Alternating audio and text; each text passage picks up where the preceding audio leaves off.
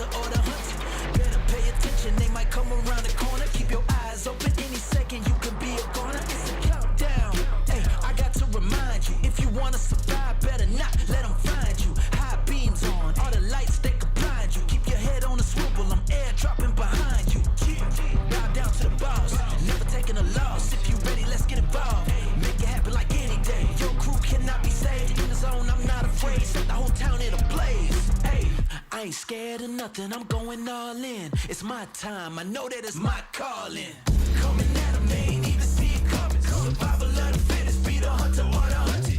If you the one, show 'em you the one. Champions never back down and they never run, never run. Coming at 'em, they ain't even see it coming. Survival of the fittest, be the hunter or the hunted.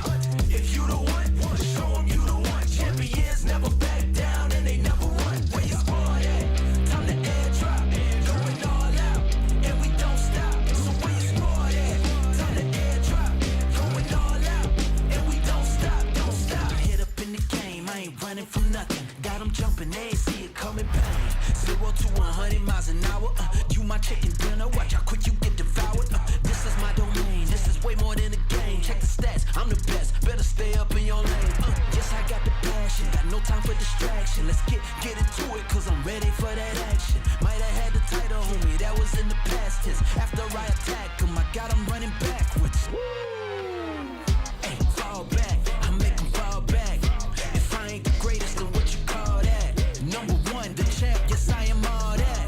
Legacy in the making, that's where my heart's at. My opponents, I make 'em vanish. You just collateral damage, don't really think you can manage. Put heat on them like they branded. Studied your every weakness and I'm about to take advantage. I'ma hit 'em right where they standing, let's go. Coming at 'em, they ain't even see it coming. Survival of the fittest, be the hunter or the hunted. If you the one, show 'em you the one. Champions never back down and they never won. Coming at 'em, they ain't even see it coming. Survival of the fittest, be the hunter or the hunted. If you the one, show 'em you the one. Champions never back down and they never won. Hey, I said the hunt is on. Time to make it happen, time to get in the zone. Yeah, I said the hunt is on. Time to make it happen, time to get in the zone. Time to get in the zone.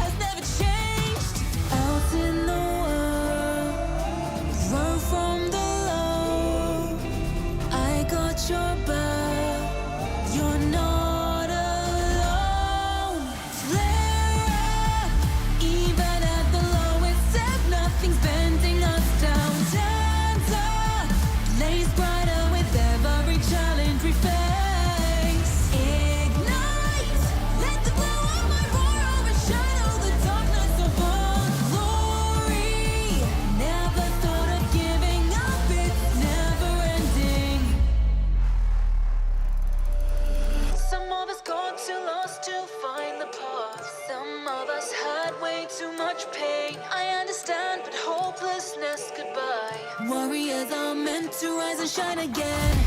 You're stepping down, I'm moving up, put on a show. Clackety-click, last minute countdown. You wanna survive, just stay alive. Rising up in the zone, champion is for the top.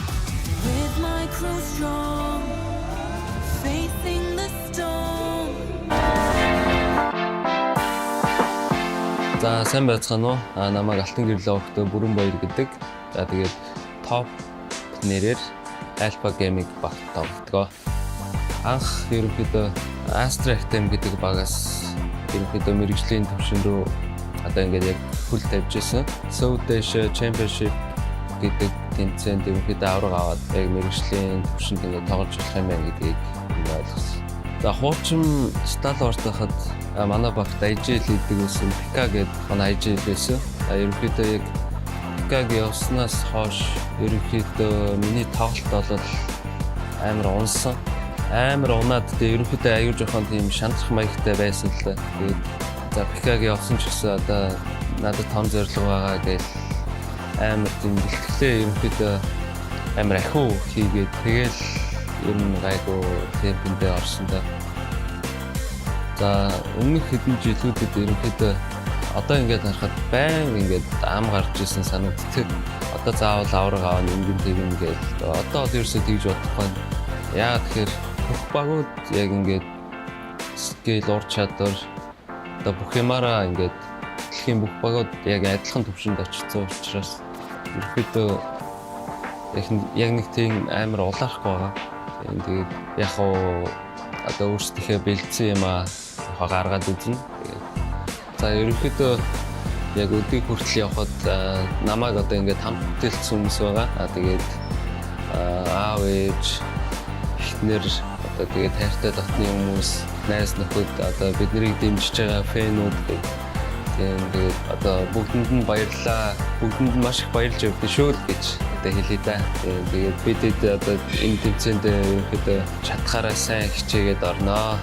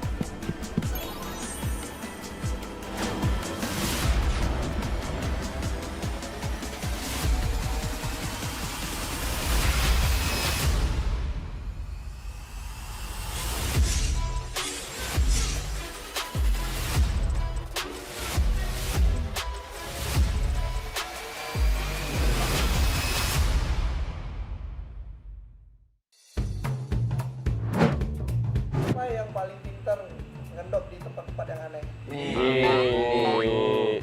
Siapa yang mati duluan terus suka nyalain orang lain? Nih kadang. Nih, 2 nih. Siapa yang lootingnya lama, rotasinya juga telat? Nih. Banyak. Nih, banyak. Siapa yang paling disiplin ketika di-screen? Gak ada disiplin, gak ada. Siapa tukang nge-clap? Semua. Siapa yang ada aib jago tapi connectingnya jelek? Siapa ya? Siapa yang paling bawel di tim? Iya, paling bacot sih dia sih. Paling bacot. Paling bacot dia. Siapa yang paling lucu? Paling lucu. Aduh. Oh, ini paling lucu nih. Siapa yang kayak abang-abangan? Semua. Semua abang-abangan. Semua. Siapa yang paling kayak adik gitu? Kayak orang yang harus menjaga. Nih, Krypton sama Kita Moana sama nih. Moana berdua. Siapa yang suka ketawain orang lain? Ini ketawa di sana. Siapa yang tukang komplain? Gua. Paling dia lah. Rosemary. Siapa yang paling susah bangun tidur? Rosemary. Siapa yang makan lebih banyak? Rian kayaknya deh. Moana, Rian nih, berdua nih. Siapa yang paling bersih orangnya? Paling bersih. Sumpah paling bersih. Siapa yang paling gampang ke distract? Siapa yang kadang anak-anak ada sih semua rata-rata. Tapi semuanya ada. Semua. Siapa yang paling banyak fans? Oh, Masih Rian. Itulah kita permainan kita tadi yang kalian udah tonton. Terima kasih banyak dan see you kita.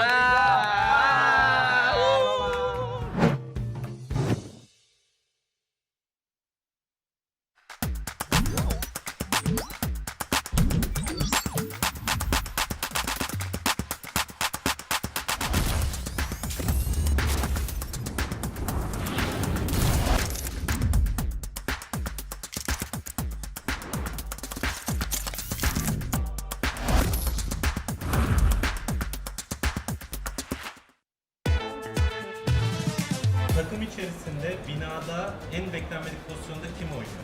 Silas. Berkan abi. Silas. İlk başta fight atarken kim ölüyor? Silas. Silas Foto. Fight içerisinde fight olarak değil de genel olarak panik yapabilen kimdir? Hani mi? Arda mı? Tabii ki oğlum. Ha, tamam Arda ben de o zaman Fight'ı ben istiyorum. değildir falan. Fight'ı bana gelmem. Mahmut olur ben. Mahmut'u Hayır, neyse ben- işte. Evet, farklı. En iyi karar veren Silas, en iyi aim de bence Hepimizin White'dır ya aynen. Diyeceğim ben. Evet, yanlış yere geldi. en kötü kararı ve koşu gidemedi adam koydu. Takımda en iyi eğime sahip olup da kötü kararlar verebilen Devam edelim ya kötü kararları. Benim. da IG'li hiç dinlemeyen, kendi kafasına göre hareket eden kim? Bunu acil karar versin. Ben olabilirim. Sence abi. kim? Gelsin hadi Ben- yerine karar ben versin. olabilirim ya. Ya kimse yok ya. No one. En fazla konuşan kimdir? Berkin abi. Silas. Saylar. Küçük kardeş statüsünde kim var? White. Ben mi? En küçük sensin oğlum. Takımda diğer oyuncuları en çok kim güldürüyor? White. En fazla şikayetçi olan kim? Loxi. Mahmut. Loxi. Net Loxi bu arada. Ya bir şikayetimiz yok ya. En geç uyanan kim? White. En fazla yemek yiyen kim? Ya bu nasıl bir soru yani? Yani Şöyle. Bizi izlediğiniz için teşekkür ediyoruz. Çok komik bir takımız. Görüşürüz.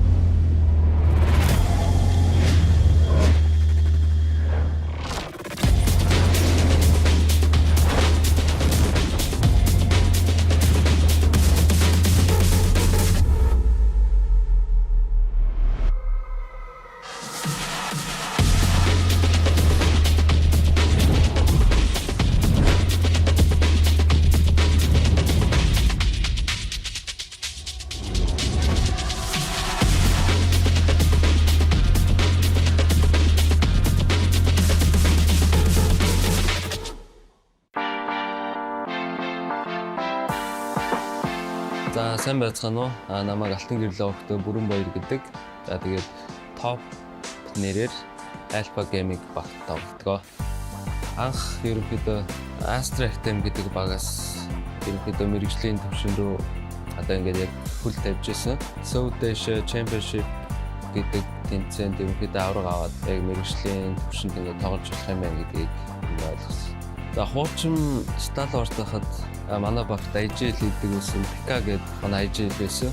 Ерөнхийдөө яг PK-г явснаас хойш ерөнхийдөө миний тоглолт бол амар унсан.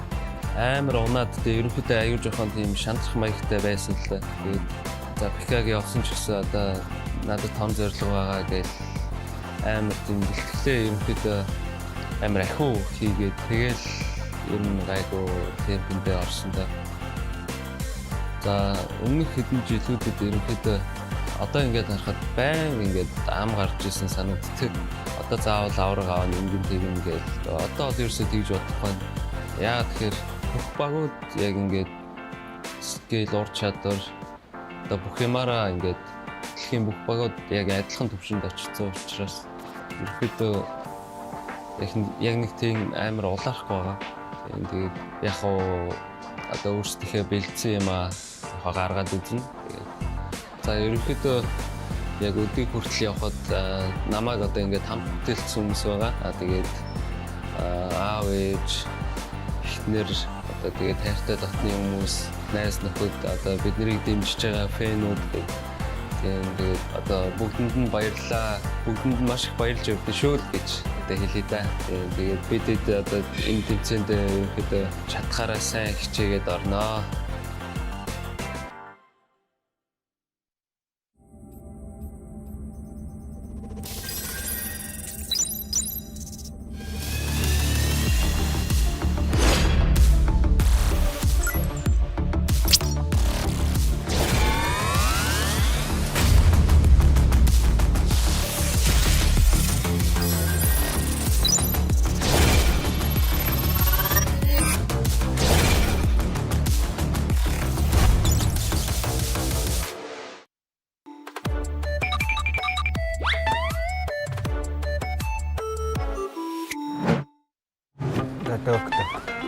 Хогийн газар руу яваарч юм дөө тэгж байна. Би. Үнэ шүү дээ. Явдаг гэдэг юм. Тэгэл сайн бэлтгэлээ хийгээд идэв шүү дээ. Ер нь. Даахгүй шүү дээ. Эрдэмтэй хүн дараа. Ийс. Алил гэл явж байгаа.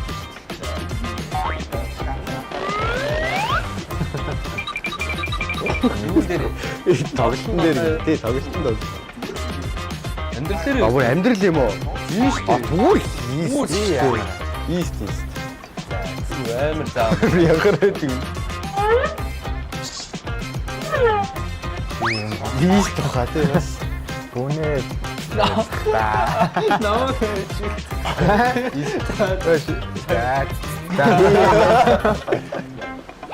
Юу вэ? Амьдралын хамгийн их ноцтой гинэ. Зээл.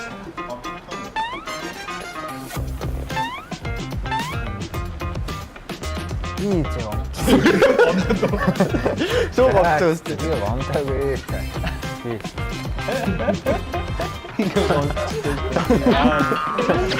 Шоу гомдсон. 아니 하나는 검다치인데 하나는 검다치 어떻게 뭐야 이거 Удаан сэр тэгээ 사피가시 Апигээс ирнэ шүү дээ. Юу вэ? 뭐지 мэдхгүй шүү дээ. Мэдхгүй Жоо мэ. хайцгаа итгэгээд наваас заагч боллоо. Тэгс. 저걸 박성 따고 있지 Анхааш. Тал бас гомч. Thank you for watching. Bye bye.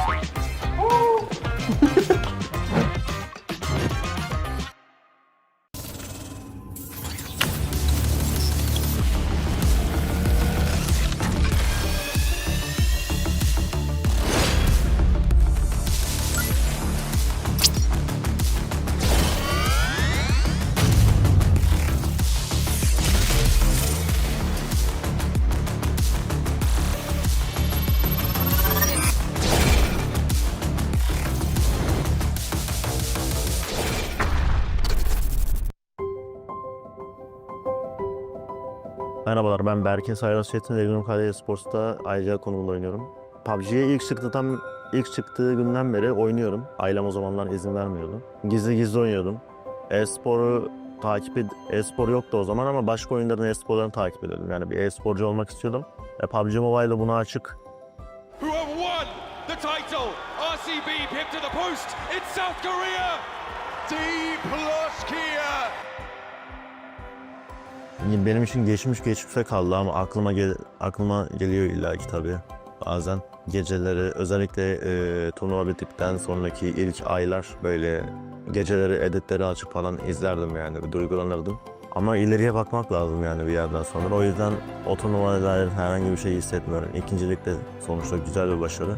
Ama son maçtaki talihsiz alanlardan sonra nasip değildi. Belki bu sene olabilir yani. Yani bu sene güzel başladık. Yani WC'de daha iyi bir sonuç getirebilseydik bu sene benim senem değil, yani bizim senemiz diyebilirdim yani. Aslında daha yani çok uzun bir yolum var. Elimden geldiğince çok şey kazanıp kendimi tarihin güzel bir yerine yazmak istiyorum yani. Bu işi en iyi şekilde yapmak istiyorum. Dünyanın belki de en başarılı e-sporcularından biri olmak istiyorum kendi alanımda. Takım değiştirip de iyi olmamın sebebi de birazcık da disiplin ve tecrübeden kaynaklı. Servet amcam ve Çınar amcam kendi öz ailem dışında. Onlara çok teşekkür ediyorum. Eski takım arkadaşlarım dahil, yeni takım arkadaşlarım dahil, bütün bu ana kadar gelmiş geçmiş bütün takım arkadaşlarımla, onlar olmadan ben buraya gelemezdim. Onların emeği de çok etkiliyor takım oyunu olduğu için. Onlara da buradan çok teşekkür ediyorum. Ve beni destekleyen herkese de çok teşekkür ediyorum.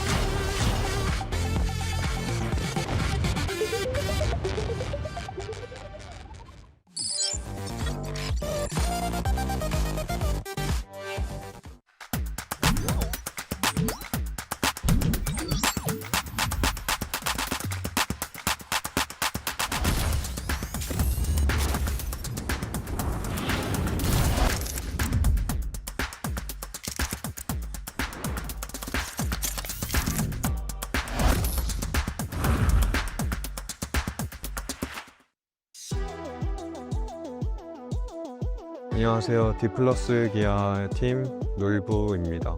게임을 처음 시작한 거는 학생 때부터 시작했고, 그리고 프로게이머를 시작한 지는 한 3년에서 2년 정도 된 것 같아요. 저희 팀 폼이 작년보다는 좀 안 좋은 것 같아서 실력이 더 늘었다기보다는 약간 비슷하거나 조금 아래인 것 같은데, 포레스트가 그 형이 들어왔을 때는 약간 저희 팀 파비안 선수보다는 그 싸우는 교전력이 더 좋다고 생각해서 데리고 온 것 같은데, 약간 그 점에서 합도 안 맞고 그 원하는 팀 게임이 안 나왔던 것 같아요. 저희가 25년 시즌에는 그 선수가 바뀌는 부분도 있었고, 저희가 하고 있는 방식이 맞다고 생각하면서 잘못된 방향성으로 풀어나가려고 했던 것들이 좀 문제였던 것 같아요.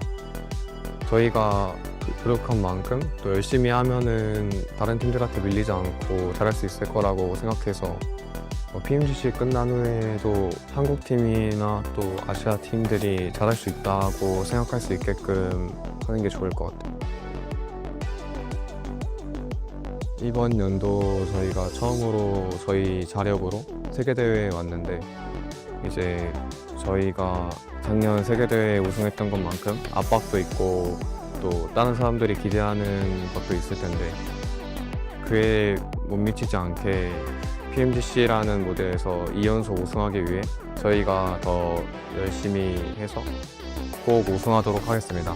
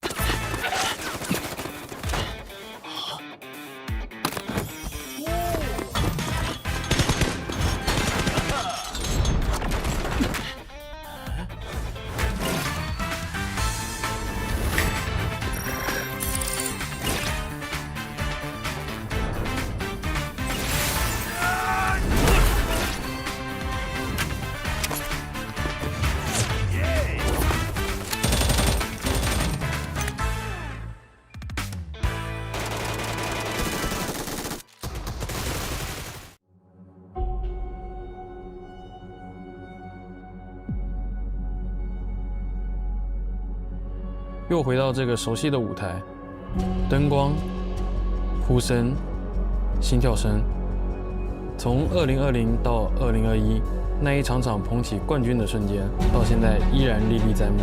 2023 PMGC champion. 2023 онд би дэлхийн өргөл гадсан. Эцэдийн хамт би PMGC-ийн авраг болсон. Гэвч 2024 онд бүх зүйл өөр болсон. Бид хүссэн үр дүнгээ авч чадаагүй.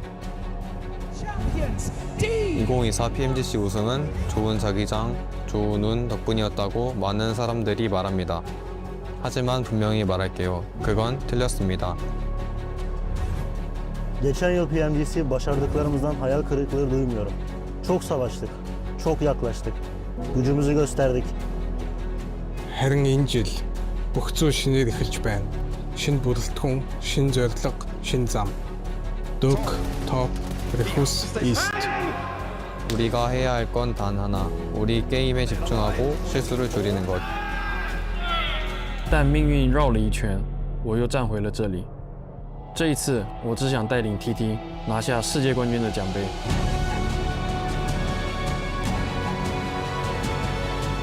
Bu yıl karşıma çıkan her şeyi, herkesi, her meydan okumayı fethetmek için buradayım.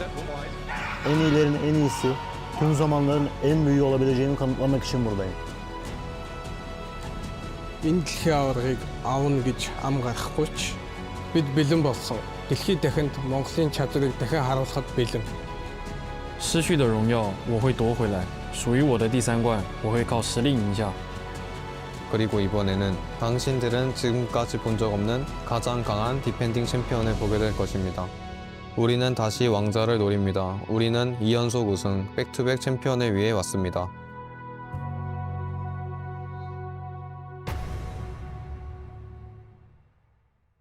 The world converges. The race to be the one begins. The 2025 PUBG Mobile Global Championship will be held in Bangkok, Thailand from November 24 to December 14. The ultimate stage where legends are forged and champions are crowned. Let's dive into this year's updated format.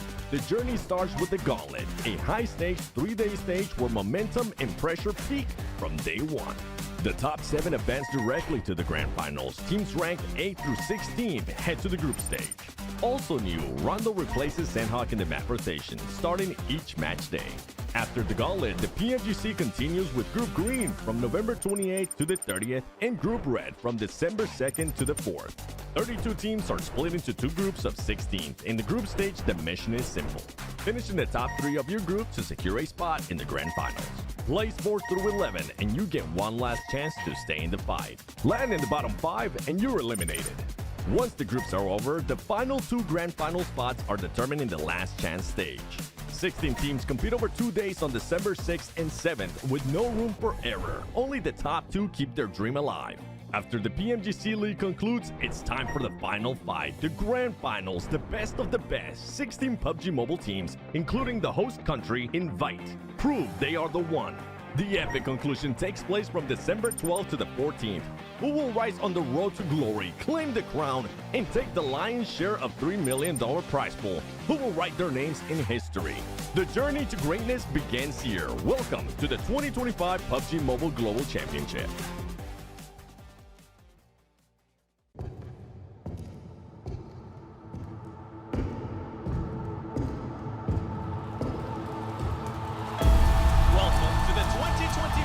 PUBG Mobile Global Championship, coming to you live from Bangkok, Thailand.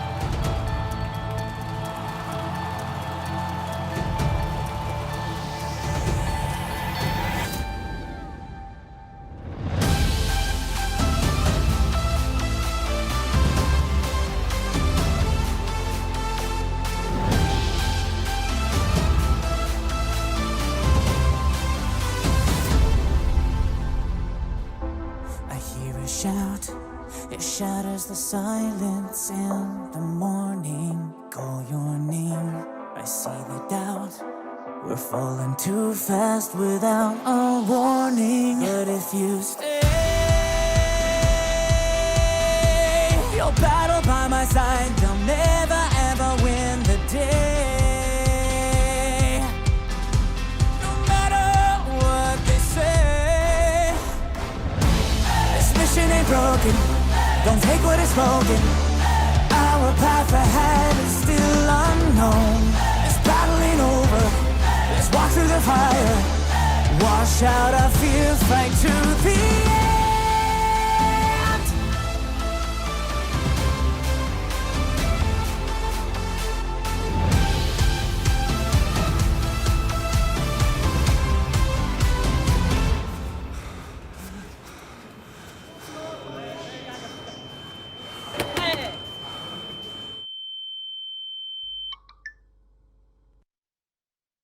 Here we go again.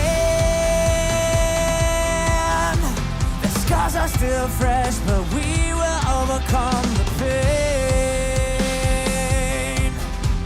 The lights will never fade. This mission ain't broken, don't take what is spoken.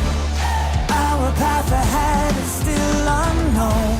This battle ain't over, let's walk through the fire. Wash out our fear, fight to the end.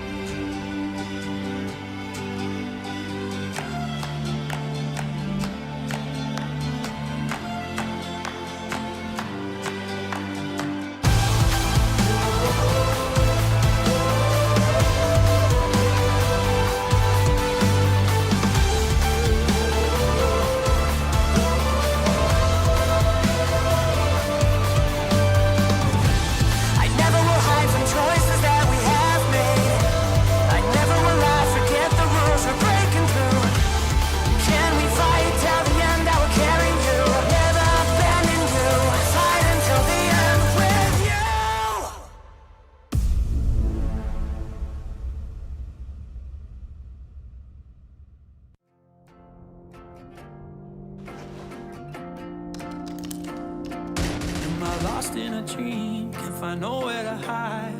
No sign of home, so I just stand like cool. I keep calling you, do you hear it all? Let my voice break through the static and meet you in the fire. I'm crawling, I might lose it all, but it's worth the pain if I'm pushing through. 'Cause every time I'm without you, I'm fighting on in the shadows. So tell me, how can I fight you?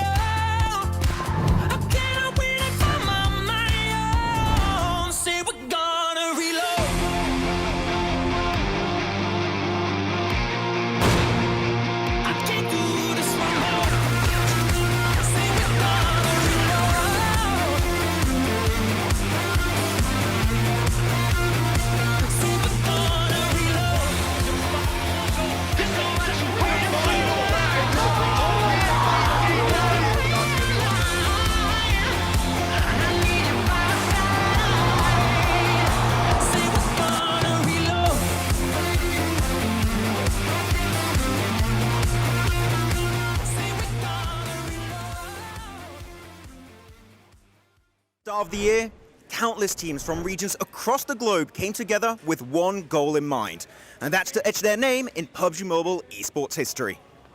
40 teams made it here, battling through the Gauntlet, Group Red, Group Green, and the chaos of Last Chance. When the dust finally settled, the field was just narrowed down to 16 teams. And it has all led to this, the 2025 PUBG Mobile Global Championship Grand Finals. 2 grueling days have already passed, and on this final day, one question remains. Who will be the one?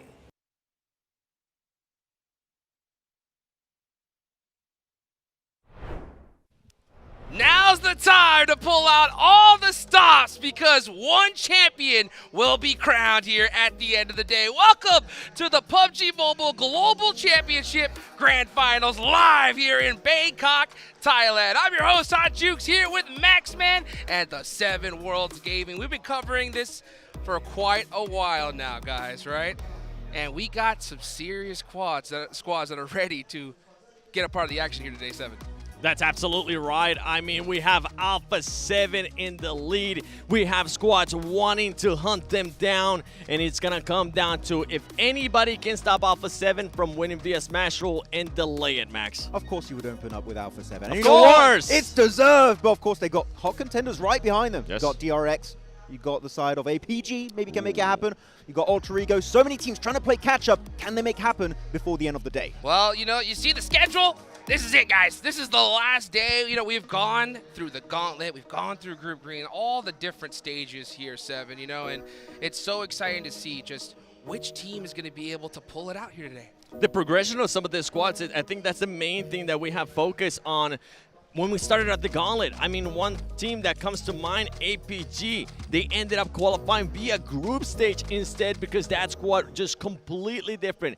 Came into the finals, and I mean, we saw flashes of what we saw in group stages, but not quite like what we saw in group stage. Especially happy with the side of Rufus, right? He was MVP Yes. of day one. He's going to maintain that momentum moving into day three. Maybe a new MVP on the team. Rufus, could he make it happen? Yeah, let's see what happens here, guys. But the most important thing today, in my opinion, is gotta be the Smash Rule, because this tournament can be over in just 2 games today, Max.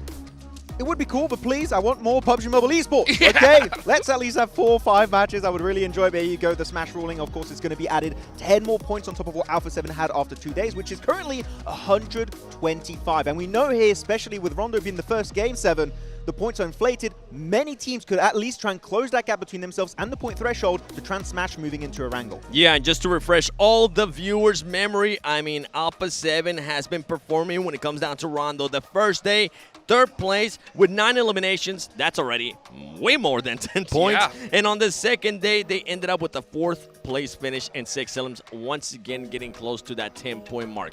So for this squad, I think they are going to continue making sure that they end up performing and making sure that they get those 10 points and set themselves up for success in Erangel, because yesterday, what happened with Alpha 7? They got 2 back-to-backs. That's right. And you know what? It's not just about team performances. It's all about the individual performances as well, because our Grand Finals MVP is winning a brand new Porsche Cayenne, and this is exactly how they're going to be able to do it. You want a Porsche Cayenne? I want a Porsche Cayenne. I want a Porsche Cayenne. I'm not good enough to get that Porsche Cayenne, but you know what? Yeah, exactly. Top wants a new family car.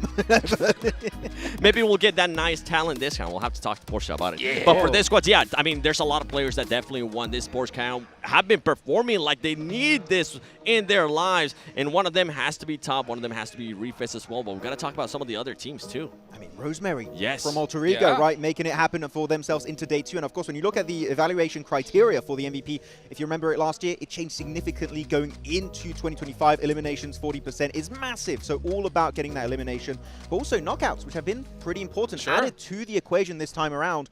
If you can get a bunch of knocks like top with a mini 14, that guy could be at the top. Yeah, absolutely. But the guys, this is what it's all about right here. Who's going to be our champion?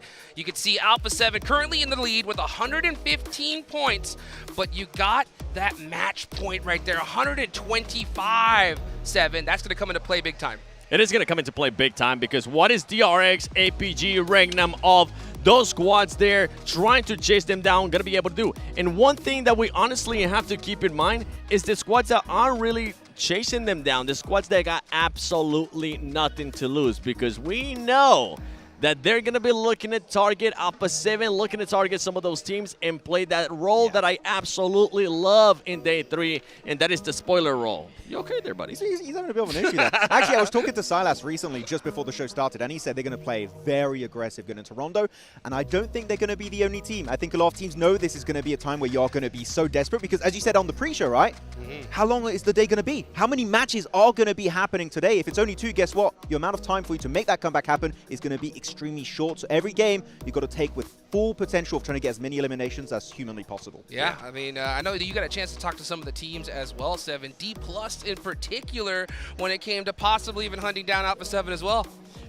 Another team, they got absolutely nothing to lose. By the way, before we go even into all of that, you found out something pretty special about D+. Well, it wasn't me. It was some people on Instagram. Okay. Respect, thank you very much, everyone in the community. But actually, if you include the PMGC Grand Final games of last year, so PMGC 2024, D+ Kia have won the last game, which is the final Miramar, 5 days in a row, which is an insane stat to imagine. Crazy. But that was without the Smash rule. We do have the True. Smash rule. Do we have a match 6 in the cards today? We don't know, but the fact that they win away the last game, what a weird thing to happen for D+.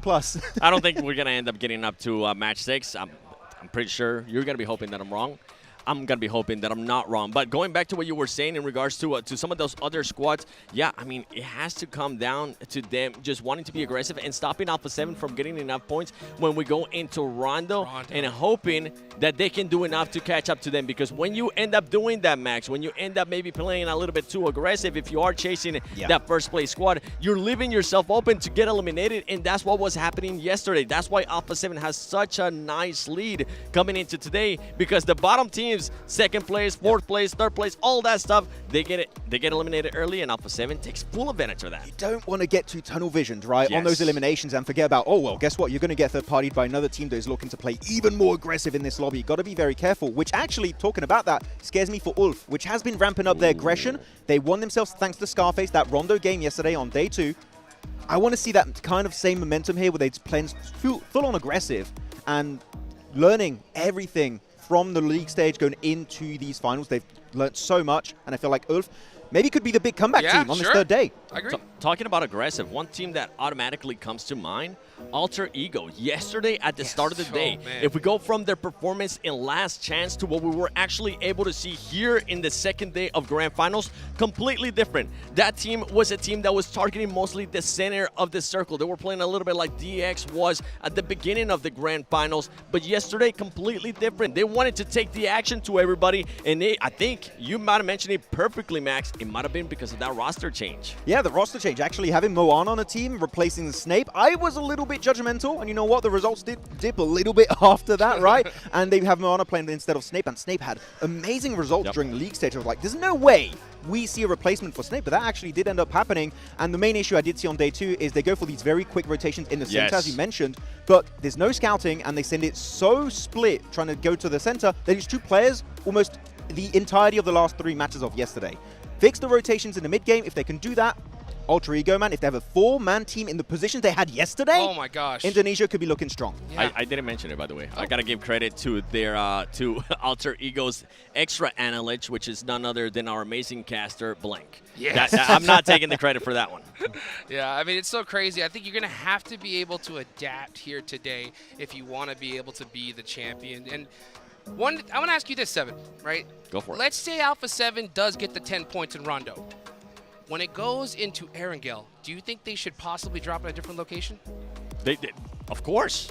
Right? They definitely Gotta mix have it to, because every team that wants a chance to stop them from winning, maybe not even a hot drop, but a rotation camp, a rotation trap, which we have seen in the past, Max, and more than likely it can end up happening. The good thing, though, about this year that I want to let everybody know is that these teams have now, in the past, we were talking about, okay, this is going to be a spot just for that team. They're not going to be willing to change it. A lot of teams this year has been actually practicing multiple spots, not just one, not just 2, many places all over the map because of this Smash rule. I want to bring up the point you just said about camping the rotation of Alpha 7. Yep. I think Alpha 7 is the worst team to camp because they rotate so early, meaning that you need to camp them instantly after doing your looting stage, which is, I think Alpha 7 is like the worst team to make that happen. So if you do want to fight them, I believe Hot Drop would be the best option, but they have 2 drops on Erangel, which is going to be the big main map today, right? One over to the west in George Pole and even east of Stolber. So I think Alpha 7 don't have too much to fear going into the grassy pastures. I think they're big chilling. Like, come over here real quick. Thanks for getting down. Well, making sure you don't have a fever. This man just said a hot drop would be the option. I like it, especially because of the current rules that we have, right? The rules said the Smash rule, and so especially if they get into the Smash zone. One thing, though, that I do want to keep in mind is that we were talking about the early rotations for Alpha 7. I wonder if they're going to be changing their style enough that ends up hurting them. We've seen it happen multiple times when we end up getting into this stage where teams have a chance to win via Smash rule. It starts getting into their head, and it could end up backfiring. Luckily for this squad, they are one of the regions that has experience with a team winning via Smash rule. Back in their PMSL America's Fall Split, Wolves ended up winning via Smash rule, so I'm hoping that they're going to be able to go, they were able to go back, look at that, and see, okay, maybe this is how we need to play via Smash rule. Yeah, I mean, that's so crazy. Is like when you get in these kind of situations, just second guessing yourself just a little bit can cost you so much. We got another team though right? I know that you're pretty confident in here today, and that's DRX. How are you feeling about them going into here the final day? I'm a little bit scared because there is a 28-point difference between themselves and the point threshold to be in the Smash Zone, and that is, even a Rondo game, you can't get there unless you get literally one of the biggest games in the entire tournament, right? That is going to be really, really hard to achieve. But DRX, I like how QXZZZ, which we talked about being such a good fragger many times, I know you're a big fan of his playstyle, 7. I like how during that Erangel win, he didn't go overly aggressive. He set up his player, meaning that he is very adaptable. And for me, the true mark of a potential champion is a team that's not just focused on one role for their players. It's like, okay, I'm in a better position to set up my teammates, get the angles, deny enemy rotations. I'm going to do just that and get low eliminations. The fact that QXZZZ did that on that one game makes me so hopeful that they can go and be the champions this year. For DRX, I want to see a much better performance when it comes down to their fragging ability here in Rondo. Both Rondos that we have seen out of DRX, they only been able to achieve 6 eliminations. Don't get me wrong, that is a good match. But right now, we are on the final day. And as Max was saying, what was the point? 28? Up to 28, the Smash 28 Zone? for them. Yep. Yeah, so, I mean, you got to be able to put up even more than just say like 6 elims, and on top of that, you gotta go for the win, Jukes. Yeah, gotta go for it. Yeah, at least. You maniac. Oh my gosh, right? I mean, just hearing Neox is crazy because I'm surprised we haven't seen that crazy hot drop so far. But today with those teams, especially low on the leaderboards, you gotta do something to put up some serious points. One team I know you've had your eye on, 7, right, was Team Flash. Their first ever PMGC coming in here. Yep. They've had some highs and lows. How do you feel about them going into the final day?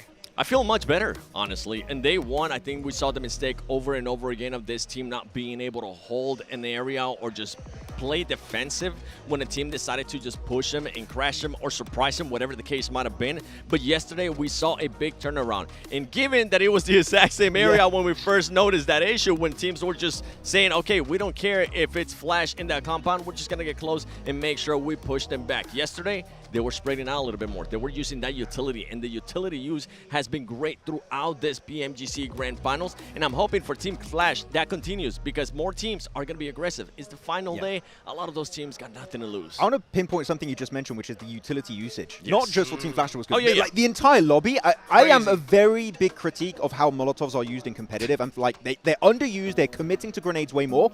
The Molotovs from, I think we had Xavier at one point versus a push on the eastern side of Yasnaya Field. We had a really good Molotov from Carrillo, right? Against the push of one of the Korean teams on Erangel.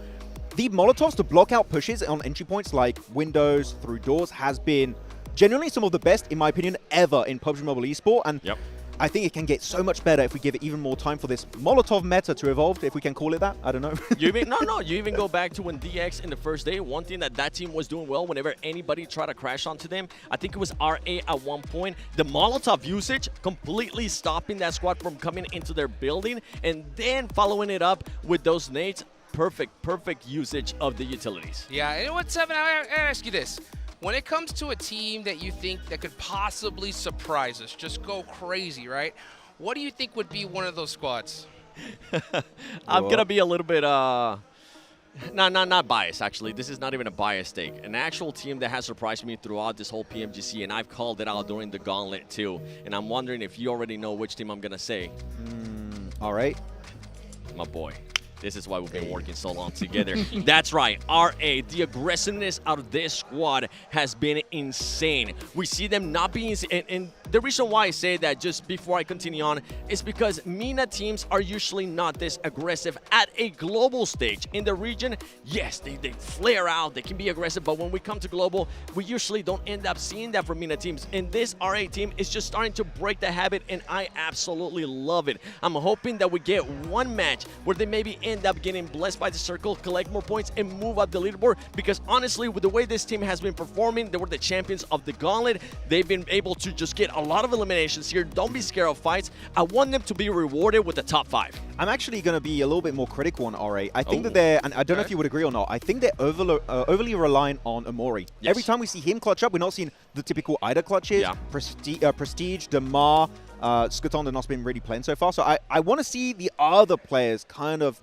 get these big elimination games, but so far Mori's been the one pulling a lot more of those compared to his teammates. I would actually have to disagree with that one. Oh, really? Yesterday in Marth, I mean against Regnum, he was able to pop off. He ended up getting eliminated, but he knocked 3 players there from Regnum and was able to showcase those skills. So, but I know what you're saying. You want to be able to see more players more frequently. More consistently. Yeah, more frequently be able to do it. you know what? With that, yes, but I want to continue to see what Marth was able to do yesterday too. Yeah, you know what? Speaking of Regnum Karya, right? We've seen them go crazy, right, at certain points, but also, you know, they're not at the top of the leaderboards. What do you think is like their big, like, glaring problem so far here? I don't think there's a glaring issue so far for them. I think that their playstyle is really good. The circle sometimes shifts away from them. Like, especially the Alpha 7 win right next to the northeast side of, well, there are two of them actually, northeast of George Pole. But the one where Regnum Karya were in the open, you still have a full squad, right, remaining for Alpha 7. They have a ton of smokes to make that transition to push themselves deeper in the circle itself. And despite the really good setup, because it was a good setup, they had 3 off angles, which normally that would win them the game, but the amount of smokes Alpha 7 had were just way too much for them to deal with. I would say stick to your game. Maybe play a little bit more aggressive on that rondo, which is what Silas told me earlier. And I think that would be enough. But I think changing the playstyle right now for Regnum Karya, that have proven that this playstyle is successful, would be a pretty big blunder. Yeah, don't. Regnum Karya, let's not go crazy here. You're currently in contention. I mean, you're currently in 4th place. You do have a gap to make up for. But thanks to those players popping off, I'm talking about Loxy and Weil and Silas as well, being able to put up those LMs, those numbers for the squad, you could maybe make that push. And with something to note too, from PMSL EU full split, this squad had a gap to close, and it was around this mark, around 30 points if you're taking Smash Point into consideration as well. There is a chance. We've seen Regnum Karya being able to just fully send it on a final match, on a final day of Grand Finals. I'm talking about what happened last year in London for the PMGC Grand Finals on the last match in Miramar. So yeah, if there was any team that can actually also surprise us, Regnum is up there. Absolutely, absolutely. Guys, we're about to get started here in just a few more minutes. Thank you for being patient with us. Rondo is that first match. I think I want to do a little bit of theory crafting here when it comes to Rondo, okay? Yeah. Right? We didn't see the crazy Neox Factory hot drop. We saw it in Danqing, though, right? We saw 3 squads go there. You think we're going to see that here today, or you think we're going to see something completely different? I think we're going to have the typical hot drops happening just for the normal compounds outside of Neox Factory itself. But from talking to Silas, my boy, my homie, we're chill like that. We were talking, and he said that they don't want to get aggressive in the early game, not in the hot drops, which I think is definitely the right approach, because hot drops get a bit messy, and you might just give easy eliminations to your opponents. He said, starting circle 3, 4, that's when we're going to start to go full aggro mode. Yep. Well, you know what? It's time to get this show started. Let's go ahead and take it on over to the stage to get the final day going. Fans around the world, welcome to day 3 of the PMGC Grand Finals.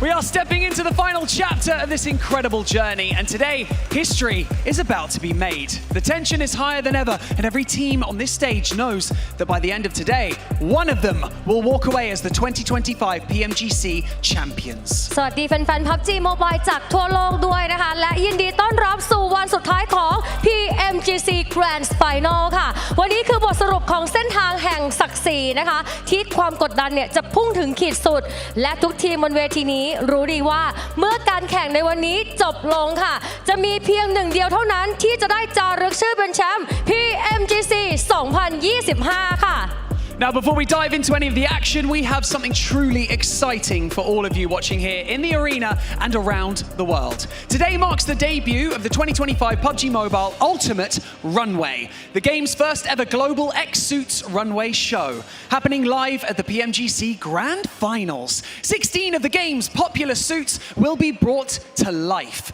by 16 renowned Thai models and cosplayers. แต่ก่อนที่เราจะเข้าไปสู่การแข่งขันสุดมันนะคะวันนี้เรามีสิ่งที่น่าตื่นเต้นเป็นพิเศษสำหรับทุกคนค่ะนั่นก็คือการเปิดตัวอย่างเป็นทางการของ PUBG Mobile Ultimate Runway แฟชั่นโชว์ X-Suit ระดับโลกครั้งแรกของเกมค่ะกับชุดยอดนิยมของเกมทั้ง16ชุดที่จะถูกถ่ายทอดให้มีชีวิตขึ้นมานะคะโดยนางแบบและคลอสเพลเยอร์ชั้นนำของไทยทั้ง16คนค่ะBut they are not alone. No. They will be taking the stage side by side with the 16 finalist teams competing for the championship title. It's a spectacular fusion where virtual world meets reality, blending style, storytelling, and esports in a way that has never been done before. และพวกเขาจะไม่ได้เดินเพียงลำพังค่ะเพราะว่าจะขึ้นเวทีเคียงข้างไปกับทั้ง16ทีมผู้เข้ารอบแกรนด์ไฟนอลนี่คือการรวมพลังของโลกในเกมและโลกแห่งความจริงค่ะระหว่างสไตล์เรื่องราวและ e-sport ในรูปแบบที่แฟน PUBG Mobile ทั่วโลกไม่เคยเห็นมาก่อนค่ะ This right here is a moment that fans will not want to miss. และนี่คือช่วงเวลาที่ทุกคนไม่ควรพลาดค่ะ And so, ladies and gentlemen, for one last time, let's meet our 2025 PMGC Grand Finals teams. First up, led by Avalanche to the stage. Please welcome our finalists from Thailand. Last seed from the group red, it is Arena!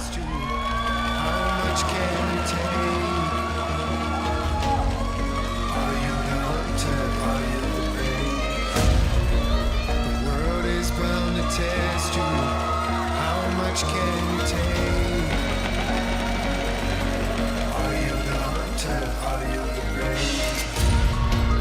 I'm not gonna fall, I'm not gonna break. Watch me take the pain. Bringing Aura to the stage with Anukra, the 2025 PMGC tournament favorites from Mongolia and the Group Green champions, Alpha Gaming.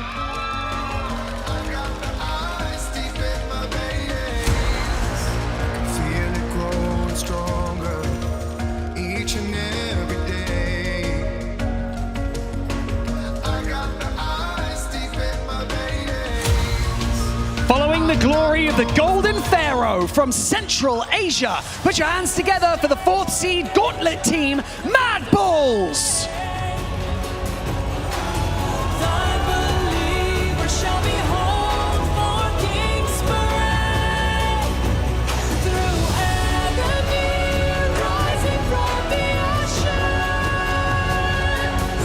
Radiating brilliance with iridescent, representing one of the most feared team in Brazil and sitting atop the current Grand Finals leaderboard, Alpha 7 Esports. Treasures laid within. Engraved pillars, hieroglyphic signs, pyramid. Gracefully silent, waiting for Rising from the depths with Poseidon. Give it up for the 2 seed from the Gauntlet team. They are from China. It's Thunder Talk Gaming.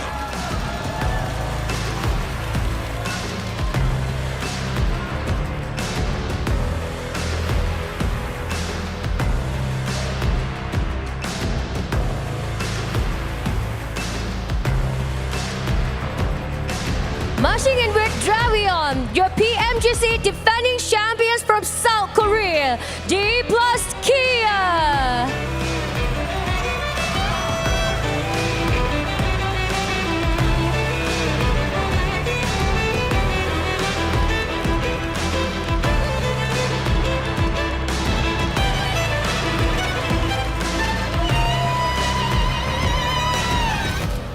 Unleashing the true power with the Blood Raven. Please welcome the champions of Group Red from South Korea, DRX.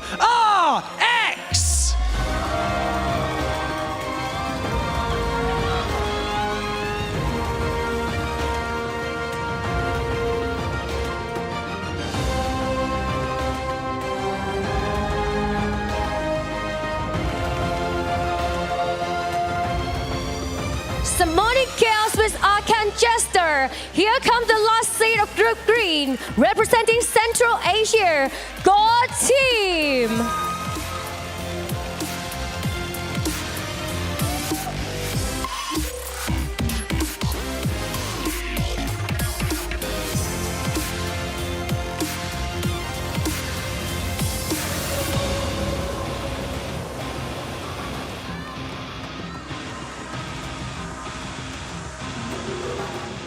Igniting the stage with Ignis from Turkey. Make some noise for Ulf Esports!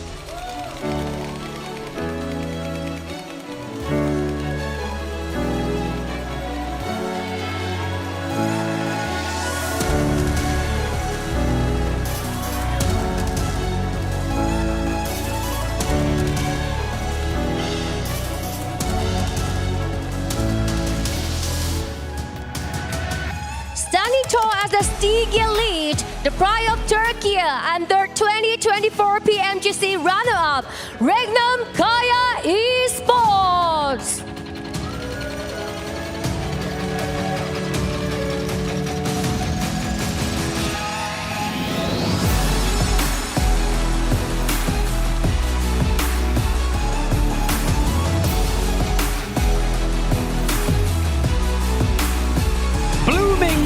seriously with Pure. From Turkey, please welcome the challengers and third place in the Gauntlet, Kara Esports. Glowing forest aurora, fallen natural glow of spark into her eyes of radiance. Got the glowing forest aurora. Crawling demons from the swamp, crave the darkness for eternity. Charging forward with Sylvanus, the rising contender from Vietnam, and above are in the last chance, Team Fletch. She's here to end the endless night. Let the unrelenting spirit stand, igniting the sunlight, valor in the dawn. Forge an armor with emeralds, ember halo clear in the chaos. Power up the invincible. Forged in stone with Marmaris from Saudi Arabia. Put your hands together for the #1 seed from the Gauntlet, R8 Esports.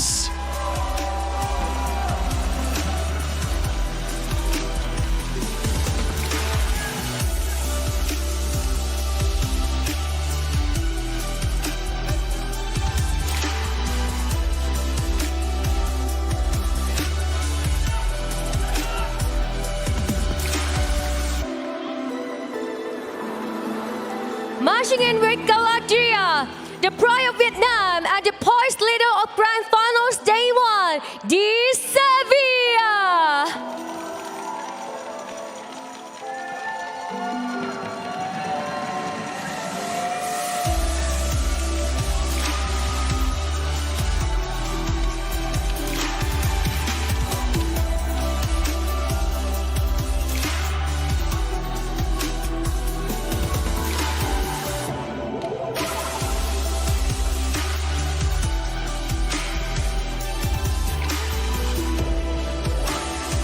Emerging from the shadows with Cryonics Wraith, please welcome the last seed from the last chance and the last hope for Indonesia, Alter Ego Ares!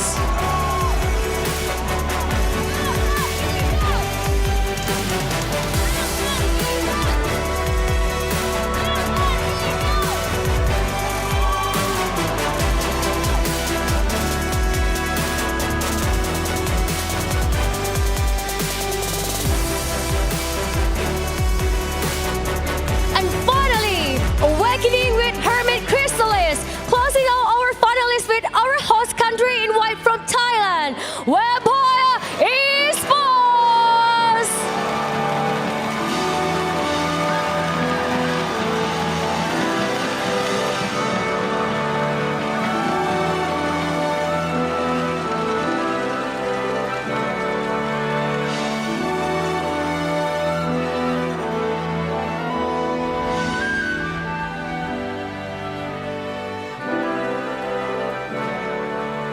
Let's give a big thank you to the cosplayers and the teams for that incredible showcase. They brought the world of PUBG Mobile to life in the most spectacular way.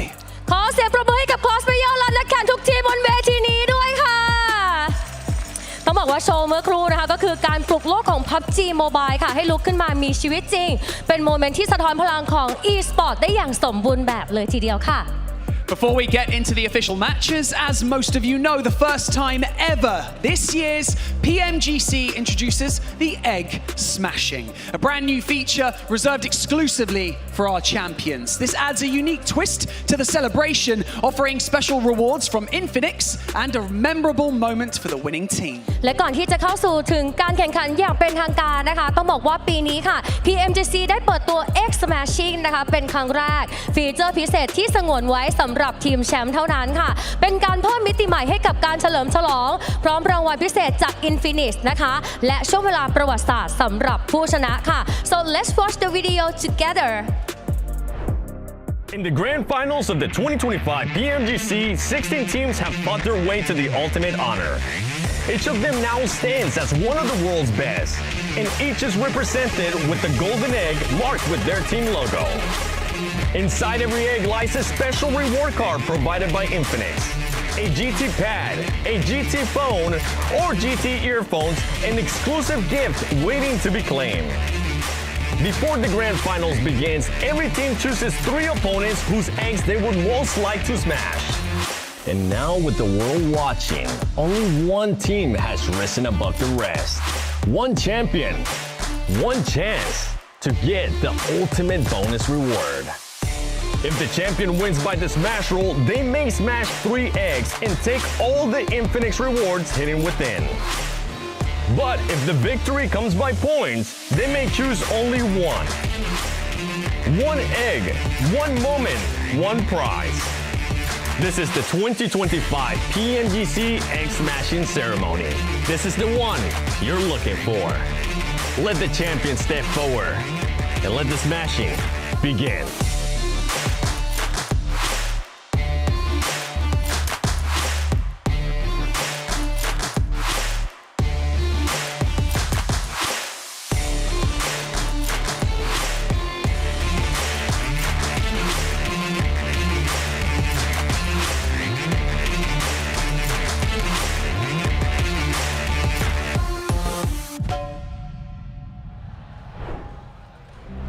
And now, with all 16 finalists on the stage, the last and most crucial matches of the entire championship are just moments away. With the smash rule in play, every fight, every rotation, and every chicken dinner today could decide who will be crowned our next PMGC champion. และในตอนนี้ค่ะเมื่อทั้ง 16 ทีมยืนอยู่บนเวทีเรียบร้อยแล้วนะคะการแข่งขันที่สำคัญที่สุดของปีกำลังจะเริ่มต้นขึ้นค่ะภายใต้กฎ Smash Rule ทุกการต่อสู้ทุกการเคลื่อนไหวและทุกๆ Chicken Dinner ในวันนี้นะคะอาจเป็นตัวตัดสินว่าใครจะได้ครองบัลลังก์แชมป์ PMGC ค่ะ And so, ladies and gentlemen, the wait, it's finally over. It is time to begin our final day of the 2025 PUBG Mobile Global Championship Grand Finals. So Bangkok, are you ready? It's time for Championship Sunday to begin. ไปชมกันเลยค่ะ Let the smashing begin! Here we go. What a start to the show, guys. Of course, we got to get this started by giving a big thank you to none other than the Infinix GT30 series, the official gaming phone of 2025 PMGC. Engineered for precision, performance, and victory. Go and get yours today so you can outplay the rest. Also, guys, you want to make sure that you log into the permanent Polar Party skin, get in the game, and get that Mini 14 skin as soon as you possibly can. You have today to do it, so get that as well. And you got a couple more days left to get the Rev It Up emote. I know you got them all. Oh, I got it.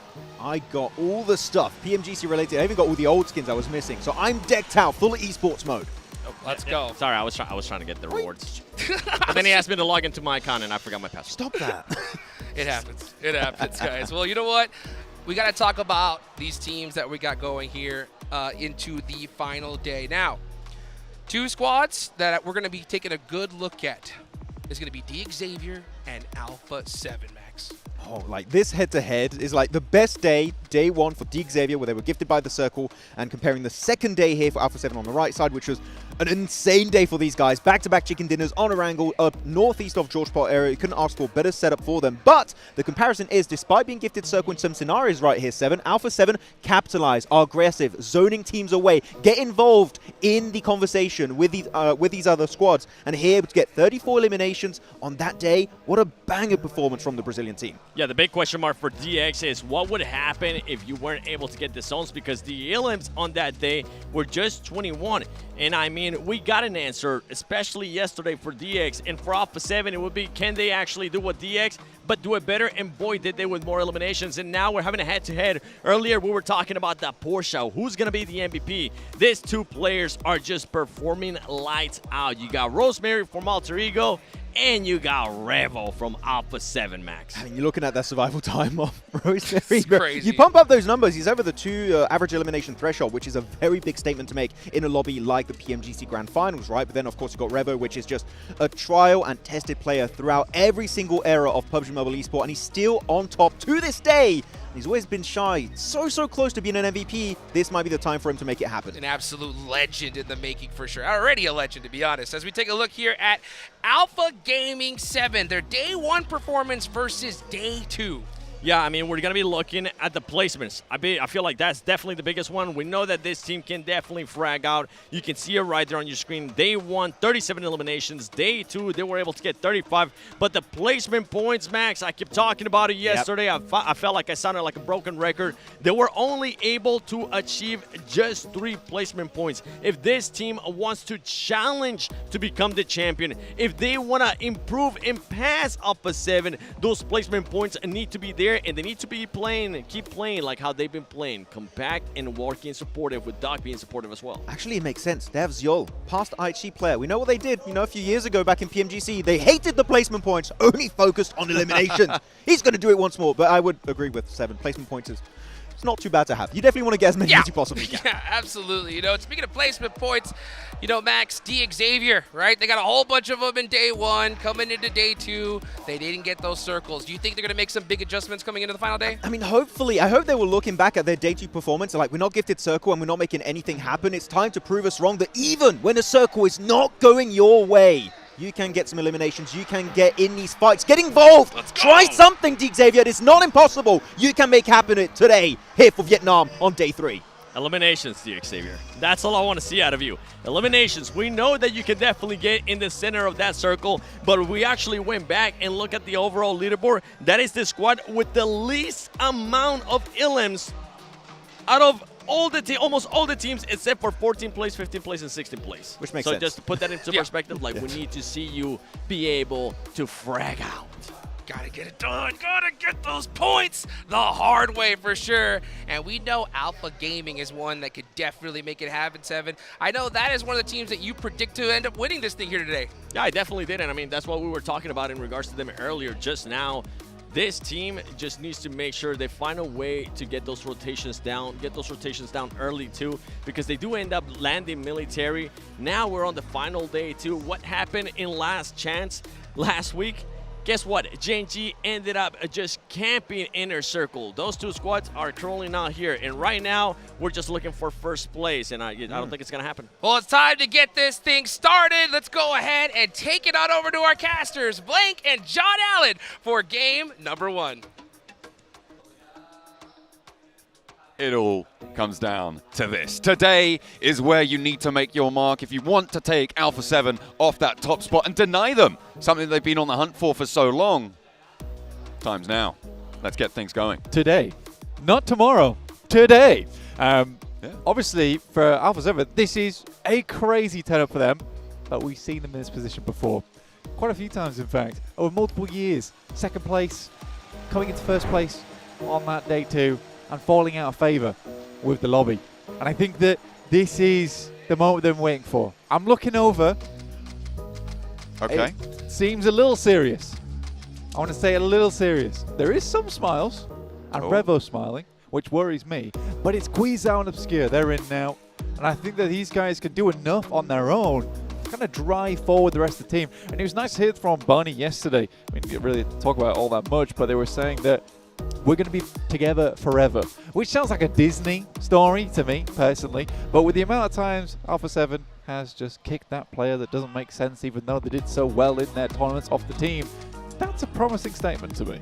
Hopefully they'll be able to keep that promise to this roster. This is so many daps. I'm not entirely sure what the ritual is, but let's hope it works. 4, 5. They started before we cut away from them. So maybe it's 7-7. You drop a little 7 on there. Maybe. Good to go. Maybe. Perhaps. It looks pretty cool. Looks pretty good fun. It was a bit much for me. Yeah, they're doing too much. They're keeping the hands warm. They're doing a bit much. Keeping them nice and limber, because you do need those skills when it comes to potentially getting hot dropped, and especially here on Rondo. He's mad dogging it right now. The real evils. Who do you think? You're practicing You right took, now? you You're took practicing the right last now? water from the fridge. You're gonna practice? Yeah. Right before the finals? This should have been done yesterday. I saw Yours- the guys yesterday actually in the hotel, and I said, "Good luck," to which Aaron looked like I was gonna kidnap him. I hope you weren't. No, this is not the intent. The intention was say good luck. Luckily, Scarface came out of nowhere and saved me from it all because he actually speaks some English. And he was like, "Thank you so much." And everyone was like, "Oh, he's just being nice." That makes a lot of sense. But yeah, I can see how it could be somewhat intimidating. I don't know, actually. I feel like I don't look intimidating. You're a tall guy. That's about it. You know? Yeah. I've got a very happy face, I would say. I smiled as well. Maybe that was the problem. Ah, yeah. Yeah. That's because we saw just there, Aaron. He was like, he just wanted me to give him the old taken good look. If you're not staring him down, good luck. Yeah.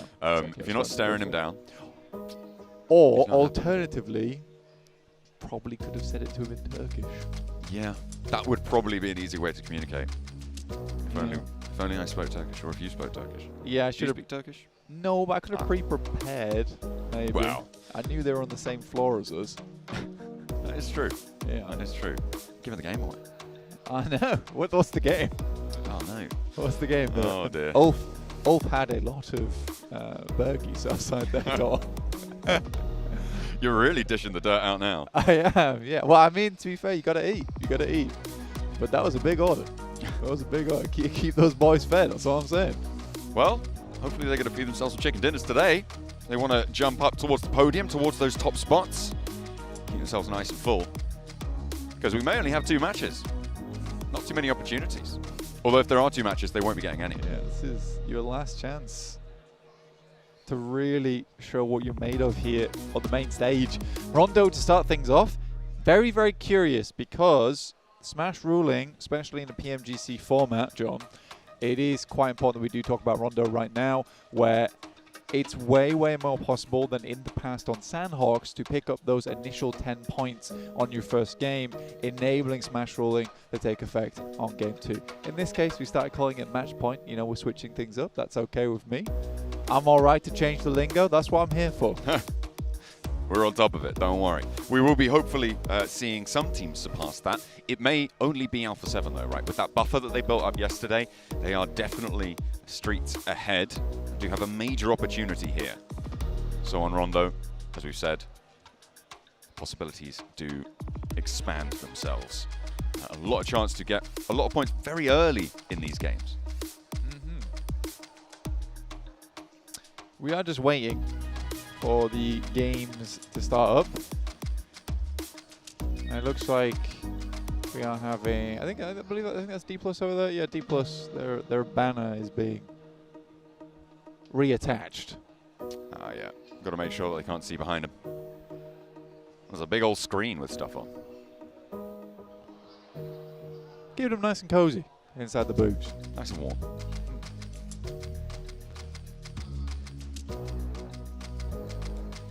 Anyway, who do you think's going to win Rondo? Magnum Kai. You think Magnum Kai is going to win Rondo? I think that's highly doubtful. You think? Yeah, I don't think they're a great Rondo team personally. I think they're a Erangel Miramar team. They like go middle. They sit middle. Yeah, but it's like you go middle, and the big benefit you get from going middle is you get to be 4 players. But on Rondo, not really the case, because you can easily be 4 players even if you did take multiple fights out on the edge. I think Magnum Kai needs a little bit of spice. They got to take after that Porsche and sprinkle a little cayenne into their gameplay. I mean, Loxy's a pretty heavy candidate as well for that MVP title. I think that even though Magnum Kai themselves aren't doing super hot, Loxy's kind of up there.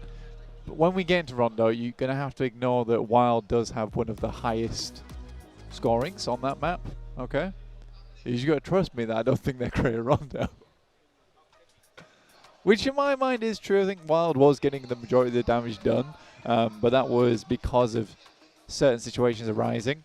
But look at this, 40 seconds on our clock now. We are getting into match number 1 here in Bangkok, Thailand, 2025. Who's taking his first game? And is Alpha 7 able to put up those 10 points?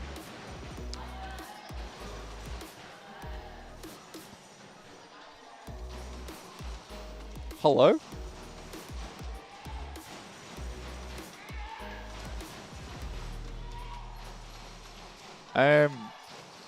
Well, right then. I'm going to keep on going in the meantime. John is predisposed to something. Not entirely sure, but it is Rondo. First match of the day, we're getting into it. Stuck right into the main meal right here at PMGC. Playing down from Tin Long Garden up towards northwest Nanshan. Hongshan on the old plane path. DXavier out, and again, the guys on the desk talking about how DXavier could be the one to really get things back up to speed.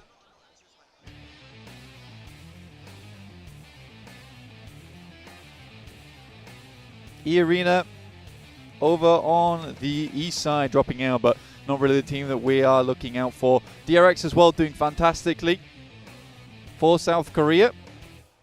Alter Ego on this map with 10 elims over on Rosemary. Wild with 8. Loxy with 6. Hey guys, you gotta trust me.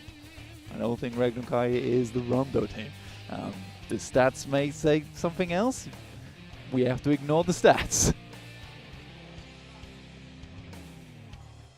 Mad balls out over towards that top side. Alter Ego jumping out. Now, I think for Alter Ego today, I'd love them to get into a top 5 and remain there by the time we finish. And that means being a little bit more... having a little bit more togetherness. Right? A little bit more togetherness in the old Alter Ego meatball. Red Bull finding the first, though, over towards DXavier. And they do lose Paragin right off the bat. What a tremendously bad start for them. Xing shot over towards Zeus from Flash. Getting themselves a nice little knock there. Match point 125. Got to reaffirm that point for you guys. Vampire in the hot drop.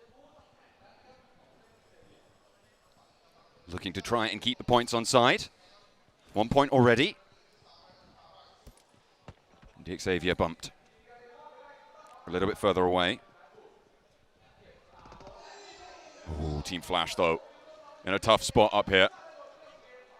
Win, last player in location. Fairly split and already going for the recalls.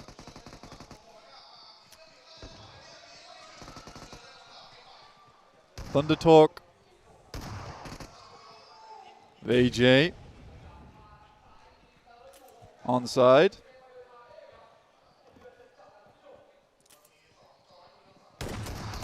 Yes, much win going down to Sighting as Thunder Talk to put up some more points here on the game.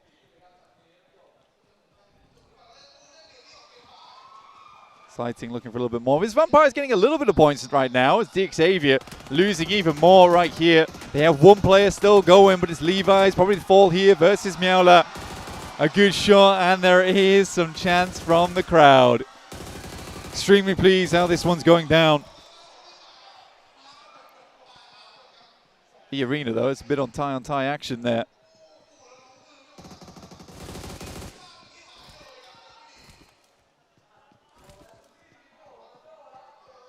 No real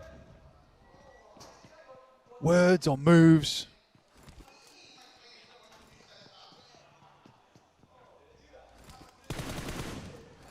Kara looking over towards R8, and R8 taking a tumble there.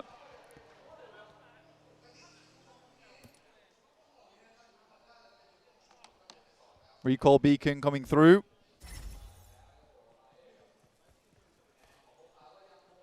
Gets right back into business, though. Not really making too many mistakes, most of our teams.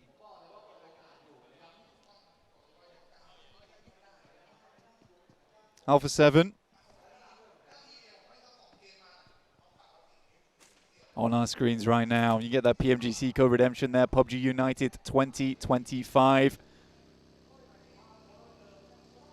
Get those rewards back at home. Last time you'll be seeing them today.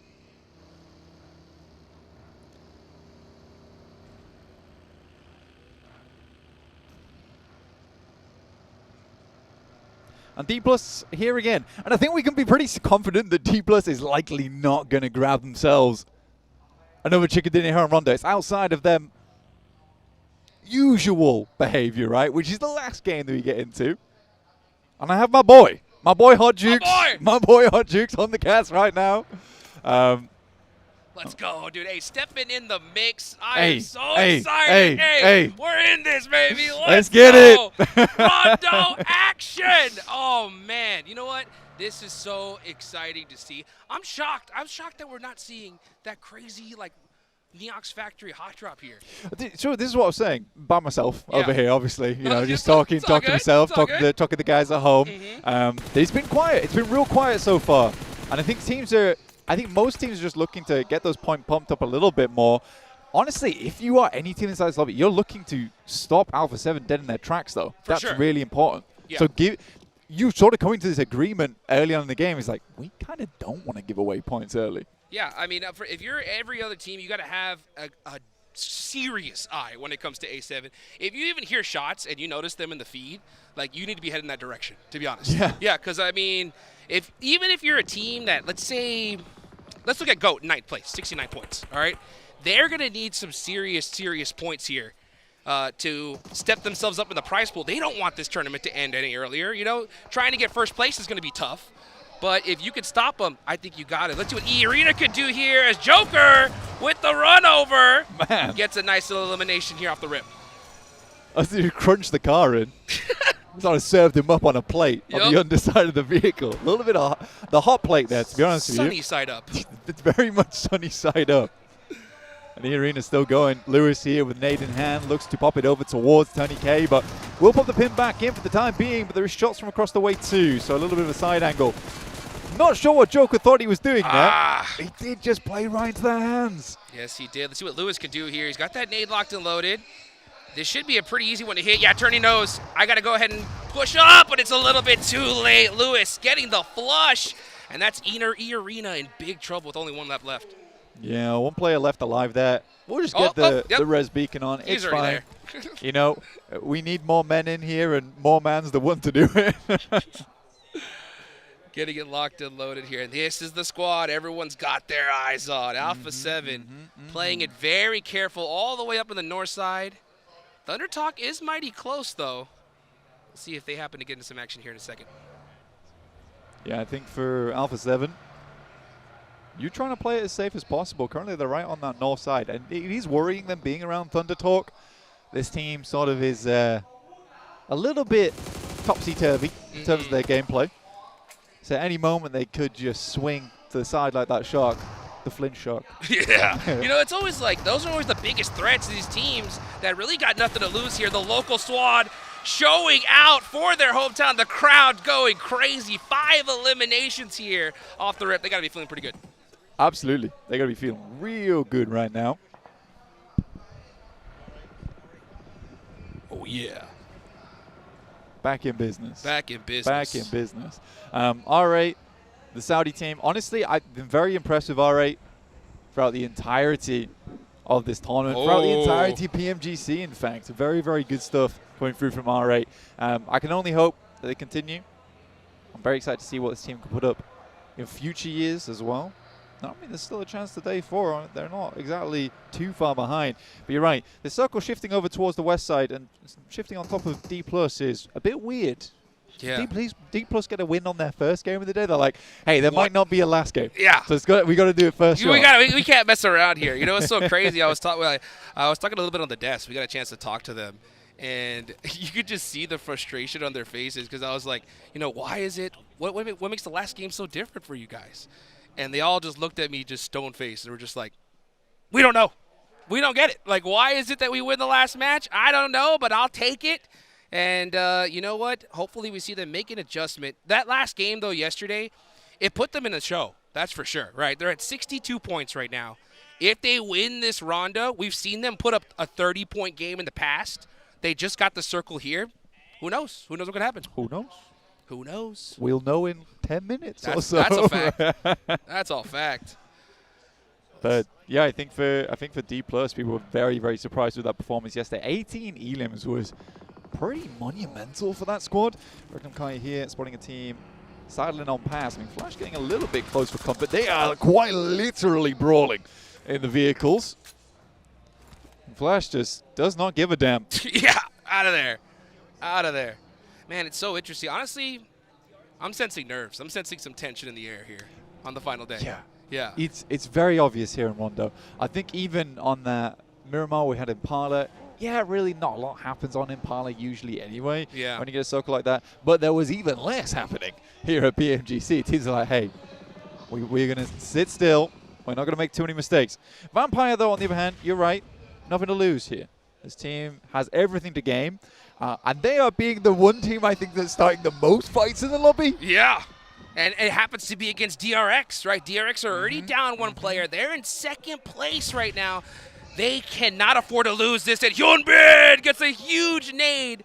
They're onto the bowl. Let's see what Lazarus can do. Uh-oh. Not the best start to this one. DRX. Yeah. Yeah, closing the vice grips. Oh, and getting those elimination points. Yeah, that wasn't the best start. Was not the best start for Lazarus at all. Whatever. Hey. Whatever. It happens. It happens. You know what? I appreciate it, though. I will admit, right? If you're a team at the bottom, go nuts. Yeah. Go start Today's pushing the everybody. day. You know, like, you can't possibly make a historic comeback if you don't go for it. And just sitting center circle ain't going to make it happen. I mean, they're doing it again. They really do not care. They're just sending in teams that are feeling a little bit scared today, but Vampire's ready to bite down on anyone that comes across them on their path. Luckily, we move away from the water up towards that northwest side, a little bit easier to work with. We do have that high ground set around where Alpha 7's currently playing as they wrap downwards.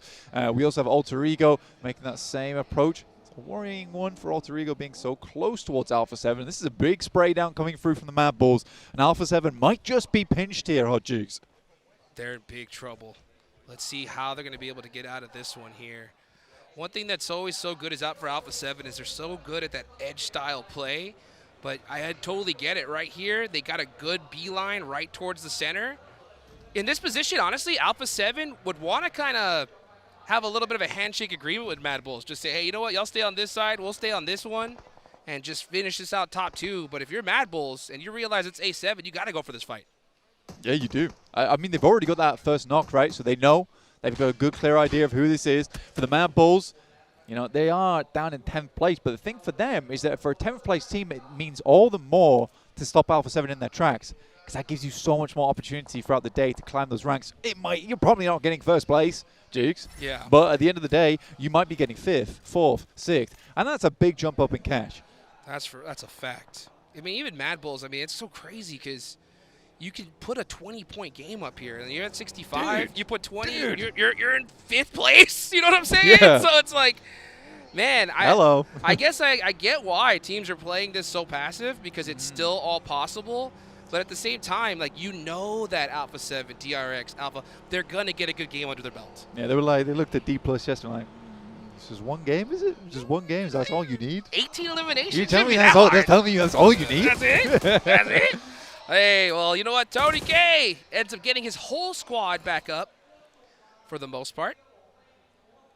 And now they are back in the action. 6 eliminations here off the rip. Uh-oh. I mean, Doc does go down. He's on a bit of a Doc split. It's a bit. It is actually quite a wide split right now from APG. That's full-fledged docketing right there. Yeah, and I mean, in my head, every time I see this, I'm like trying to make sense of why it's happening. Is it bad? Is it good? Because I'm like, do they have like some secret strategy? Kind of no. Reefus does go down. Kraken's like, why is that nade not popped just yet? So runs out the side. But I think Zio's very nadeable here. Ends up dodging it for now. Let's see what Zio can do in a 1v2 situation. He's got the S12K. Ah, great teamwork there from GOAT, shutting down APG. You know what I will say, Jukes, though? We're coming way back to everything else that always happens. If Doc goes down, everyone does not need to die for Doc to live. No! Save the Doc! Save the Doc! We don't need to save the Doc. He's not the goddamn medic on the team. He's not. He might be called Doc, but he is not administering any help. Maybe that's the problem. Yeah, Maybe he needs a name change. You know what I'm saying? I think so. Let's see what happens here, though, as we get moving on here. Team Flash, right here on the edge of circle. They are way far out of the zone. especially considering Ulf is going to be gatekeeping them. So they want to get this fight done as fast as possible. I mean, Alpha 7 still staying up in this game. I mean, they are on 3 players, but they are living and they have a spot to play with, which is nice. I think most of the teams coming through on that northeast side, the ones that are going to struggle a little bit. D+ have had their compound cut out. Thundertalk taking shots over towards Bose, and I mean, Bose as well as the Flash are kind of visible on this lineup. Yeah. For Kara, it's been the most annoying for them. They've dealt with Vampire, and they've dealt with Flash coming over here as well, and they're just struggling to leave. They can't catch a break here. And this is the problem, is like, especially when you're in the final day, every point matters. If you're caught in a spot like that, they're going to do everything they can to soak up those eliminations and stay there even longer. And that is Regnum Karya out. So the 5th place team not able to get a single elimination here in Rondo. Yeah. Well, I told you. I told you guys. Regnum Karya is not a Rondo team. That is a fact. Okay, I did say that. I did say that. Yep. True, proven to be true. I'm That's redeemed. That's it for Rondo. I feel like I'm redeemed. That's it. Yeah, that's it for Rondo. No more second chances here. You know. Ghost doing kind of well, honestly, this match. 5 Elins, only 2 players. APG's out. Again, for APG, so annoying. So very annoying. I thought we kicked that bad habit ages ago for APG. If Doc goes down, we just do not need to send the whole squad. Yeah, it's so tough. And it's so crazy, especially here at this later stage. So close yet so far. You got DRX there, now moving into the zone. In some trouble here, though. You got DXavier, Bada Jin, throwing some nades from downtown. Oh, looking really rough here. Hyunbin has to hit the shot and misses Sorry? it. What was that? I don't know. That smoke was... You haven't seen a spray like that before? Maybe he thought he ran into the smoke on the right, but his teammate runs right into a nade from Nate T. And Hyunbin, oh my goodness, these nades are devastating for DRX. Did he swing around in his chair? Gyro got mixed up? What happened? What happened? DXavier is absolutely picking them to pieces. And DRX down. Wow. On a really good chance as well there. And it's DXavier to go a little bit further. I'm so incredibly surprised by what we saw from Hyunbin. Usually he's so on point. He had vision for so long. Yeah. I don't know what happened over there. Just missed the shot. That's so unfortunate here. I mean, this is the pinnacle of PUBG Mobile esports. The nerves are at an all-time high. I felt like he missed the shot on purpose. Yeah, it's like he saved his life. Yeah, he did. I don't think you can call that missing the shot. He was like, I'm going to give you a pass. There you go. Just, hey, survive. Survive. And honestly, for DXavier, that's best case scenario. It's huge. Right? It's they take out DRX. They get 4 eliminations. They heard the desk complaining, say, hey, it's about time you put some points on the board with eliminations, not placements. So that's a great start for them. But how are they going to finish here as we're about to reach the next circle? Where's it going, Blake? I'm going to call Southwest. We're going Southwest on this one. Center. We're going to keep you going center? Center, dead center. Okay, Make it toxic. Wide open field. North! Oh, northeast. Oh. Okay. It does keep D+ in. I mean, D+ very happy about this, and we are going to go from the technical back-to-back here. Right you are. D+ on the north side, trying to get the first win of the day rather than the last. And they got 4 points so far, 66 total.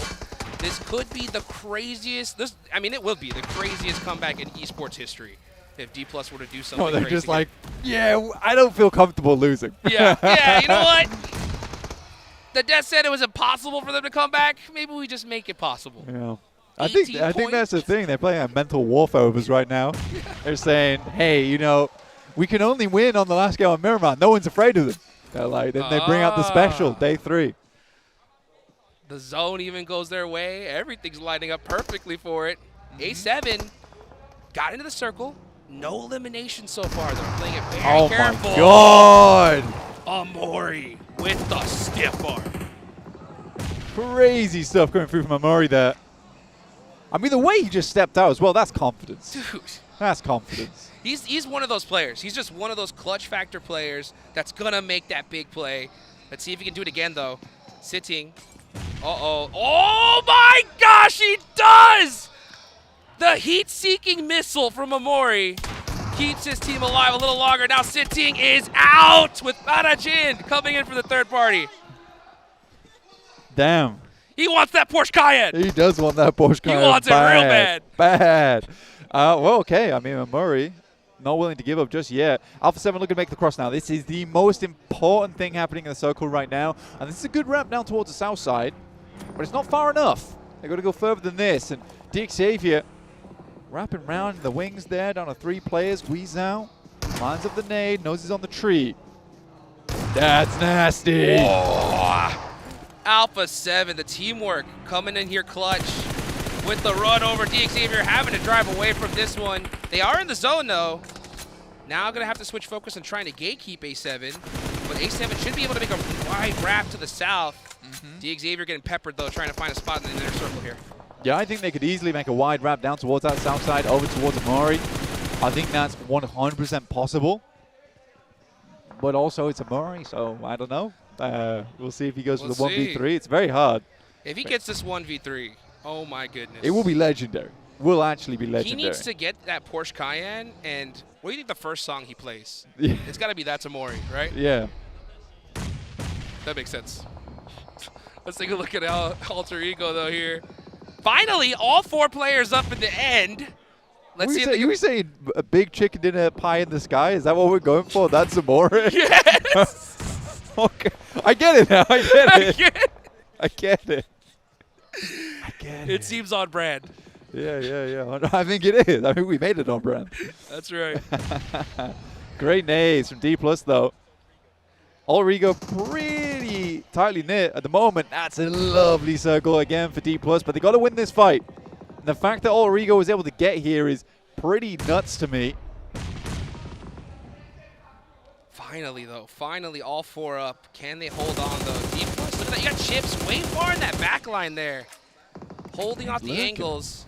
When he's going to try to get that rotation to his team, I'm not sure if he has a vehicle there. Madbull's just trying to steal some eliminations on the edge. But this is the big battle right here from center position. They're just taking nades back and forth. Rosemary not down yet. Alva's going to need to start looking to get that res soon. Drops into the tiny ditch. It's a nice airburst. It's an insane airburst. I'm surprised Alva doesn't go down to that as well. That man is half an HP at this point. He is. Does get Cut that that 0.5. Yeah. And we don't round up. No, we do not. Krypton looking to round out his MVP performance here. This is such a tough spot to hit nades. He's got the airbursts have to be perfect, and Noble is really doing a great job. Alva down again, now knocked, and here comes the push from D+. Yeah, they're not messing. I think it's kind of a crazy push though, knowing that Madbull sort of have that sidelines over towards this. Amuri somehow runs himself over. He's doing a wink, nod over towards the Porsche at the moment, but it's Alter Ego to go down, and D+. They'll lose a player, but they maintain control over the center. And they take a knock there. 8 elims though, this is a pretty good start.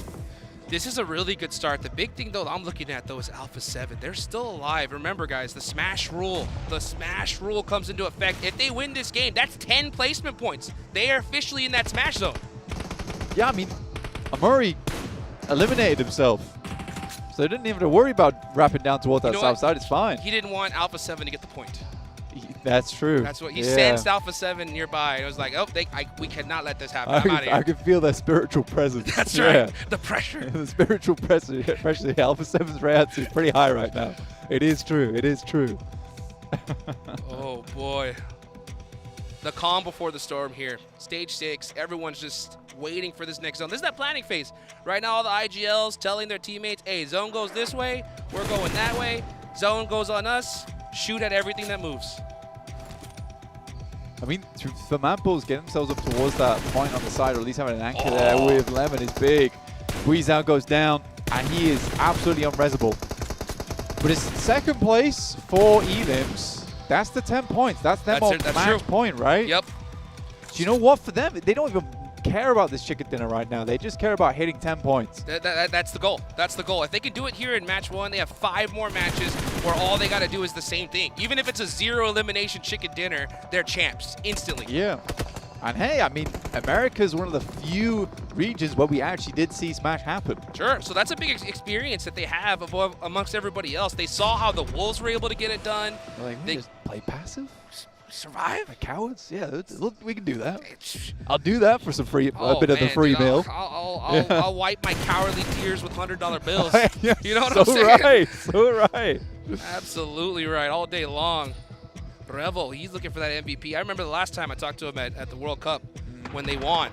And I was like, what's the first thing you're going to buy? And he said, a brand new car. So he might just... Might not need it. You might get a free one here. Yeah. No matter, bro. Every time I've talked to Revo, super nice guy. The best, Super nice dude. guy. It does The remind me that the other players I'm trying to talk to don't speak English, but he'll talk to me in English as much as he can. And I'm like, thanks, bro. I appreciate it. Let's go. Yeah. Let's go. Spread the good word. Let's see what happens, though, here with T+. 9 eliminations. The big threat again is A7. They're outside of the circle. They're on the south side here. We'll have to see what kind of utility they have to be able to get in this next zone. But honestly, if they just wait a little longer, there could be a fight that rings out and they get third party. A lot of emergency flares going down right now. Oh, they're in the open. Are in full effect. But it's some good usage of the nades here to create small craters for Alpha 7 to get up, but time is running out. Absolutely, time is running out. But they just want to get up towards this tree, right? Once they start getting towards these trees, life becomes a little bit easier. Kind of curious on the smoke situation on that team, though, because they do need those relatively soon. Carrillo goes down. I think prospects for Revo aren't looking too good right now. This is tough. Yeah, once they realize it's A7, the whole lobby's not going to stare here. Yeah, Revo running, gets into the dip, survives a little bit longer, but I don't see any other team even looking in any other direction. They're like, Alpha 7's there, we got to stop him. Come on. I mean, yeah, no smokes, no nothing. She's going to have to do it whatever he can. Straight back down. Oh, my God. Zone, it's coming. He's got nowhere to go either, I don't think. He's going to be right on the outside. He just needs other teams to fight one another. That means being in this next circle. It's not going to happen. I'm telling you. He's going to have to make the run of a lifetime. Every player, every player is staring just like, no, you must go out, and then we'll figure out everything afterwards. Yeah, 4th place, I don't think that's going to be enough. It depends how many Elims Alpha 7 were able to get this game, but we'll tally all that all up over on the desk when you head back over there. Yeah. Make a little shimmy, a little shuffle on over there real quick. C+, though, top 3. That's big. They already got a good amount of eliminations, too. Let's see what they can do against the Mad Bulls, though. Mad Bulls definitely have the advantage here when it comes to high ground, but this is out of sight of the circle. Oh, there you go. D+ are out just like that. It's Mad Bulls versus Ulf. Ulf with a lot more to lose here. I think Ulf so far, they won yesterday's rondo, right? Yeah. Yeah, so they're looking to make that number 2 today. And Ulf, the util looks pretty nice. I think both teams kind of are starved out a little bit. They've got enough grenades to work with.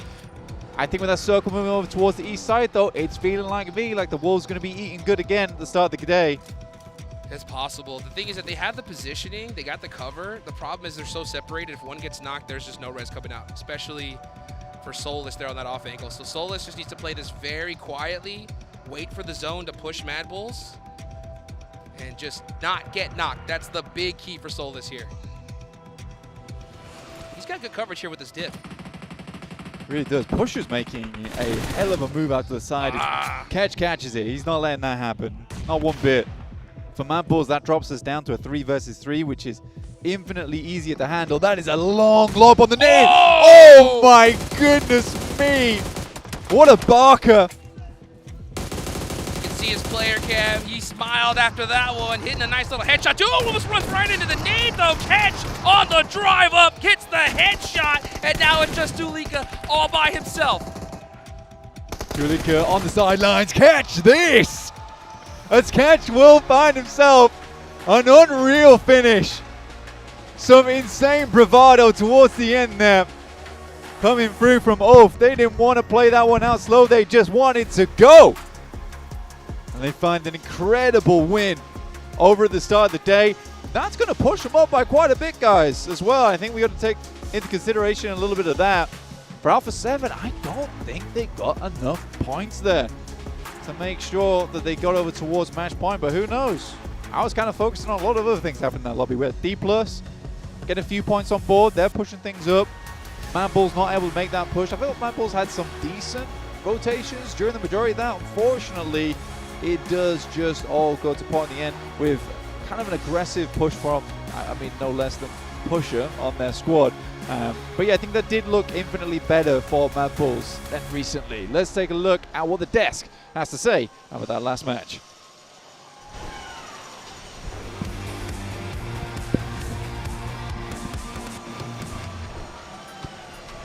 And what a match that was. Look at this last fight here with Ulf and Mad Bulls. I saw you popping off here, Max. Oh, yeah, Mad Bulls. What a game. Hey, by the way, welcome back to the desk. Oh, yeah, Just back with the boys over here. No, what a game from Mad Bulls. And there was one pivotal play here that I know that Me7 were talking about that allowed them to get in a game-winning position for Mad Bulls. It was to make sure they coexist with D plus Kia. But all of that, anyways, does not work out because Ulf are the true kings of Rondo here, going into PMGC Grand Finals, back-to-back win. Yesterday was just one player, Scarface, making it happen, and here it's a full squad effort to secure that chicken dinner. And talk about teams maybe targeting Alpha 7 there at the end. Boy, in that top 4, it looked more like a 3 versus 1. Everybody was just keeping their eyes on Revo and what they were going to be able to do for Alpha 7. A completely different pace of game style here as we're looking at the stats from Ulf. Congratulations, Ulf. That's back-to-back now with even more eliminations this round, actually being able to double the amount of eliminations that they got in the last one. But going back to what I wanted to say with Alpha 7, we didn't get a hot drop between them and Team Flash in Hemai Town. Team Flash actually decided to back off, which gave Alpha 7 even more time to play it slow. And we saw them playing slow, trying to find their way into the circle, Max. I actually think it's a really good game plan for Flash to not hot drop it because, yeah, you lose 3, maybe full squad if you go for a full commit hot drop. Yep. You're giving half the points pretty much that Alpha 7 need to get in the Smash Zone. So very happy for them to give that one up. Though, some other hot drops were happening all over the place. We had here, for example, Kara versus R8. And again, Omori. The clutches later on in the mid-game were just mental with the nades. They especially cooked right around the corner. Beautiful execution. I'm telling you, Omori, again, still top player currently for the MENA region. Max, you were absolutely right. Because wait, say that again? Omori. Max, you were almost wrong. Amori just kept playing and popping off for the squad, making sure that he ended up clutching up. One thing that I do want to mention, a completely different player, one of my favorite players this PMGC, none other than QXZZC from DRX. The way that player was able to just clutch up for the squad, go by himself, and make sure he had to drive between a lot of squads just to go for the recall. It was like 4 or 5 teams, and he was able to barely make it out, go outside of the circle, out in the blue, go for the recall, gets the 4 team back up and tried to push back in. And then Deek Xavier, the one time, they're like, how about we start playing aggressive? They go after DRX. The nades in that dip were just so easy to pull off. Not saying that it was not a bad play from Deek Xavier. They was definitely well executed and aggressive at the right time to try and clear some space on the edge. But DRX, if you're on a bad dip like that, maybe it's just best to leave the dip, go on the offensive against Deek Xavier so you don't just get naded into oblivion. Yeah, let's take a look here at the match ranking. 24 points, Mad Bulls with 14, D+. Hey, starting off the day here with a nice 14 bomb 7. One thing that I'm seeing here, those teams at the top, they're not in this first page of the match ranking. So that means that Alpha 7 was not able to do enough to get in that Smash Zone. We're going to have to play another match and see if they can get enough points. And as well, here you go. You got APG, just 3 points. DRX, just 2 points. Regnum, 0. These are squads that were wanting to hunt down Alpha 7, and Alpha 7 ends up gaining even more points on them, Max. It's actually kind of mad because you're looking at Ulf, right, that was still in a really good position, and the fact they get themselves such a big chicken dinner here actually allows them to jump up significantly. They were currently in, that was going to be 1, 2, 3, 4, 5th position right now. And because all the teams you already stated here, 7 got taken out of the equation so early on this Rondo match, guess what? Catch-up opportunity for Ulf is on the table right now, and Ketch also going to be your game MVP, 5 eliminations. To be completely honest, I was very critical about Fireflux. They kind of fell off 2 years ago. The resurgence, it's happening. Solus, we're seeing the guys, Ketch popping off. It feels like good old 2023 PUBG Mobile Esports here in Turkey. You could have had a better start, honestly, if you're Ulf in this situation. You had so many top squads go out. Yeah, Alpha 7, oh my goodness! Second place! 7! A squad that was able to start the day in 5th place jumps up all the way to 2nd place. Alpha 7 just 5 points away from the match point. And look at the chicken dinners. Ulf, if for some reason we don't end up going via the smash rule, right now Ulf is able to edge out Alpha 7 in regards to chicken dinners, Max. Oh, that could be so impactful, though. Regnum Karya slipping down 5th position, taking the position of their old Turkish teammates here of Ulf. Quite unfortunate for them. And as I said earlier, right, Silas told me they wanted to play a bit more aggressive. Well, it didn't work out. Unfortunately for them, they tried to go for Hail Mary send in the center of the circle. In an open position like that, you need setup to maybe create some dips with grenades, C4, maybe put down some cover flares. In this case, it didn't work out, and the team got squad wiped in the matter of like 10 to 15 seconds. It was instant. Yeah, I mean, the crazy part, too, looking at those leaderboards, 7, is you look at D+. They move themselves up more. If they win this next Erangel with a crazy amount of eliminations, they could be in the show here. It's going to be a tough one, if I'm being completely honest. I'm going to have to be a realist here for D+. Yeah, they will not only have to win this match, they would have to make sure they win back-to-back in Erangel to even have a chance. And I hope that Alpha 7 doesn't end up getting those 5 points that they need at match point and stop them from getting the win. So yeah, a lot of stuff is going to be out there for this squads. But I see what you're saying. You're there with me in regards to you want to see possibly a back-to-back champion like what we saw in the past with Nova Esports. But for that squad, I mean, D+ playing like they got nothing to lose. Let's see if they can actually perform in this next match and get the win. I mean, I like the way D+ played it. They had a 2-2 split, then a 3-1 split, keeping chips in the city while the 3 players were holding onto the high ground position with Alter Ego, and then they go for the full-on clash. Actually, I liked it. At the same time, didn't like it. I think he did hold the angle a little bit too long, but I think you mentioned it right, 7. It was to make sure you can clear the ridge so they don't get fully pushed over by Alter Ego. But then when they have the fight with Alter Ego, eliminate that team, and Mad Bulls push up. They both understand we work together, solidify the position, eliminate Revo that's playing hide and seek on the edge of the map, and then we can easily both make it into a podium position on that Rondo game. And that was one of those things for Alter Ego. You kind of feel bad, right? Because it's such a good position that more people are going to want it as well, that you're going to have them crashing onto you. D+, as you just mentioned, Max, wanted to be there close to them. Another squad that just kept peppering them, Mad Bulls from far away, and they just couldn't really focus on one fight because that terrain too. I don't really remember what kind of utility that team was working with, but for Alter Ego, I mean, it's going to be tough here for some of these squads, boys, especially if we don't get a good performance out of them in the next match, and especially if Alpha 7 continues to just get closer and closer to that smash point. Yeah. Just to finish on the teams like Alter Ego, the Mad Bulls, the D+ Kia. So many cover flares, right, on that hilltop. Yes. Really good usage. Blocking off-angle positions, maybe from like Ulf, even the side of, I think, Alpha 7 earlier on in this game. So the cover flares, I love seeing how they're being used in an even more efficient manner every single match. But anyways, we don't have any more cover flares for the rest of the day because we have no more rondos. So that's done. That's it. Just like that. And it was so crazy, hearing Blank talk about Regnum Karya not being a rondo team. It's officially true, right? With this one, 0 points, no more rondos left.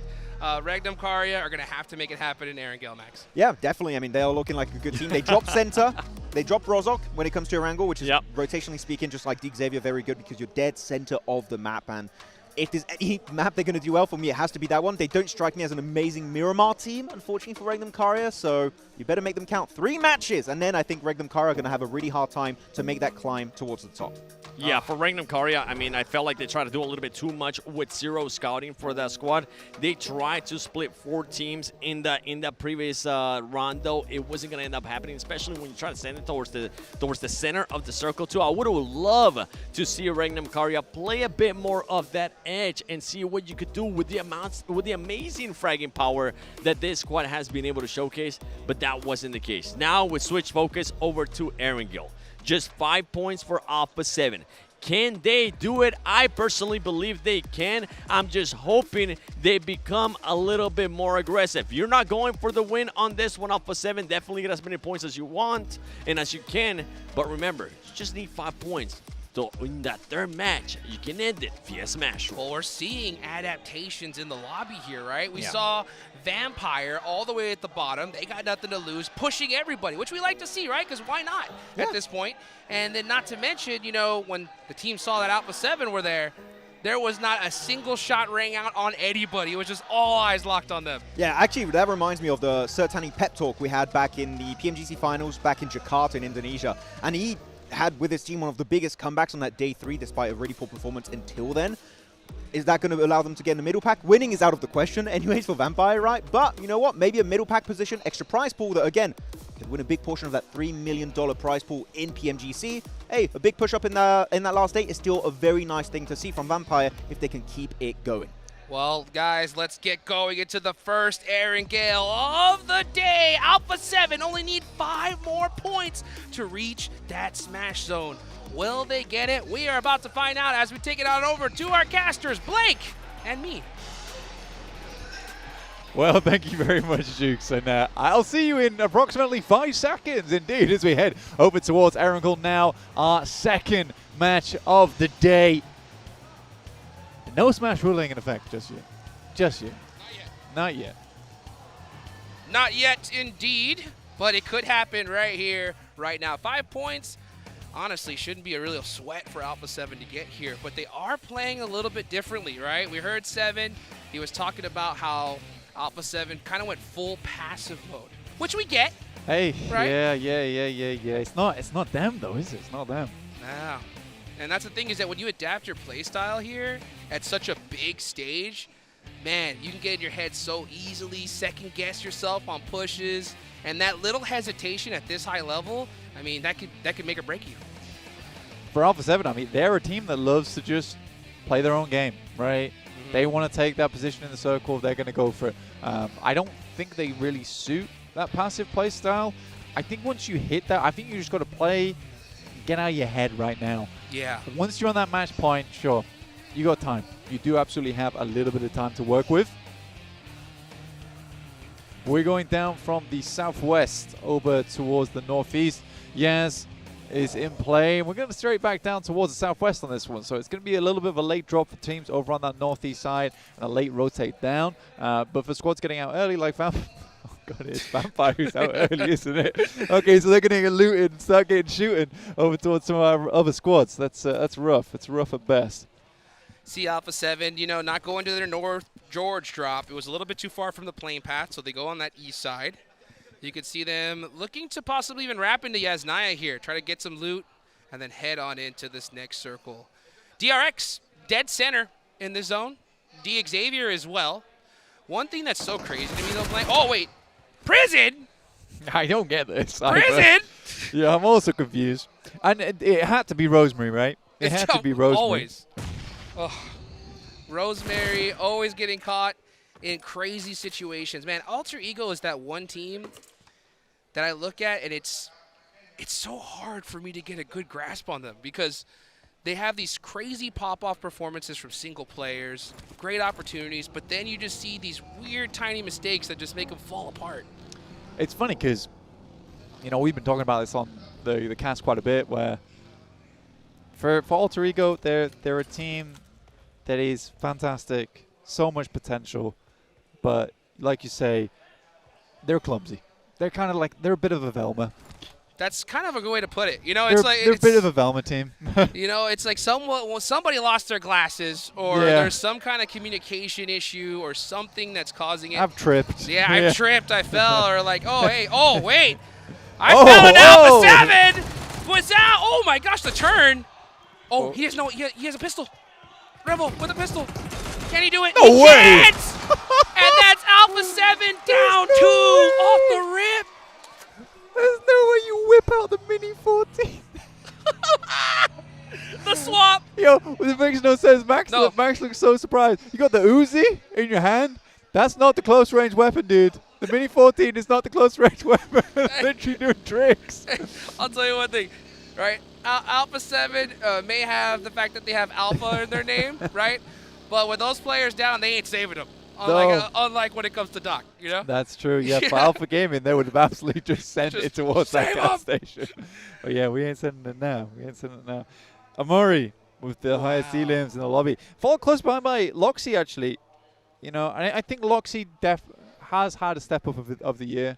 I think he always in the past was very, very good Sure. for Regnum Kaya, and you could always rely on him to be like the fragger of the team. But I think this year he's just set himself so far apart from the rest of the squad. Not that's a bad thing. I think the rest of the squad is very, very good. It's okay to have a superstar on your team, and again, they all provide different qualities, which is something quite rare in squads, honestly. Yeah. Where you get a player like Wild, who is your de facto survivor in the team. You've got Silas, who scouts. You got Zedwolf, who's the off angler, and then you've got Loxy just on these really, really good clutch moments and just being that central pusher on the squad. So cool, honestly. And I don't think that roster is going to be splitting or changing around for quite a while. You can quote me on that. Yeah, they shouldn't. Yeah, you can They should. They should. They should clip me on that. Yeah, no, clip you on that, but they shouldn't change rosters. They should. They should. Yeah. Oh my gosh. I'm waiting for the time when they do change the rosters, and it's my voiceover, which will be completely deserved, by the way. Hey, you know what? I'll tell you what. There's been some superstar players that we've seen here in this PMGC, and the one thing that's the hardest thing to teach is clutch. You can only get it with experience, more reps at such a big stage. And, Amori has proven himself, right? That, hey, you know what? When the lights are on, the crowd is roaring, I can hit the crazy shots. He was born in the clutch, man. 100%. That's where he thrives. That's where he lives now, too. That's right. Let's see what Doc could do, though. Alpha Gaming on the move when it comes to Ulf. This is starting to get a little bit scary here, because it's shockingly close with how crazy all these squads are. Yeah. Almost anybody could put up a 20-point game, right? 7 was talking about this on the desk, actually. Yeah. With Inner Circle and Gen G. I can hear you, yeah. Yeah. Yeah, he was talking about with Gen G and APG, Inner Circle. And then he kind of like lost his point a little bit. And then, brought it back. Memory kicked back in again. And he was like, wait, that's what APG and Ulf, that's what I'm talking about. But he was right. He was right. Yeah. In his own delirious way. Hey, take that all day long. Also take that Polar Party Mini 14. You guys saw it there. Get in the game and get it as soon as you can. As we're looking at Ulf, feeling good, man, after that game one. 106 points in total. They are definitely positioned to be a huge threat to Alpha 7 now that they're only down to 2 players. But what are those last 2 players are going to do? Because you see Carrillo, he's already on the western side of Gatka, or actually North Quarry. Putting himself in a good spot. I think it's hide and seek for Alpha 7 this game. I think it's hide and seek as well. 5 points, it's not a crazy amount to put up. As 2 players on a angle, it feels a little bit improbable. But it's not out of the world of possibilities for that squad.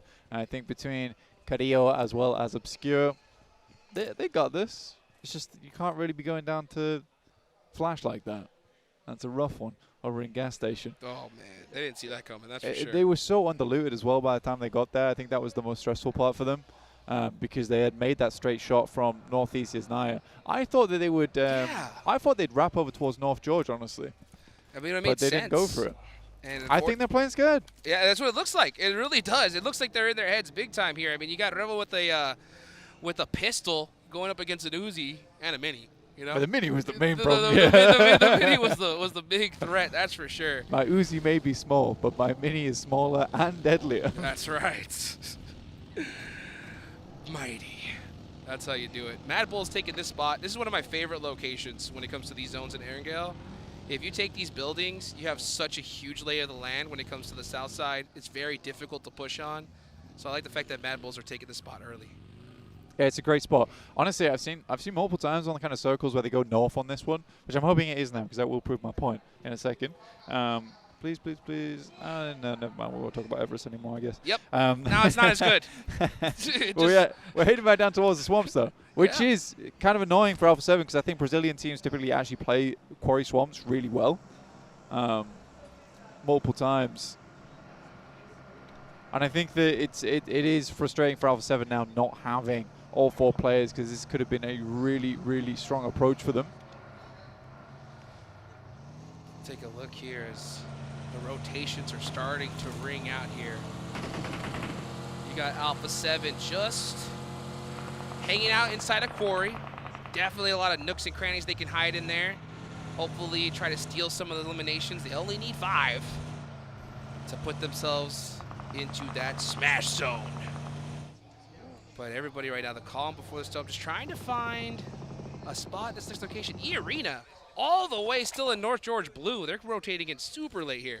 Yeah, also annoying for Alpha 7 seeing E-Arena just totally squandering North George. It's like, God damn it, guys. We could have played that. We could have been here so much sooner, past Hospital. Bit of a different approach here from Alter Ego as well. Regnum Kaya trying to play as central as possible. Feel like they do determine the center to a T mathematically, but it's Tulika going insane on the shots at the moment. And what is Regnum Kaya doing? See ya! They fall flat on their faces. Back to back as well. What a rough start. That might be GG, actually. It could. GG no read. You're right. What can I say? What are you saying with this? I mean, this is. You look so surprising, like, damn. Like, yeah. damn, that's true. Yeah. True. That's a true one. Oh my goodness. Oh. And Regnum Kaya crumbling here at the start. That is tough. They still got time. Yeah, they still got time. They still got points. But the problem is. That does kill the man. Yeah, you know what? We were talking about this, you know, Max and I, during all the earlier stages. I call it the last game curse of a tournament like this, okay? The last match of the day is never as you expected. There's squads that know they got no chance of making it, you know, into that first place position. They start pushing people like crazy. Were you saying like a Lich casted a spell on Regnum Kaya today? I'm telling you, it's like the last game of the day is so wild that you can't depend on it to try and get like a 20-point game or something like that, because it's just not the typical esports PUBG Mobile that we see. Yeah. So if I'm a coach or an IGL, I'm like, yo, we got to make something happen here and now. Oh, nice little vehicle switch there from Zeus. Getting knocked, though, and go back and forth. Shots ringing out. Ulf, hear this, though. Yo, yes. Yes, you're right on Ulf. Right on Ulf coming straight in here from the sidelines. See if they can clean up off the back of this, but I don't think they got too much of a result off that, Jukes. Yeah, it looks like Flash were able to just finish that out pretty quickly there. They did hear the noise, but they're going to have to push into this next zone here, as it looks like we're going to get a nice little Quarry Promosk Road finish. Prefer this one. I prefer this one to North. Yeah. Very tough on that North side. Does create that little awkwardness with the basically the high ground that drops down towards that low ground on the road. But for Kara as well as Thunder Talk, it's not as bad as it seems down on the beachhead. I actually think that's a pretty nice location to play. It is just that wrap out late game, which is going to be unfun. Yeah, that zone goes north. They're going to have a hard time. That's for sure. Let's see what Thunder Talk does. They are holding the pier right now. Kara, again, just losing players early. Not the PMGC that we're hoping for. But, man, they're starting to see a lot of congestion into this circle. Teams finding their spots. This next zone is going to be critical. Let's see what Ulf does. Uh-oh. They may have spotted Zing isolated here. And Scarface pushes up in and out. Zing's going to be in big trouble. I mean, doesn't look like it to not. me. It looks like Zing just does not care. Finally, there's some shots back towards him. Scarface getting taken down as well. So for the second place team, that feels rough. There's Thunder Talk immediately in. We are in gear sighting right now with the immediate crash over towards the rest of the team to administer that triage to the rest of the squad. Keep him up and kicking. It was Vampire to find those shots, and I think that it was a lazy, sort of over-optimistic push there from Ulf, in my opinion. Yeah, I mean, honestly, it just looked like they could have pushed him and just been like, all right, 3v1, no problem. But they hear him and just said, oh, maybe we go this way, and then all of a sudden just get taken out. That's what I'm saying. At this stage, any little second guessing, you're going to get punished for it all day long. I definitely felt like second guessing with Oh my gosh. Scarface dragging the feet, or in this case, dragging the pop tire. It did not look good, but a lovely nade over the top. We'll take another down. I think that is resable though, so for Ulf, there's a possibility to keep this game rolling. Especially in second place, they want to put some more points on the cards because you got DRX chasing, you got APG chasing.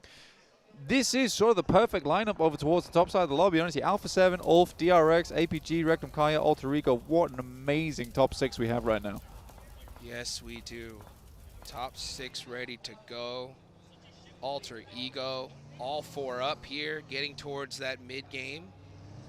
Getting some sightlines on APG, respecting them though. That is definitely the right play. Where's the circle gonna go though? That's the question. If it heads over to Quarry, this is gonna be ridiculous. R8 could get a great game out of it, but we'll wait and see. Because you're right, I think there is... Oh my God. Hold up, All right. PMGC circles in full effect here. You're right. Yeah, we're straight down towards that south side of Vampire. Might just be able to eclipse the lobby on this one. This could be a great game from them. They're able to hold the position, but teams are coming in real fast right now. They are burning rubber to get here. Man, this is a worse circle shift for DRX. They were literally at the tippy top of the north side here.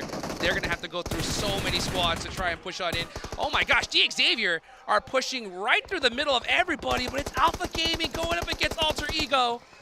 Top, gonna have to make this 1v1. Actually, no, Ziol is right behind him, and Alter Ego are out of there. Alva just gonna try and survive by himself. Yeah, a nice clean finish there coming through from Alpha Gaming. 3 elims now. Reefus getting res by Ziol. That was a fairly nice hold there coming through from APG, but you do have D+, waiting in the wings at the moment. Breathing down the necks of Alpha Gaming. Kara as well, just still can't catch a break. Yeah, can't. It's been a bad day It's today. like literally everything is just going wrong, and that's the unfortunate part of it. Some people get blessed, and some people have it tough, and unfortunately, that's Kara there. That was a big, big fight, though, for Alpha Gaming, right? 3 eliminations. They take out Alter Ego there. They are now inching closer to DRX. The prize pool jumps significantly here in these top 3. Yeah, I mean, for DXavier, though, I think that was the big thing that we sort of missed there, which is not our fault. Yeah. We were focused on the cool, Sure. the cool elims, the cool action going on. But they wrap down towards the south, and Kara wants to get a little bit of the pie down here on the beach. They'd like to get underneath the parasol alongside with Parajin and DXavier.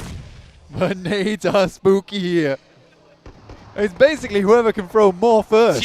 Yeah, that dip is really tough. I get it. I mean, it's so great position when it comes to the circle, but it's going to be very difficult to hold as Alpha very close to Vampire. Remember, Vampire, nothing to lose here. Now with that nade, they are on the push. Here we go. We can see right now Lazarus throwing in some nades. Doc trying to get the res onto Reefus as they inch closer. DXavier going to probably pop some shots off here from the third party, but they don't. APG now look to reset on this one. Kara does go down in the meantime, so DXavier save themselves on this. So DXavier, they sort of took the slightly less good position, but APG, they wanted the actual position in the circle here versus Vampires, and they are happy to challenge for it. Yeah, that's actually a pretty tough fight, though, because if they continue to wring these fights out, they're going to get third party, like, for sure. That is such a dominant position. People want it. Yeah. But it's also going to be difficult to rotate, too, because everybody's on the edge of the circle. As we look here at the edge, R8 getting into it with E-Arena. Joker making some shots onto Amori. Not going to be able to hit those from that distance. And, yeah, he's going to have to go ahead and take off. But, look, there's Alpha 7. Those are the 2 players right there. Oh, they are in such a tough position at that warehouse.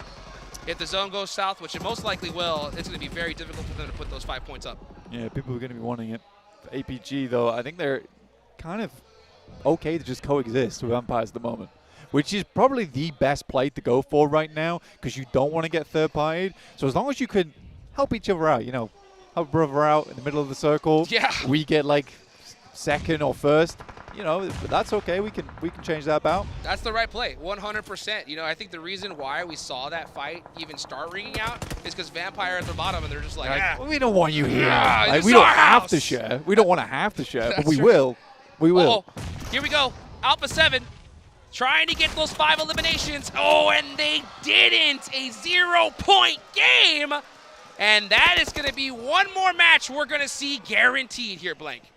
That is massive news for every other squad inside the lobby right now. Every time we go to that screen and the boys over on the stage are able to see that Alpha 7 aren't in match point just yet, it's one more game of freedom. In fact, 2, honestly. That's right. So every time. So right now, the games cannot end until match 4. Every time we move that marker, teams getting happier to try and chase. It is a struggle right now, though, because second, third, fourth, so close together. It is a tight-knit leaderboard at the top side.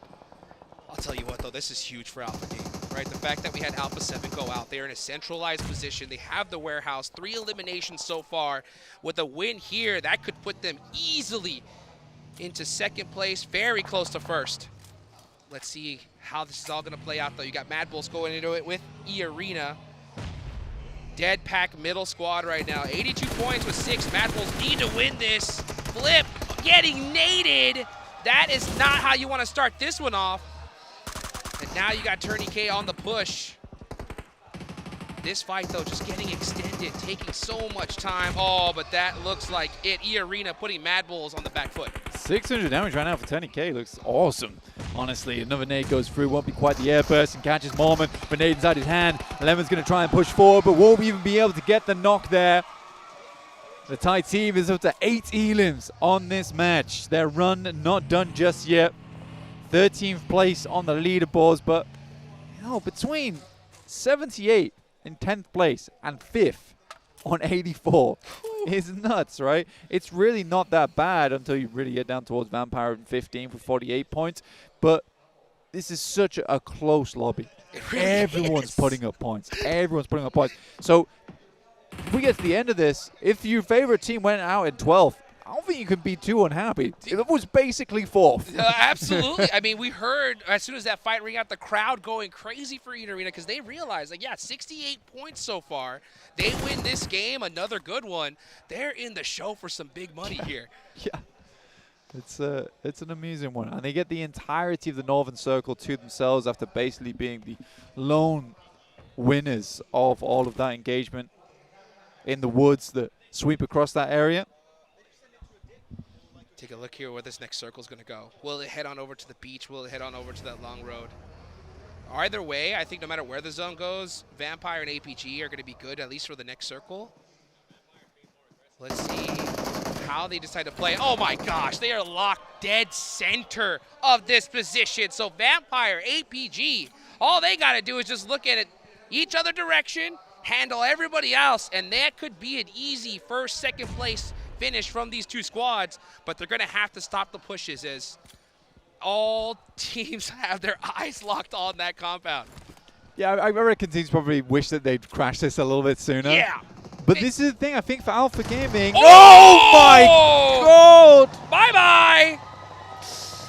That's some shrapnel. And the King lays down. The Scepter. Damn, that's rough for D+. That one hurt. Here comes E-Arena on the push now. Nice little defensive nade there from Lazarus. Stops Joker. Let's see how they push this. Alpha Gaming are very, very close, but I don't know if they leave this building to push this. Let's see how this goes, though, as Lazarus trying to find the off angles here. E-Arena don't have time to get this res off. They have to fight this. Tony K is holding off that position there. Mormon got that nade locked and loaded. Can he hit it on the Tony K? He doesn't. We switch on over, though. Turney K on the other side. Hey, Vampire making it happen here on the final day. We ain't the only Thai squad in the lobby. That's right. All right. I'll put some respect on the name.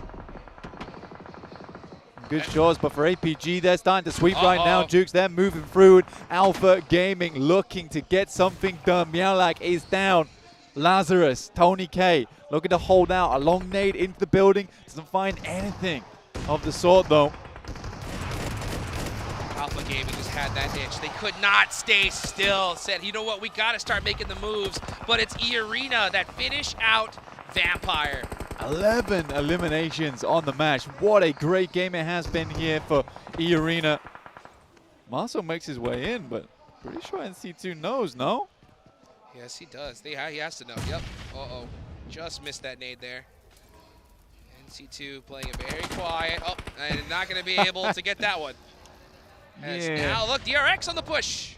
Xavier have just been holding this little beach for the whole time, though, being very, very quiet. I think NC2 might be safe, though, because APG pretty sure now they've cleared him.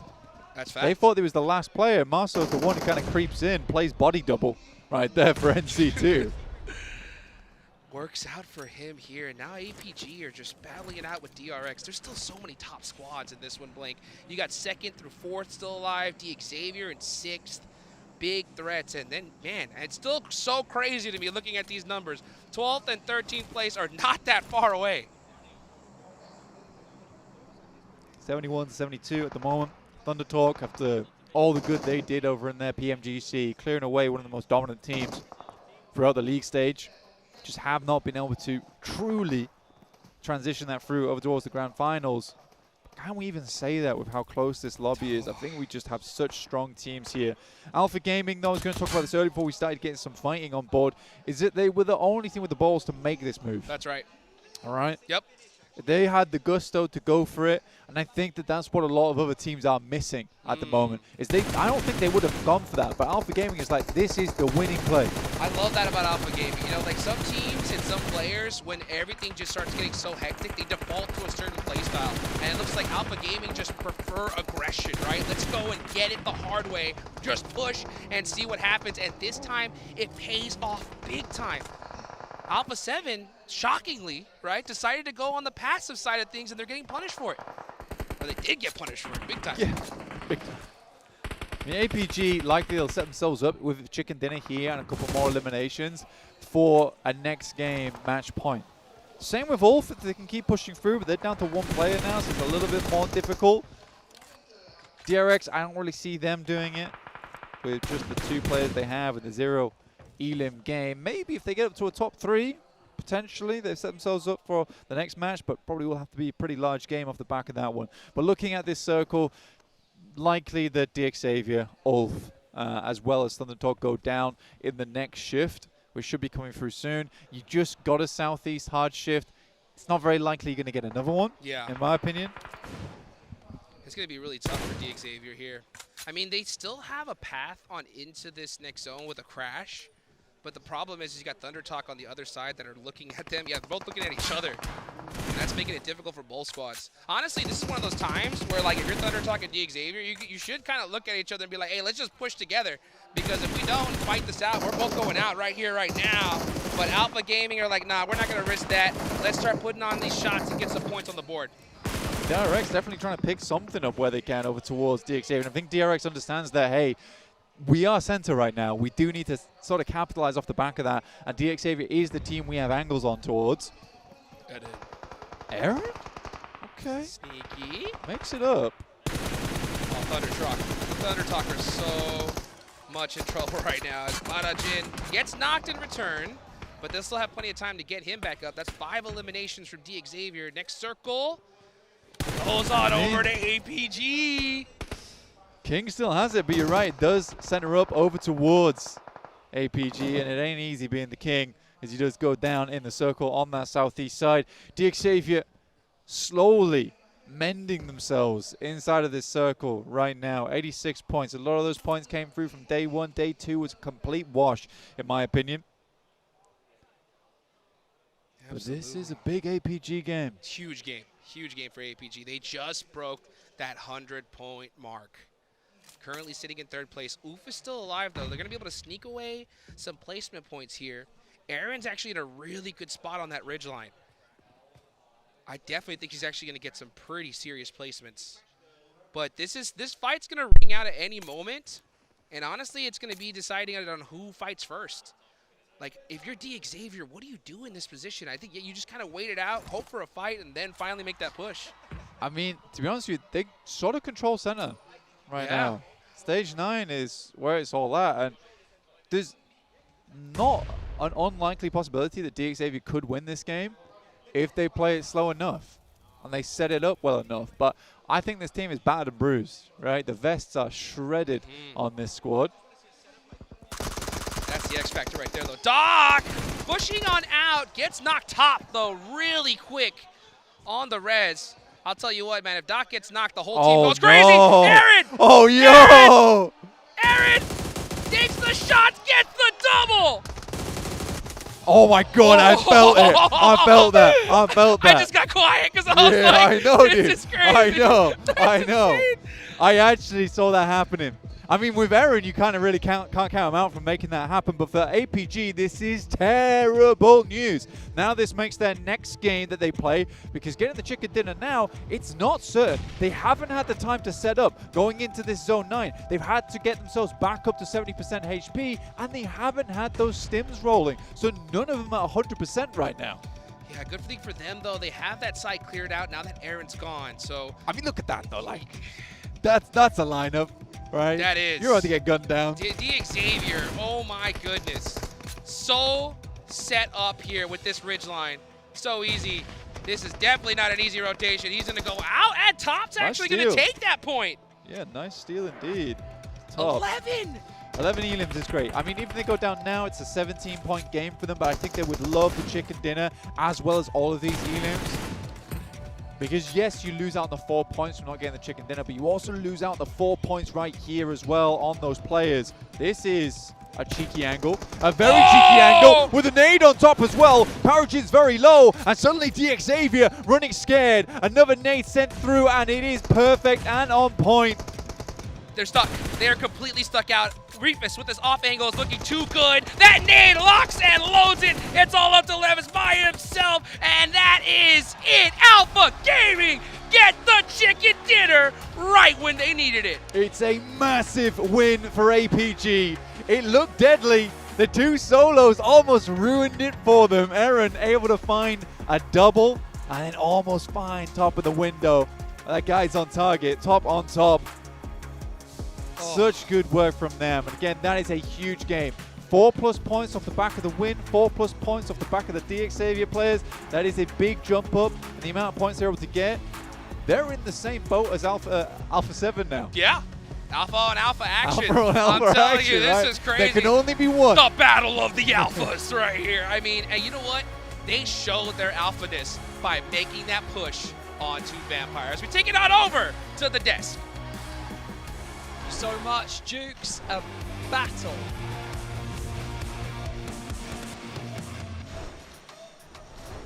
Thank you so much, Jukes. A battle by the beach finish on our Erangel, first Erangel of the day here, day 3 of the PMGC Grand Finals.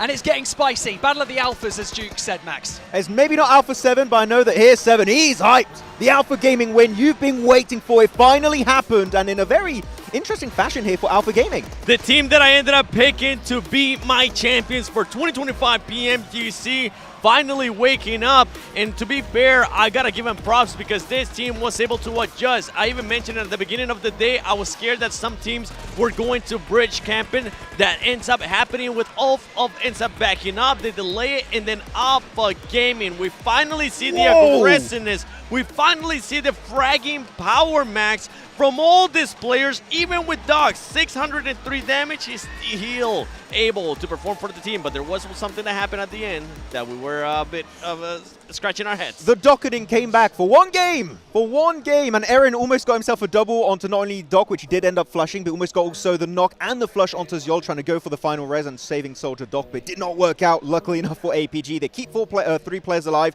and even play the roof angle, which I was screaming at the end at Xavier, just deny the points, don't give it for free, but this is why you want to hold on to your utility until the very later stages of this game, because guess what? They didn't even have to take the fight here, 7. They just chuck 3, 4, 5 nades, squad wipe, easy pickings here at the end. And talking about Alpha 7, I mean, they only needed just 5 points to get through that smash threshold, and they were not able to.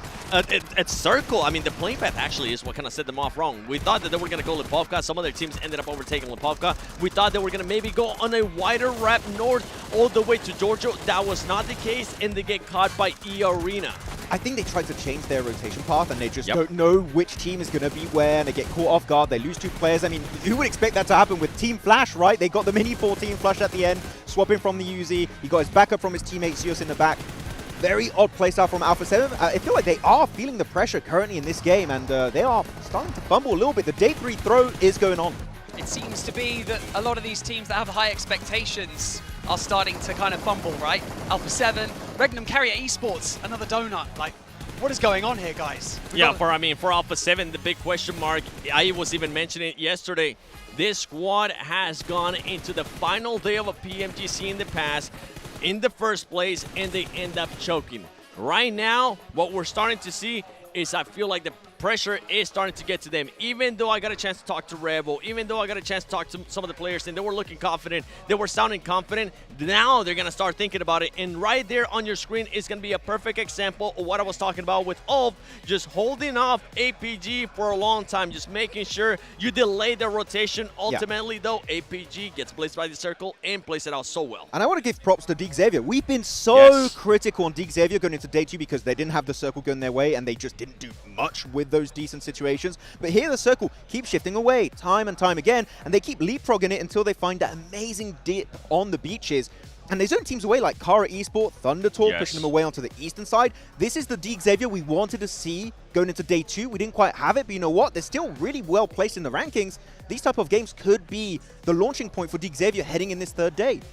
Yeah, I mean, we're starting to see signs of life from a lot of these teams that are further down the leaderboard. Obviously, Vampire with 2 back-to-back high elimination games. APG securing 25 points there, you can see on your screens. E-Arena not doing too badly. The battle of the ties right there. E-Arena versus Vampire Esports earlier on. Actually, E-Arena, I want to say I wanted Alpha 7 to do the rotation of E-Arena, going back to George Pole, entering onto the western side, going towards Quarry area, but no, again, they changed the rotation path. They get caught off guard, lose 2 players pretty much instantly.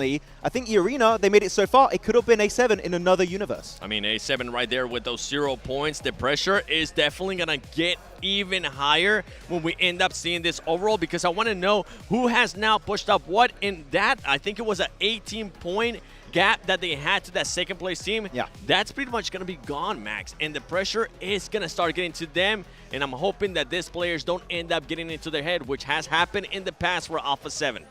Many times before. Many times before. If you're an Alpha 7 fan, you've been burnt in the past. Looking at the MVP of this game, it's going to be Top. Are we surprised? Not really. This guy, he's looking for the Porsche Cayenne. He's going to try and secure it for himself. And the thing is, playing with a Mini 14, his damage is always insanely high, which with the MVP formula, damage is very important, and he's always going to be on top of these rankings. And for Top, something that I do want to give him props in, he wasn't the first one to go revive Doc right away. In the past, we've seen that over and over again. This time, it was Joel. You could see that Top was thinking about it. He's like, okay, do I want to jump this ledge? I'm glad he didn't. I'm glad he's like, okay, maybe it's time that I try to slow it down, send somebody else, and maybe position myself in a way that we can actually win this game.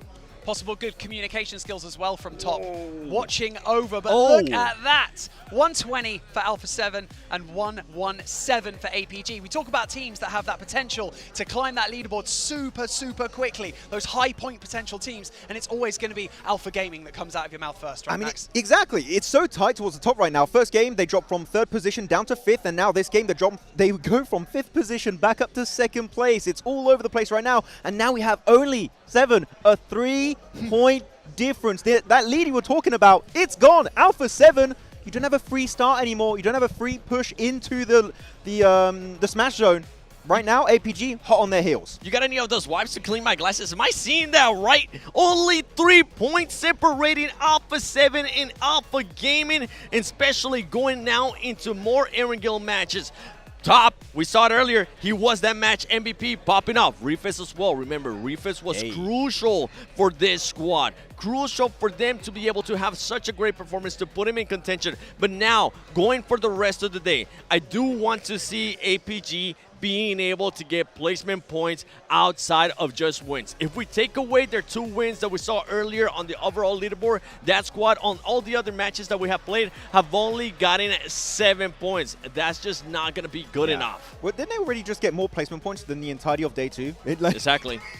Day 2 was 3 points. Exactly. So what an improvement here coming out from APG. And also their willingness to coexist with Vampire, with GRX in a compound, because they knew their weakness is taking the fight too soon. And if that happens, they're going to get third-partied. They knew what their weakness was, and they played around that perfectly. Let's also talk about that Xavier, playing passively still, but still being better on the rotate. They had such a good position, didn't they, on that ridge line, but it just didn't quite work out for them, did it, Max? Yeah, I wanted them to be a little bit more desperate to take control of that southern eastern instant compound, the warehouse. I think that when DRX got eliminated, that's the moment you push on it, but you are a little bit too slow, and then one player of APG goes on the roof, which that's just nail in the coffin at that point. I think even at the point that Thunder Talk ended up getting eliminated, that would have been the perfect time to just wrap around and just surprise Refus. Obviously, they don't know that it's just Refus there, but it would have been the perfect timing to set up the smokes. They did have those smokes, just go for it. And I was with you, Max, as well, saying at the end, see if you can maybe deny some points, if you want to even contend for that championship.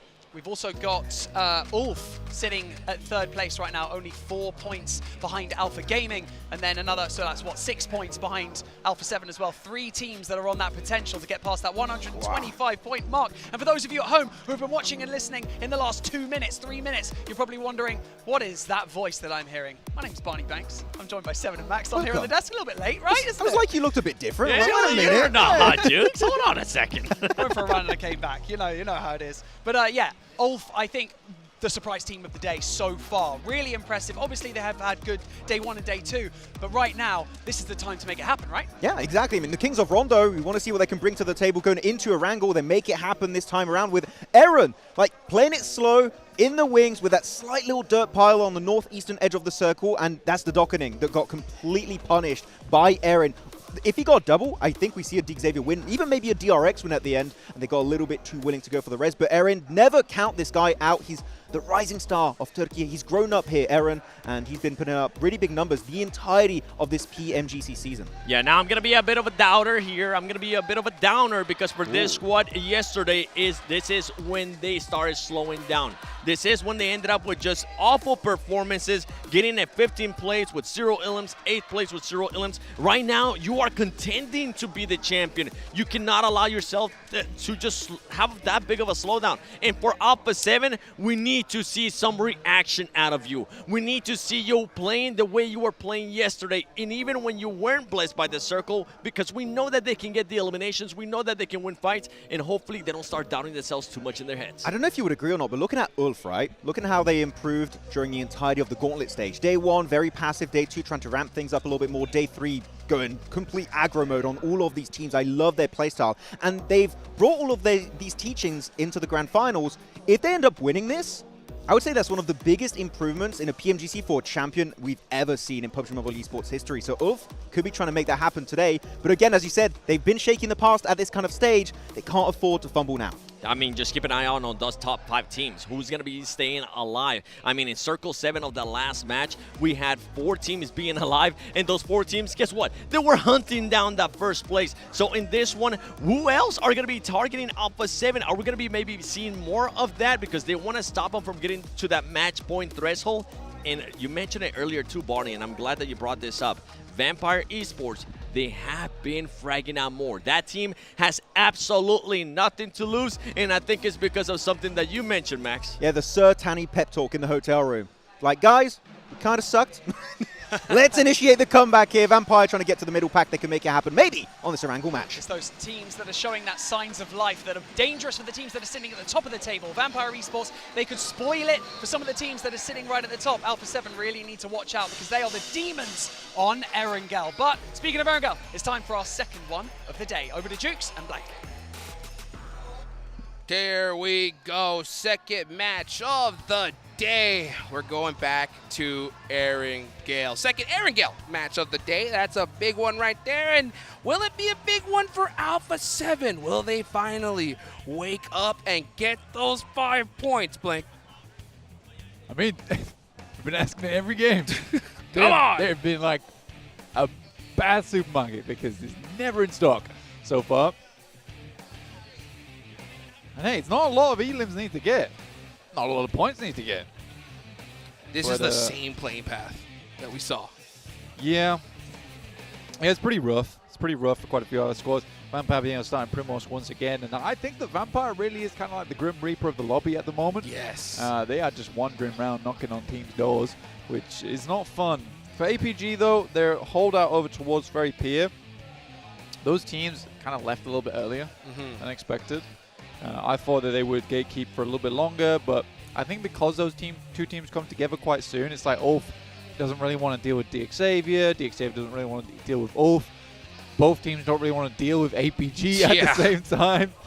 So yeah, it's not worth it to him. Alpha 7 going for something different again. No Rup Noya this game. Wow. That's Guys, different. You overthinking this. Dude, and look at the circle. Look at the circle. If they would have landed in the same spot they did in the last game, they would have been so set up perfectly. Could just drop Yaz, man.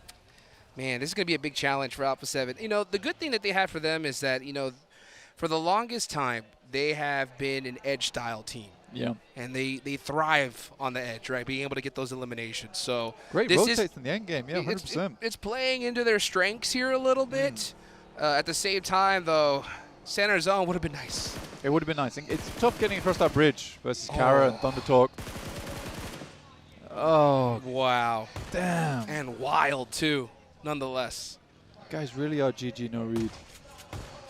I don't want to talk about you anymore. This is tough. That is tough. For Alpha 7, yeah, they don't need to be doing all that.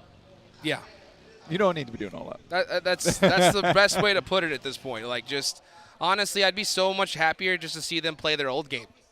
Yeah, because the thing is, it's so, for us, maybe if you're just tuning in today, like you're seeing this and you're thinking to yourself, Alpha 7's kind of all over the place a little bit, or if you're just seeing it's like, Alpha 7's playing a little bit weird. For us, it's strange, having watched the entire league, looking at this Alpha 7 now, because it's a very, very clearly different squad than 2 days ago, or even just yesterday. 24 hours. You know, they had a conversation with each other and decided to make those adaptations, and it's just hasn't been working. Yeah. And that's the hardest part about, you know, PUBG Mobile Esports is you make these changes, and if it works, you're a genius, right? And if it doesn't work, it's like, why didn't you just do it work before? And it's just a tough situation. I think they looked at what Regnum Kaya did over in 2024, which was a little bit more of an aggressive play style. They didn't try and play too slow getting in towards those final day. And it didn't pan out for them, right? Because they got overtaken by another team. Yeah. Now, like, okay, well, maybe we can do it better, get it done earlier, and pick up that chicken dinner much, much sooner in the day and just finish out those games because Regnum Kaya didn't finish out on those chicken dinners, that's why they lost. But I think that Regnum Kaya played that day fine. Yeah. I think Regnum Kaya, in all honesty, deserved to be the 2024 champions. But I think that they got pipped to the post right at the end by a circle that was unpredictable. It was actually unpredictable. Yep. And it is against a team that is literally the last game of the day record holders, like the best team ever when it comes to the last Miramar of a day of a tournament, because D+ just don't lose for the most part when it comes to that. So it's just it's so tough. It's so tough to lose some kind of weird tradition. Yeah, a big, such a huge title in that fashion. And we'll see how Alpha 7 does make it happen here. What do you think about this? I'm starting to think after that Rondo match, because we're talking about like adaptation and like getting in your own head. Yeah. I think with the whole lobby focusing on Rebel at the end, I think that got in their head even more. They're like, everyone's out to get us. Like right literally. now. Yeah. Like Stark, no way they don't shoot at each other right now. Yeah, but that's just the way you have to play the game. You do paint a big target on your back. You have to realize that. But at the same time, just because you've got a big target on your back doesn't mean you're no less of a team. True. Because there has been multiple times where teams have tried to hunt them down, try to take them out, but they have turned the tides on that so easily. So I think for Alpha 7, whatever talks they had last night, I think they were the wrong ones, personally. Yeah, it's a tough one. It's a tough one to break. Now they're going to be getting gate kept by Kara, of all teams, on that bridge. I think once they pass 125, though, we're back in regular viewing. Yeah. For Alpha 7. That's for sure. But the thing is, are they going to cross 125? I mean, they're already taking damage. Crio's down. Oh. And Thurston. Yo. That's it. This is the worst thing. I mean, 7 yesterday was like, stop smiling. Stop smiling. Rebel, though, gets a knock in return. That could be that 1 point there. They do have the hovercraft. Are they getting gate kept Oh, right now? they got one. Okay. That's 1 point. 4 more left to go. Carrillo is gone. But now they got Kara on the run here. Either way, they lose a player, but it's 1 point. It is 1 point. But that's, again, if they're not able to get much further than this, that's a whole nother game, and we don't finish till match 5 again. We're going to Miramar. I mean, I was saying yesterday, they're pretty sure we're going to match 6. Yeah, I mean, that's definitely looks like what it's going to be here. The big thing, though, here as well is, I mean, now you got Alpha Gaming, you got Ulf that are right there, too. They can easily hit that smash rule in this game as well. I think Ulf's slightly more difficult to make happen. It's what, 12 points that they need? Go take a win. Or even a high elimination. It'd be a high elimination game. Yeah. I mean, for APG, they just kind of have to sneeze when they get across the line. I think they do, to be honest. I think with how they've been playing so far today, because they're playing their game true to form. And with that last match, the momentum. They even all just commit Sudoku over towards Doc, right? Yeah. They were like, hey. Yeah. If they didn't do that, they'd probably be here now. Yeah, exactly. They would have even done. But they're like, hey, we're in our final games. We could get into it. We're still going to send it over towards Doc. We're still going to make that same mistake. Obviously, I don't like that. I don't enjoy that. But I respect that nothing can change how they play. That's even the final day of the biggest final of the year. Hey, you know what? Sometimes it's a war of attrition. You know what I'm saying? Yeah. And you got to stick to your guns. And that's what they do. And it works, obviously, right? They're in second place right now. They're looking really solid. I am looking here at this zone. We got that mansion circle at play. Tons of teams are already centered on up. Alpha 7 do finally make it past that bridge. They do lose a player. They do get that 1 point. Does look like they're starting to head towards Milta Power, though. Alpha 7 definitely, again, just playing a completely different day here today on the final day. Looking over now. We're going to see where this next circle goes. As far as squads that are be pushing in a little bit later into the zone, we got Vampire. You can see them all the way there. Still trying to catch up to Pachinki. The zone goes on over to Lipovka. So that's going to make things super interesting. You got Ulf dead center in this one. DRX are right there as well. This could be a huge game from these top squads. Yeah, I think for Alter Ego, this is where I really want to see them start to pop off a little bit. They start towards Lipovka. They have a lot of control towards Lipovka. This is where I won the games. Start getting a little bit better for these guys. 83 points. It's not that far off. One good game, you're up into the hundreds. D Plus find a little bit of damage for themselves. They've jumped up to 10th now after being in 16th yesterday, and can go much further. Honestly, might even pass R8 eventually. Lamborghini goes down to Kraken. That's from Goat. And now Paragin getting knocked as well. Mad Bulls are right here too. So D Xavier not looking too hot in this one. They're in 5th place, 93 points. They're definitely in contention, but with this start, it's not looking too hot. Mad Bulls. Mad Bulls, I think, are one of those like sleeper squads for me. They're one of those teams that not a lot of people, I think, were like really focusing on coming into the last day. But I think they're an absolute threat. They're down a player, but they're playing it very aggressive here. I think the problem has always been with Central Asian teams is that they're so inconsistent. Like Flip and Lemon can be some of the best players on one day and then be some of the worst on the next. And I think that's the difficulty with those teams. I think Mad Bulls have really tried to prove everyone wrong here at PMGC, and I think that they've made a great bid for the top. I don't see them getting further than like a 3rd place, though. That's still a phenomenal result for the Mad Bulls. But yeah, I would agree. I would agree. I think a lot of people underestimated this team coming into it. Thought they would be bowing out way earlier in the tournament overall in the league stage. So I still think it's a great result being here at the actual grand finals in Bangkok. Zol goes down to tops though. Uh-oh. That's a bit rough. That is a bit rough.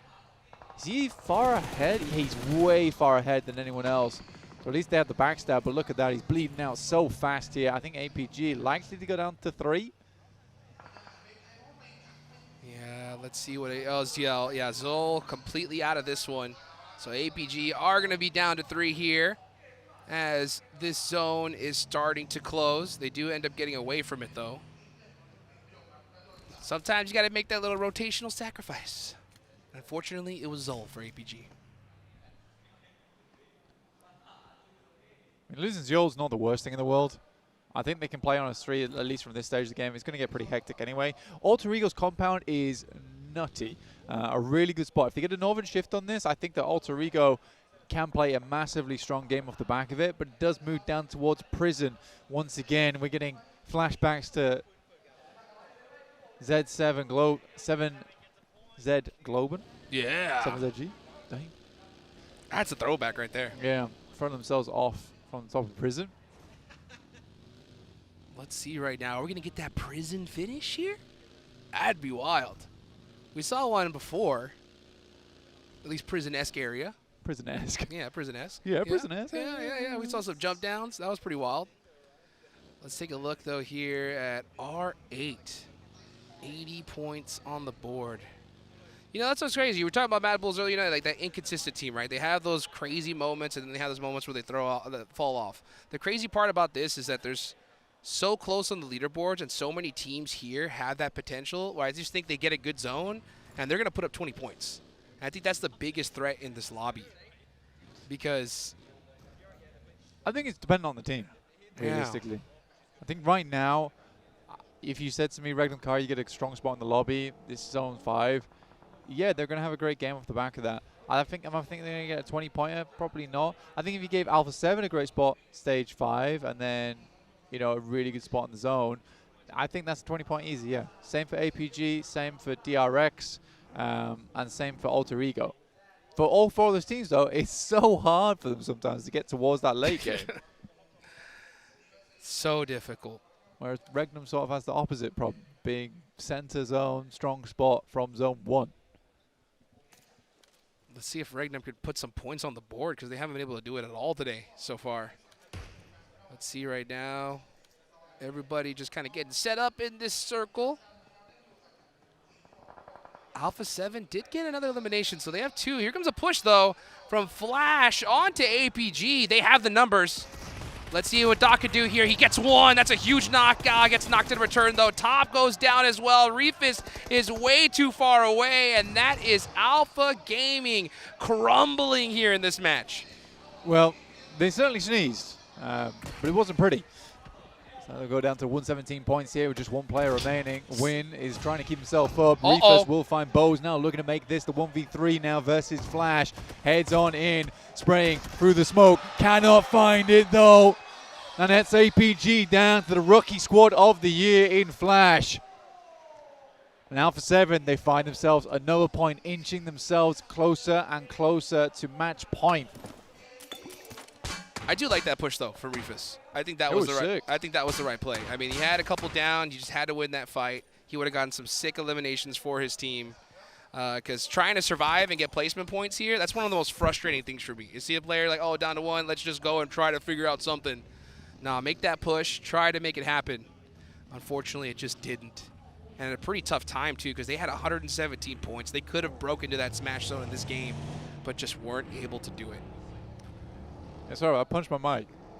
Oh. I punched my mic. That was the noise. Probably heard that at home. Sorry about that. Oh, it's all good sometimes. Yeah. I mean, it's it wasn't out of frustrating. anger. No, it wasn't out of anger. It wasn't out. Whoa! Okay, well, I punched my mic. Jukes fell off the stage. We're having a real day today. Well, we're out here. He's still got the headset on, though, which is impressive, even though he's in the crowd right now. It's sick. Dude, the crowd supporting my weight. Yeah. Here. He's like a fallen angel, and they pushed him back up. Victory. Feeling great right now. What a day. What a day, indeed. John's gone. So is the chair. Oh, boy. So is APG. It's all. Yeah, it's not roses and daisies. Yeah. Let's put it that way. Let's take a look at this, though. Hey, Car 98 from Silas. That makes me happy, but unfortunately, we're not going to be able to see him use it as he is getting shredded by R8. Damn, Silas looking more shredded than that chair, man. Oh, yes. That chair is deleted off the server. Oh, boy.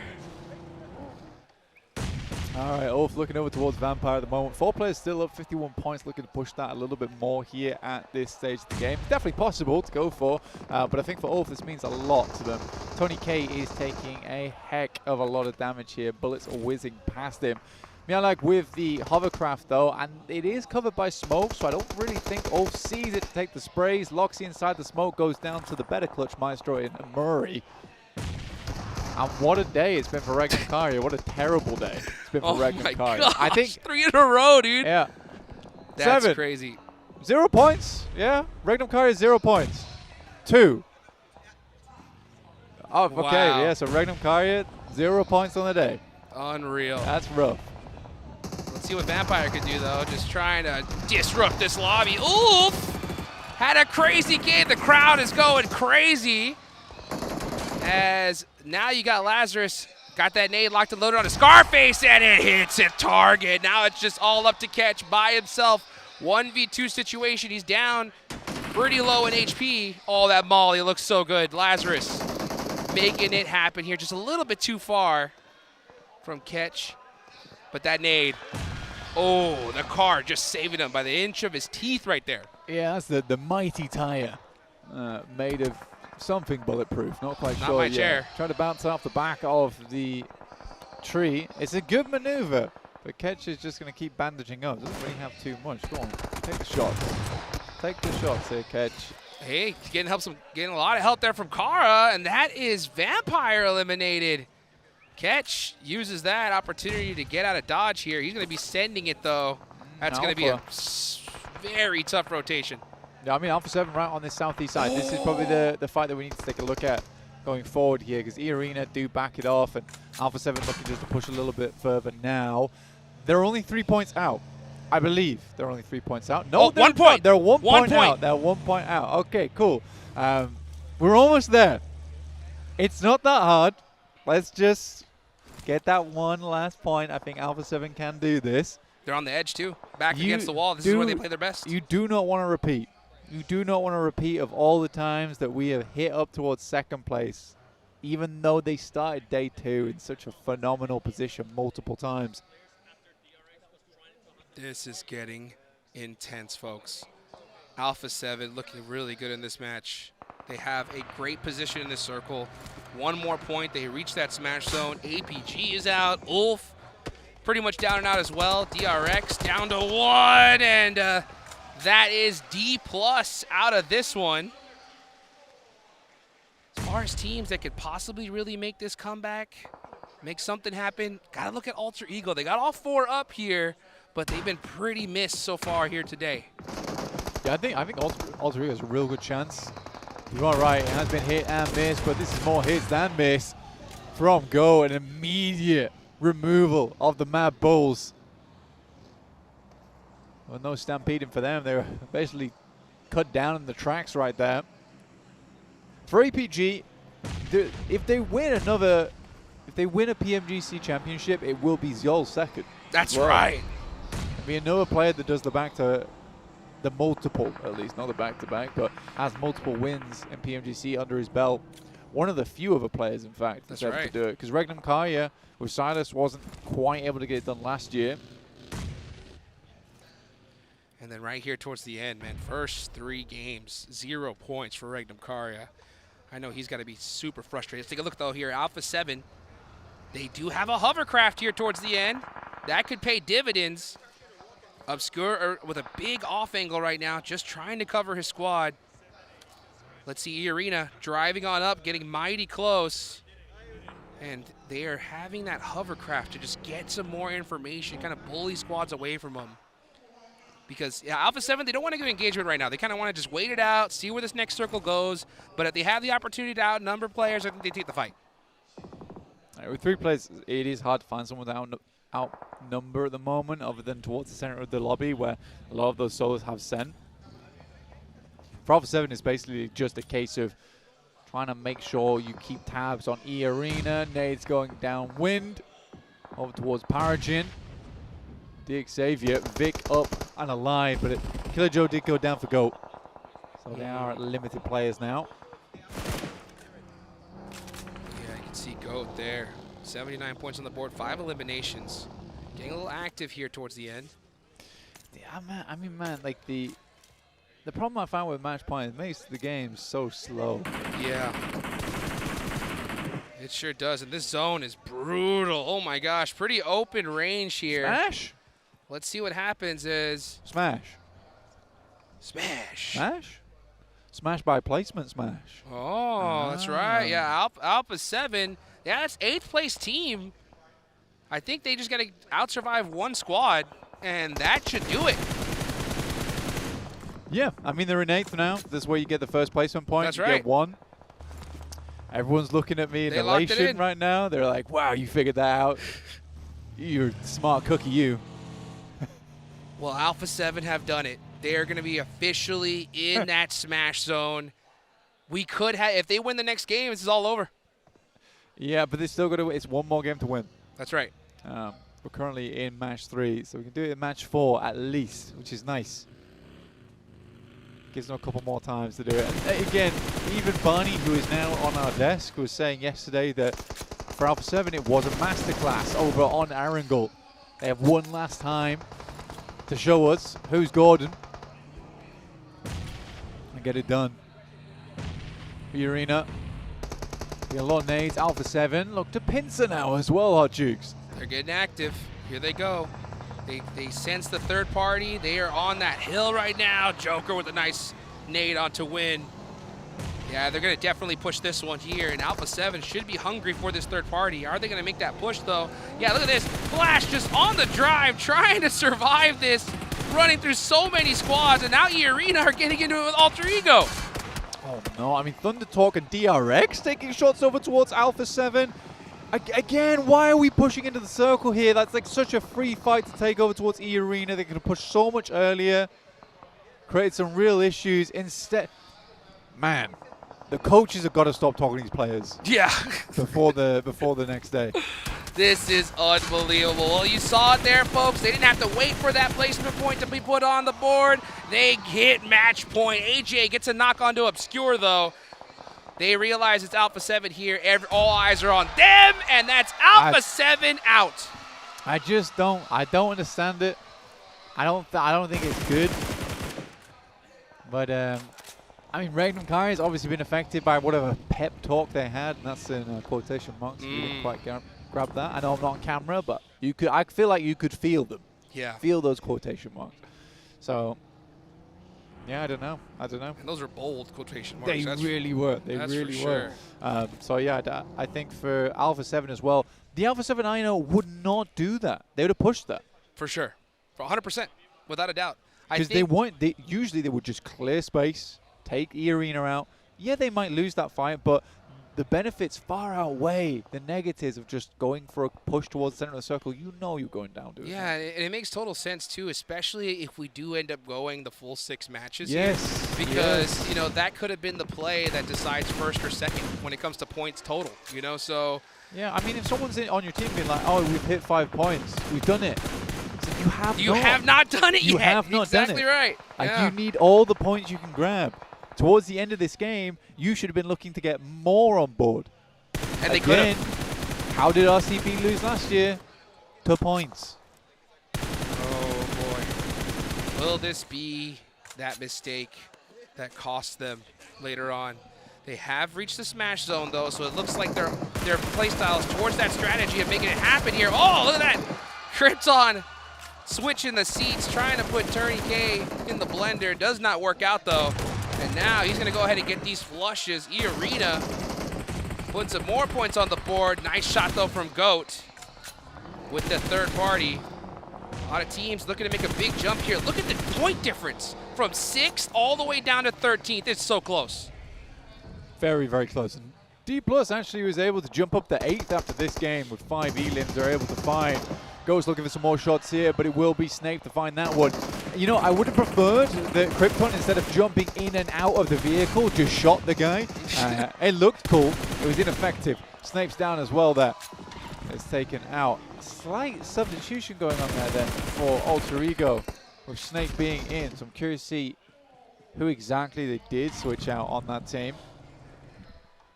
Let's see what D Xavier's going to do, though. Super quiet. They don't get circle here.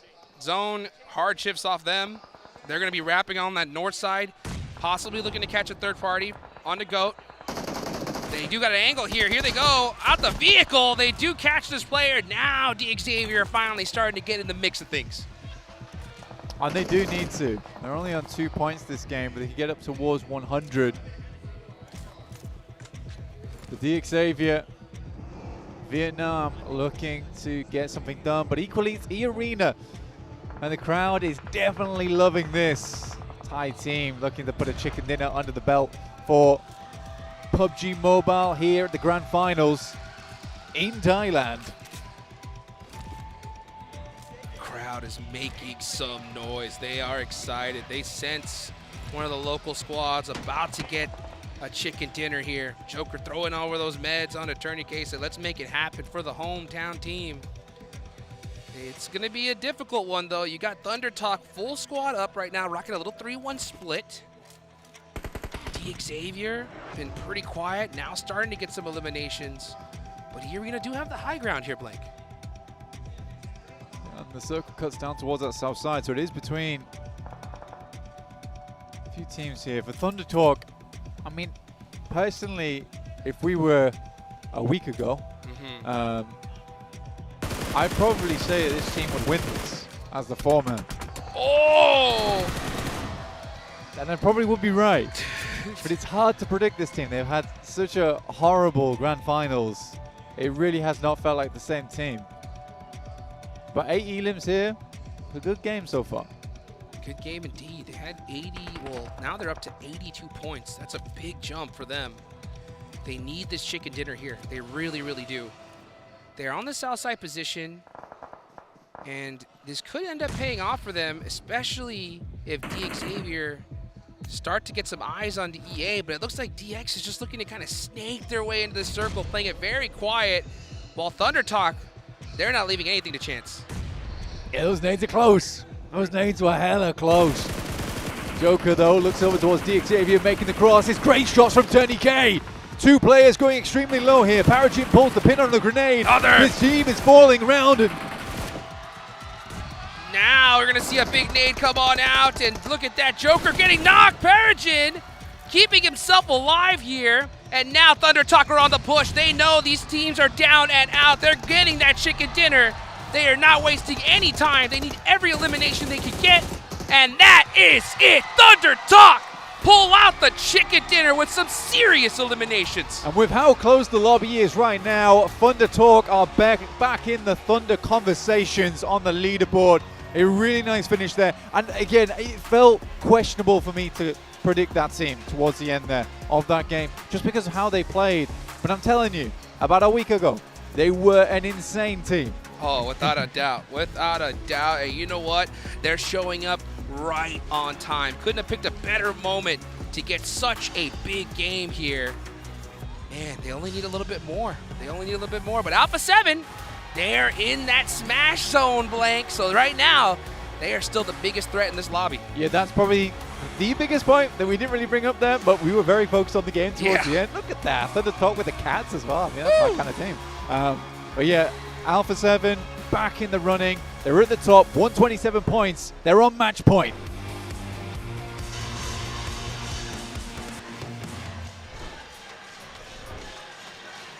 Ladies and gentlemen, we have officially entered the Smash Zone. Oh my goodness, Alpha 7 finally managing to get over that threshold. It only took them 3 maps, gentlemen. What is going on, 7? And it looks so sketchy for Alpha 7. They end up going towards Novo. And out of all the stuff that I've been saying, I was hoping I was going to be incorrect, Max, but that is not the case because they had another squad just waiting for them. None other than Kara on the Eastern Bridge. The bridge camp, Carrillo just goes for it, gets eliminated. But for the rest of the squad, they're able to step it up and get that match threshold. I think Kara were hoping it was going to be APG. We're like, is that Alpha 7? They don't usually drop Novo. What's that about? And actually, they dropped Novo, trying to maybe avoid a little bit of a drop clash because DRX, they went Komeshki northeast next to Stolber, and I think that was an attempt to try and actually go for Alpha 7. I think it was a targeted play. I'm like 90% sure that was the intent, but unfortunately they weren't there. And later on in the game, Alpha 7 find eliminations onto DRX, so a little bit of an Uno reverse card there. Now you say 90%, I'm going to bring it up even more. 99.9% because there's no reason for DRX to go all the way to Kameshki with that 2-2 split. There's just no reasoning for that. I mean, great performance in regards to DRX, wanting to maybe try to catch Alpha 7, and good adjustment from Alpha 7 being able to just readjust to what the lobby is currently giving them, which is everybody wanting that top spot. So I'm looking at this game actually for Thunder Talk. By the way, congratulations Thunder Talk. Let's talk about the win a little bit here. Is it a little bit too little, too late, TT? Yes. See what I did there? Do you like it, guys? See, the Hot jokes are starting to flow. Hot jokes, please. Save us. But actually, before this game, right, they were in 12th position. And the point gap was not that big. So actually, I'm really wondering here, Barney, can they make an ascent maybe towards a top 5 position?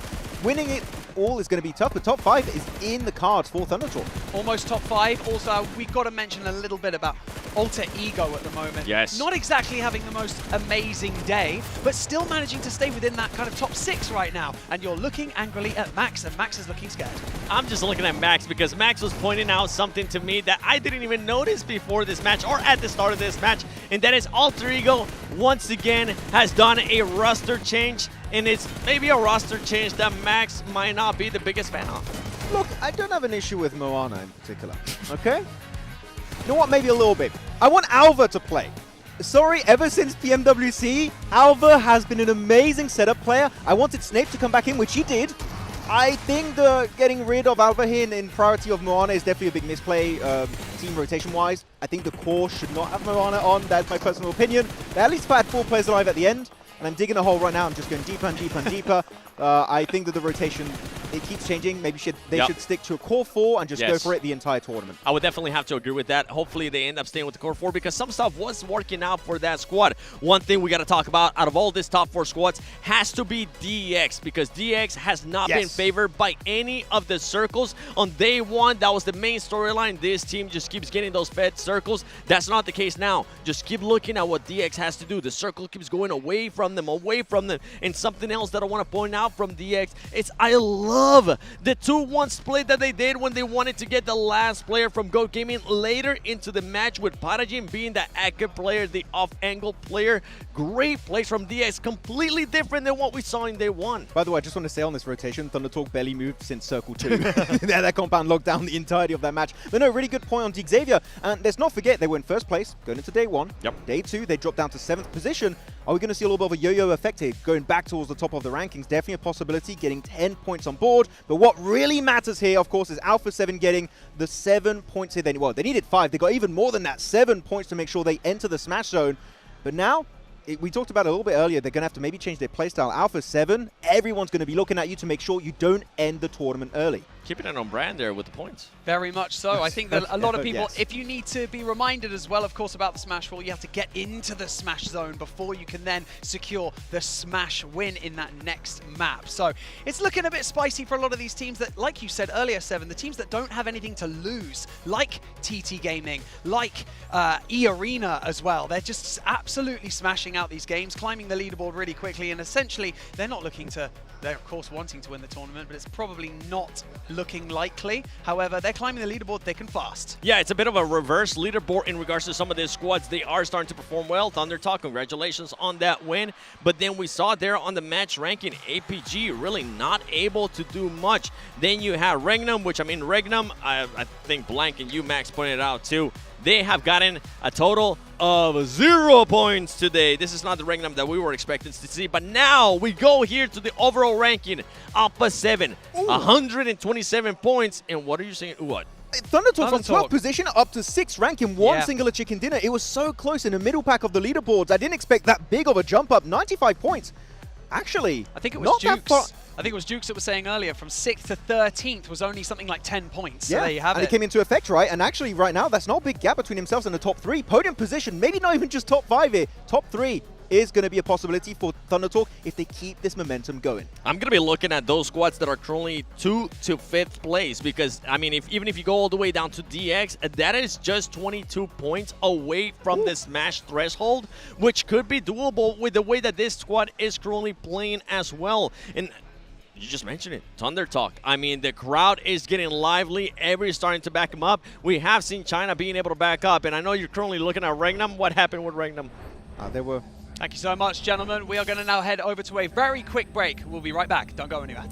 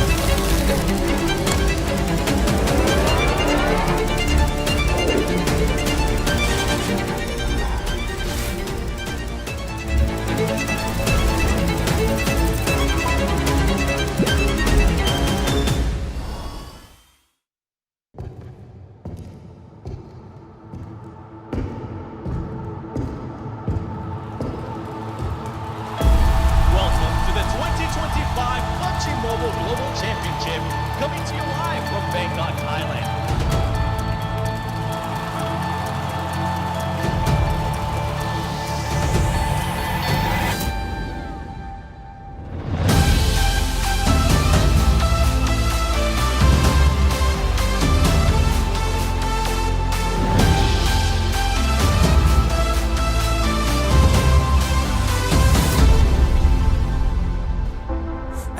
Shout, it shatters the silence in the morning. Call your name, I see the doubt. We're falling too fast without a warning. But if you stay, you'll battle by my side. They'll never ever win the day. No matter what they say, mission ain't broken, don't take what is spoken. Our path ahead is still unknown. This battle ain't over, let's walk through the fire. Wash out our fear, fight to the end.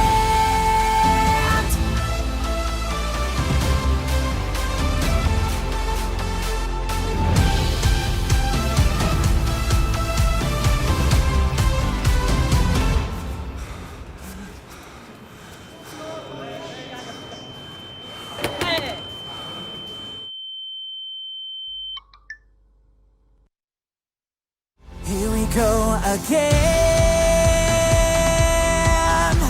The scars are still fresh, but we will overcome the pain. The lights will never fade. This mission ain't broken, don't take what is spoken. Our path ahead is still unknown. This battle ain't over, let's walk through the fire. Wash out our fear, fight to the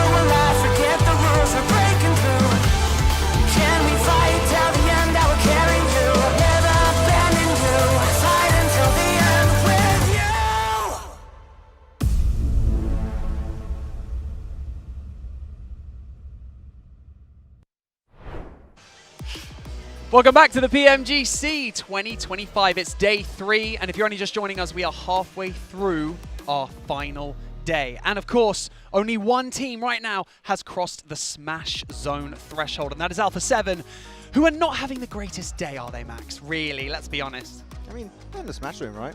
Looking at Alpha 7. But I'm with you. Yeah, it's not a good day. It could be much better. No, you know what? It's not good. It's enough, right, so far. It's enough. It's enough to get in the Smash Zone, but now we need a win. And enough is not going to get you a win. That's unfortunate. We got to talk a little bit about the phone that, of course, everyone is using right here, right now. So make sure that you check out the Infinix GT 3D series. Right there, you can see it in front of your face right now. It's the official gaming phone of the 2025 PMGC, engineered for precision, performance, and victory. So make sure that you grab yours and start to outplay the rest. And with that being said, gentlemen, as you take a lovely selfie with it, look how beautiful that phone is.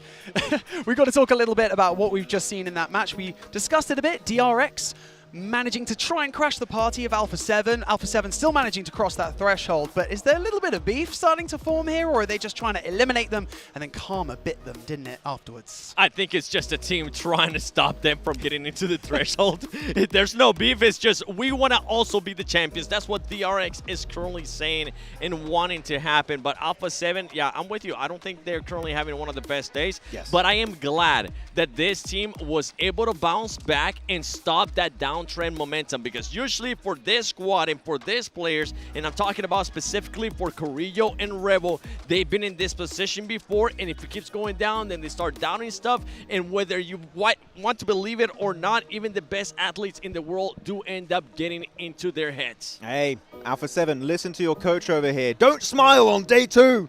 Don't. It is not good. It never works out for them. But it's also been a really big drop-off looking at Regnum Kara. They fell from 4th position at the start of today down to 10th, putting a little bit of a reverse Thunder Talk, kind of, because as it's been mentioned many times, today it's so close in the middle pack. One good game or one bad game can all give you a good opportunity to jump up the rankings or fall down into the abyss. And I know that we don't talk about it enough, but prize pool difference between jumping from somewhere like 10th all the way to up to 5th or 4th is exponential. But at this point, you know, one of those teams as well, D+ Kia, they've been climbing that leaderboard as well.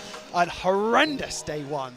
You're looking at me confused, Max. Do you feel like they're not climbing that lead? I feel like they're having a pretty good day. I'm just thinking about my next point right now. I always look a bit weird when I'm not on camera thinking about what I'm going to say next. But no, D+, we said it early on the pre-show. They won every single last game of PMGC for the last 5 days. If we do have a Miramar, if we have a second Miramar, hey, that could be a big comeback. But the win, I still feel like it's kind of hard to achieve. Yeah, I mean, with the way that the leaderboard is currently working, we would have to see some more of those bottom teams actually outperform the top teams, make sure they eliminate them, and give them the opportunity to actually fight for it. Given the opportunity to fight for it, APG only need a few points to cross that threshold. Are they going to be able to do it? Let's head over to Jukes and Blank to take us into our final Erangel of the day.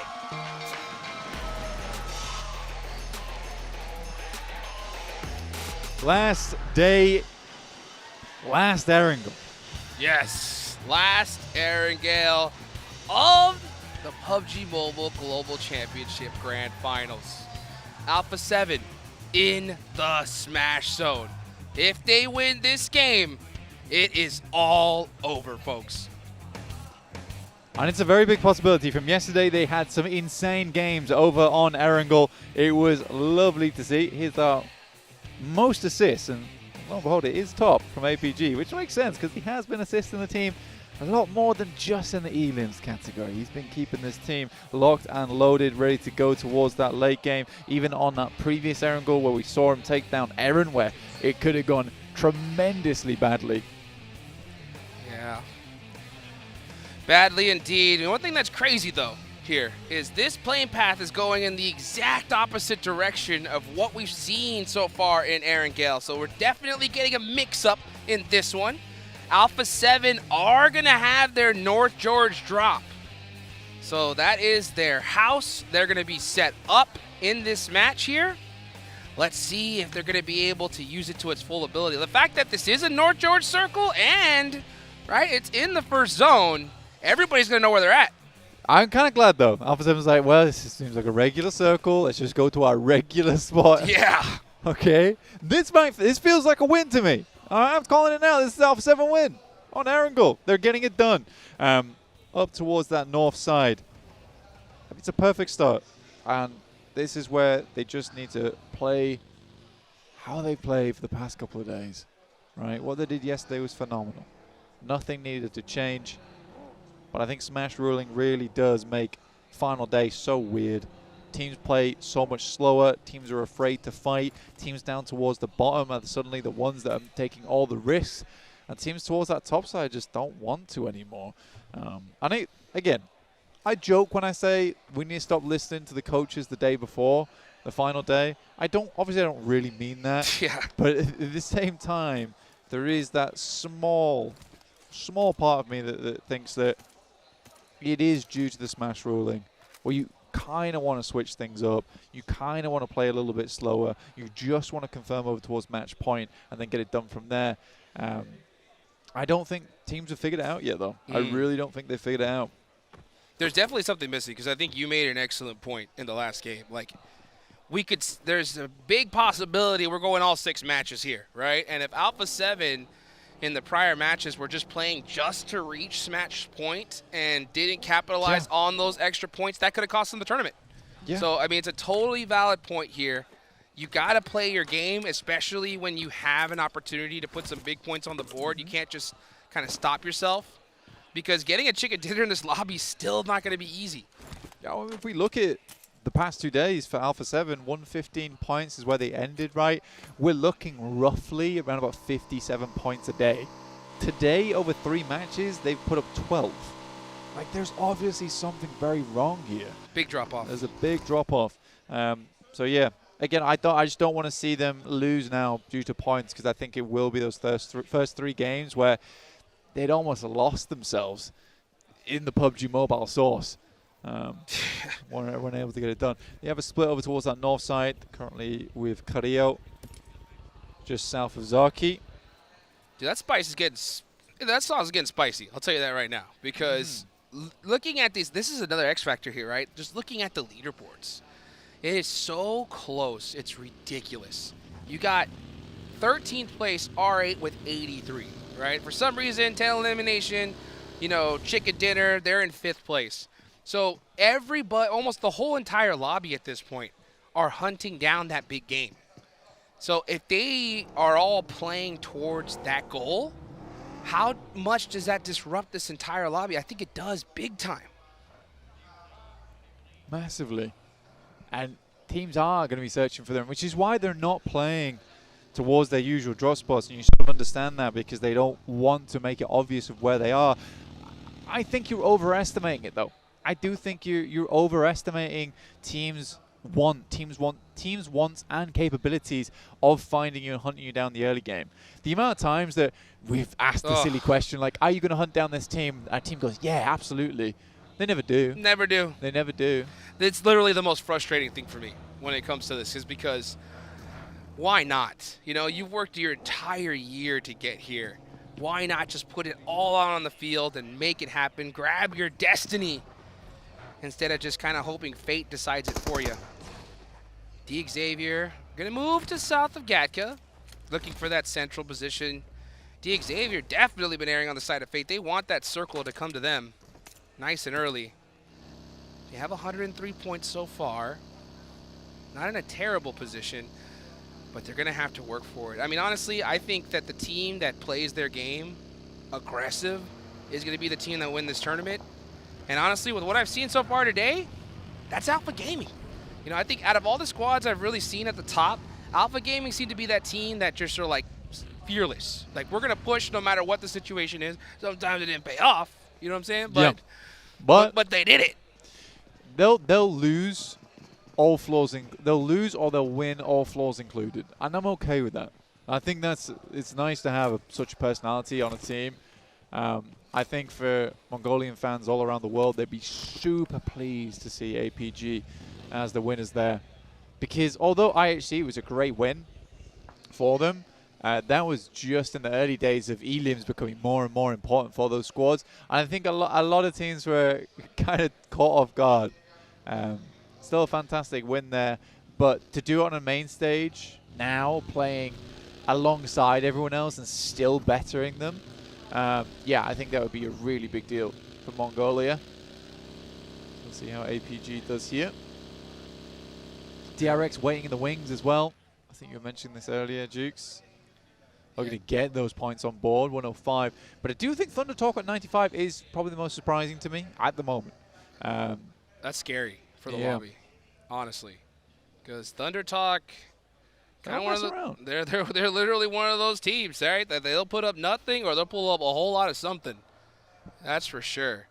And that is not a team you really want. If I'm talking about for the rest of the lobby, you don't want to see them start getting hot here towards the end. Yeah, they're accelerating as well, man. Yeah. They're accelerating. And I think that is one of the bigger issues, that because they are accelerating, you start to get a little bit scared at the top, because we're putting up like 5-7 points a game, whereas Thunder Talk is just looking to chunk away at the leaderboard. And it's a tough circle from them. I mean, they're one of the few teams actually still on the outside right now. You can see them here, sighting here with the hovercraft. Moving over on that western side. They're cutting in over towards the yellows on the coast. You can see Team Flash, the new kids on the block here. 14th place, 71 points. Definitely not something to shake your head at for a first ever PMGC performance. They could definitely jump up the leaderboards, get some extra cash themselves. But hey, look at this APG taking some shots. Say, hey, get away from us. Definitely not scared to take a fight, this team. Yeah, I love the way they break wide as well. Ooh, oh, western side circle. We got a lot of war in this bad boy. Alpha 7 would want to get a move on. They are over towards the southwest side of Everest. You can make a quick move here, but you're passing through R8. Seems like Regnum Kaya as well. Well, Regnum Kaya isn't really to be feared anymore. Dropped down to 10th. Crazy drop. What a drop. Team Flash trying to catch some EA players on rotation here. As everybody is on the move to this circle. Team Flash being one of the furthest squads, and also Thunder Talk. Thunder Talk are going to be really late on the zone. There's Zed Wolf, though. Oh my God, a point. A point, baby! Regnum Kaya, they're back! Ish? No. But for Zed Wolf, damn. First point of the day. Feels good. Uh-oh. But I think... uh-oh. For how long? Hey, look at that rotation. This is a real send from Regnum Kaya. I mean, a lot of teams are stopping off early, getting over towards the motels. But, yeah, Regnum Kaya wants to stay on that highway. Uh-oh, Revo getting knocked and thirsted by Vampire. That's Guizhou down as well. And just like that, Alpha 7 down to 2 players. It looks like we got another match in the books here, Blank. I was trying to do reverse psychology on the start of the game. Didn't work, did it? It did not. Yeah. I think for Alpha 7, to be honest with you, at this point, over this many years, I'd be pretty upset, honestly. But I don't think it's a case of, oh, haha, you know, always second place now. This is becoming an issue. It is. Where there is definitely something going on previously to that last day where the nerves take control, right? The voices start speaking in the back of their heads. They're going to nip that in the bud soon. The second guessing, more prevalent than ever. Alter Ego, though, pulling out those shotguns. Oh, EA, Turney K gets the double. They didn't even see where he was. Instant thirst from E-Arena. Now, let's see if Turney K can get another one. He's got the pump shotgun, switching to that FPP. Rosemary trying to catch him with a nade, not going to be able to do so. He's walking towards it. That was the most uncooked nade I have ever seen. It's raw! Raw! Shots from Flash, it tops at a distance. Turney K turns on them with the fear and the fire. We'll take them down. Yeah, look at Team Flash getting active. I like to see this. I mean, you got 72 points. You want to make some money, you're going to need some eliminations. So if you can catch a third party, go for it. The zone deadlocked here onto this position as well. Actually, this is a little bit on the northern side, what we're seeing. So if Team Flash want to get these eliminations, they got to clear this lobby like instantly. They got to start making this push. It's like a vampire win. It's a vampire time right now. It's a nice spot from DRX as well. Oh, my days! Mormon getting the double nade there. That's 4 points for E-Arena. And now, well, Team Flash pushed. You got to start making this move. And Flash move in. Looking to be star stunners over towards EA inside the building. Tony K popping a pin of his own. Nade goes far. Off it found Tony K. Stops cooking the grenade twice here. He's kind of wondering about it. Tony K though. Other Tony K, that is. Different K. That's right. Regnum Kaya locks the actually finding shots over towards DX8. There is a lot happening on the map right now. Yes, there is. Vampires, though, it's a clean sweep over towards the Mad Bulls. Nothing to lose from this Vampire squad, and they are getting active. We're going to keep an eye out here on this Flash fight, as they are just so gun-shy here. They don't want to lose a single player, and I can't blame them. Meanwhile, we saw DXavier get knocked to some fall damage. That doesn't feel good. See what Tops can do. He's on top of the roof. Trying to find some angles. I mean, look at this. Team Flash playing this so carefully with a 4v2 advantage. This could cost him. Yeah, Turdy K, if he hits this nade, that's going to be brutal. Nice shot. Nice shot on the win there. Starting to even things out. No way. This is good, damn. No way. Let's see what Turdy K could do. Oh, he gets knocked, though. And now it's just down to the last player. For E-Arena, it's up to Mormon. He can make some serious plays on his own, though. Let's see, he's trying to throw those mollies. That molly was just a little bit too far out the way, and now it looks like Team Flash are going to be able to get everybody up. Full reset here. Mormon's in trouble. Yeah, it's hella questionable. Honestly, the 1v4, it would be miraculous to happen. For E-Arena, just don't see it. Flash looking to finish this one out. Again, for the Flash right now, this is very much a case of them they should just be pushing. Yes. It's a single guy. Go, go, go, go. What are you waiting for? And now, look at that. That is it. You got Amori R8 taking advantage of Flash, just taking so much time to finish out this fight. Yeah, again, it's one player. You can't be dallying too long on the outside. You just got to push through because you know that people are hearing these shots. You know someone's going to come running soon. R8 knows they've cleared out so much of that northern space, so they can just make that crossing over towards the north side. Oh. And that next circle, it is very Vampire-centric. Oh, Vampire's really good on this one. They are rock solid in this zone. Meanwhile, you got the duo of Alpha 7. Gonna have to push through Regnum Karya. You got Ulf, D+, everybody on the edge of the circle. Yeah, Team Flash just rotating and now away, just trying to survive. Took way too long on that fight. Thunder Talk. Rapid pass. Obscure's down. Uh-oh. Carrillo sending away. Tail between his legs. Oh my. Just about gets into the shack there. A little bit of safety. A little bit of shelter. For how long, though? They know it's Alpha 7. Carrillo's stuck at the shack. He's got no vehicle. He's cooked in this spot. Nades in hand, gets popped back away. I think he's just preparing for the crash here, honestly. But for Even Alpha without 7, it, getting 8th place and upwards, it's still more points on board. Let's see what Alpha Gaming can do, though, right? They're starting to catch up. 2 points on the board so far. They got the full squad up and going.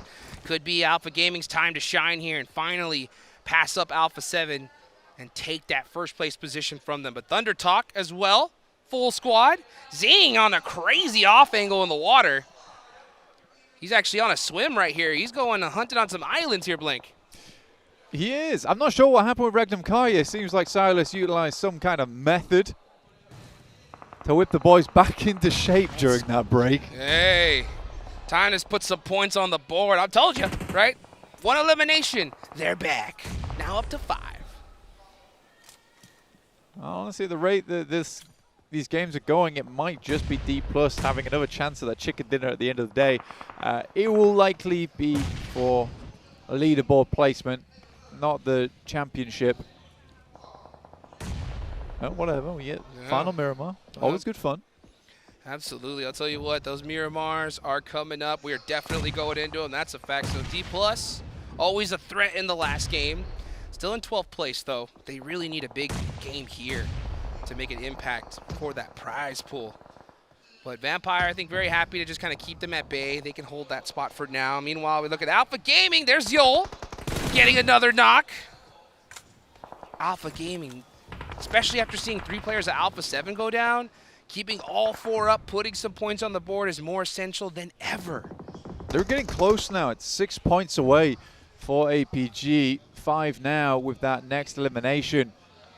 Sits them comfortably at 120. Ulf does go down in this game, 114. It's an unfortunate result because Max was talking about this as well, where after those first couple of strong games, honestly, Ulf starts to go downhill.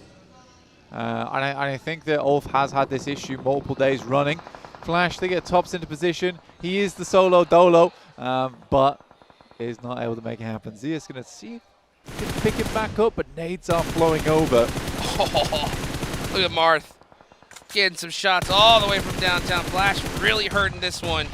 Still so early in this game, but this zone has been proven chaotic for so many teams. Oh, that's nasty. Dead center circle.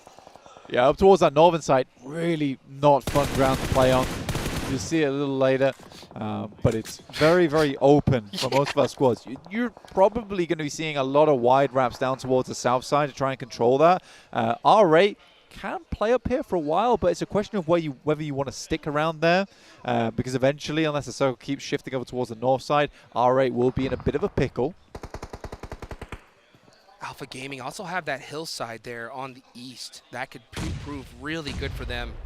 Let's see when they decide to make this push, though. Meanwhile, yeah, Thunder Talk spending a lot of time here with Goat. I know that we had Zing, though, in the water.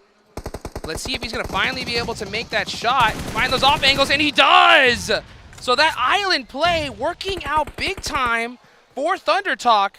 You got to keep every single player up, though. AJ is knocked, but Zing's off angle here looking so strong. This is such a helpful angle from Thunder Talk. No points in the game just yet. But looking to find them here versus Goat. And the fight is going fairly well. It's a question of whether they can maintain position, because Xing at some point is going to have to leave off this angle. Vic goes very low. Saiting looking to hold off the other player from Goat. It's Killer Joe. See what Saiting can do. He's got that DBS locked and loaded, trying to do a little bit of free fires. Can he get the shot, though? Killer Joe hopping in the buggy. He hears it. Now he's going to go ahead and cross this ridge line. Going to go and get those shots off. Gets a nice knock and gets the finish. Thunder Talk putting up 4 points on the board. Now it's time to start heading into that zone. I mean, to be honest with you, for Kara as well as DRX, if Thunder Talk hears this happening, they can send on over. And this would feel like a true Thunder Talk push, right? A full through Thunder Talk crash. And it'd be a great position to hold, because VPE, they're just sticking their nose in over here. They're not doing much of anything else. They're on the move. Xing already on the rotation, looking for that opportunity to third party this. Now this fight does start to slow down a little bit. That does make Thunder Talk second guess themselves for just a moment, though. Meanwhile, you see DRX Hyunbin holding this corner. Full-fledged first person with the S12K, waiting for someone to break that door's threshold. Meanwhile, Kara, yeah, just waiting. Thunder Talk not able to catch that third party in time. APG over towards Regnum, but this is a reinvigorated RCB. The shots are good, but Regnum Karya's taking it. It's just as good as they get. Meanwhile, Doc on the push. Now it's all up to Loxy by himself with a lay down, and that's Alpha Gaming taking out Regnum Karya. They finally put something on the board, but only 6 points so far. Doesn't matter, though. They got the placement point. They're 125 right now. They have crossed the boundary. And APG are up for the smash next game on Miramar. Alpha Gaming now in that smash zone, and they are looking to smash the rest of this lobby here. Job's not done yet. Next zone about to go up. That northern side completely all wide open. Zone does center up a little bit here. Kara are in this. Thunder Talk should have a nice path onto the circle. Funnily enough, I would say this is probably an urban finish. Yeah. This is kind of an urban finish with the way these buildings are set up. No one really wants to play on that northwest side. It sucks. It's not enjoyable. Thunder Talk could try and play this tiny hill that sits over towards the west, but it's not going to keep them up too much longer. They also already sent Xing out earlier to create an anchor point for the rest of the team, and he just got lasered. Yeah, instantly taken out. Carrillo's still alive in this match. He's holding that shack, but it's only going to be for a matter of time here. He's pretty much done and dusted. You can see Vampire keeping a great eye on him. So now starting to close, out into the smokes. This is just a free elimination for everybody, and I'll tell you what, Alpha Gaming will definitely take this one. He's going to get his 1 point. Little pre-fire there. Carrillo shimming and shaking, trying to at least get another knock, put at least one more point on the board for his squad. Alpha Gaming, the biggest threat to Alpha 7, though, at this point. Yeah, I am surprised no one's taken too many more shots at him. Vampire, though, they've been having a great game. 7 elims right now. They are holding it down. This team is not bad. They've had a great position in the circle for quite a while, but APG send in 2 now, trying to leapfrog D+'s position. They left the player behind as a backstop. Try and find some cheeky angles on the outside, but one player falling as they approach. Doesn't feel great. Nice couple nades into that gas station there. Reefus trying to find another angle here. That might be good. Oh, does a little bit of damage. The Molotovs, though, from Doc, paying off big time. I know Maxman's happy about that one. Let's see, Reefus. Can he get the finish, though? Oh, my gosh, what a nade from Vampire! Yo, that came out of nowhere. Reefus is like, oh, I didn't like that at all. Yeah, I'm surprised. Lazarus does get taken down by Thunder Talk, though. That's a chance. That's an opening for him. Yes. But they need to send somewhere, right? They got to send somewhere at some point. Got to pull the trigger. You got to make the move. I mean, look at this. Carrillo snake in the grass. Oh, getting shot now. In some serious trouble. Just trying to see if he can steal another elimination, but Kara ends Alpha 7 there. And now Alpha Gaming looking to pass them up and take that first place position. They can do it. They could easily do it on this game. Getting past 128 is not that hard right now.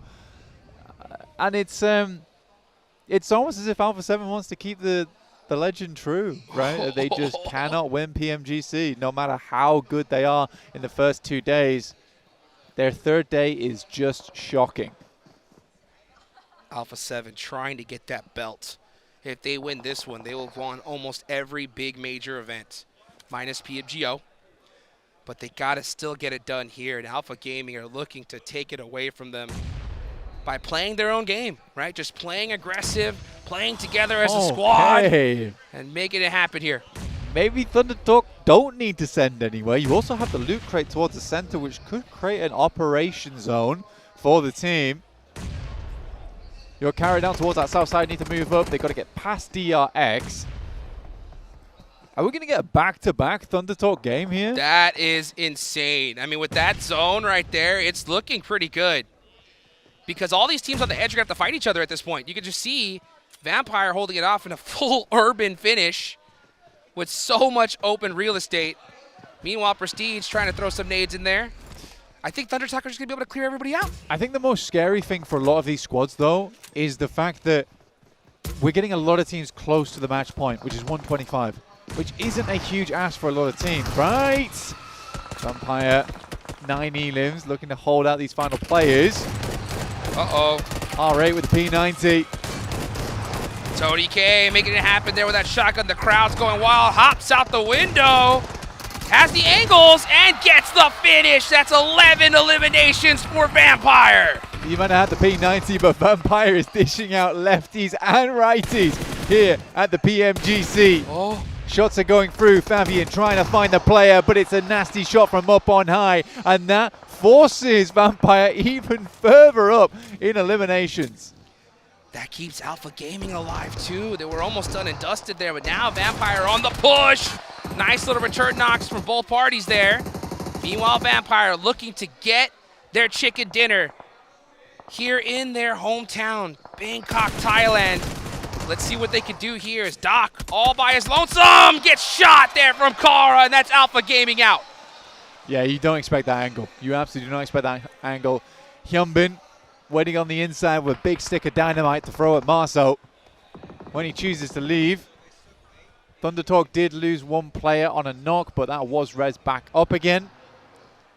Next circle is going to be the big one, right? Dude, Thunder Talk. Look at their position here. It's so good. I think that the really big thing from right now is there's a lot of angles looking their way. And a lot of angles that don't really see each other on that side of the map. So I think for Thunder Talk, as much as they want to get more points out of this game, they got to be a little bit patient here. I agree. Take your time. Don't rush into things. Don't just try to over-peak that hill, get knocked, and open the door for teams to push up on you. If you just take your time, this should be an easy chicken dinner. Gotta watch out for Vampire, though. Vampire on fire here. They've got nothing to lose at this point. And you can see Kara trying to push on in here. Hyunbin all by himself for DRX. What can he do?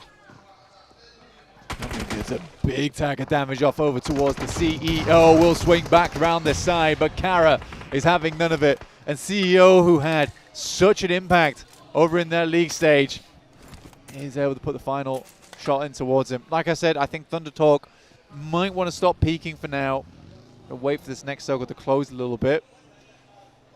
I think, honestly, Kara as well as Vampire are likely going to start taking shots at one another once this circle fully pushes them out. Thunder Talk don't need to take these shots right now. They need to wait for these high ground angles to disappear. Let the zone do the work for you. Let that be your fourth man. Poser getting shot up, but to survive a little bit longer. AJ peeked it, and that opened the door for Vampire. In the vehicles they go. Oh, that shot, They're though. sending it. Yep, they are sending it. Tony K getting stiffed arm. Knock Kings down. One player up for Thunder Talk. Oh, he did do it again, the rest. But now Vampire on the push. Up close and personal. The nades about to ring out. Thunder Talk are in huge trouble. Here comes Kara. And now back up against the wall. The zone, they do end up getting the knock. Sighting. Where is Kara? And now, oh, Thunder Talk down. Kara just waiting in the back line. Kara's just not pushing. There is a backline angle, though. AJ will find one on the backside there. Now just leaves Red Bull. AJ solo on HP, and a random tag will take him down. It's a 4 versus 1. Kara being so patient here, making sure they get this victory. Nice shot there from Red Bull.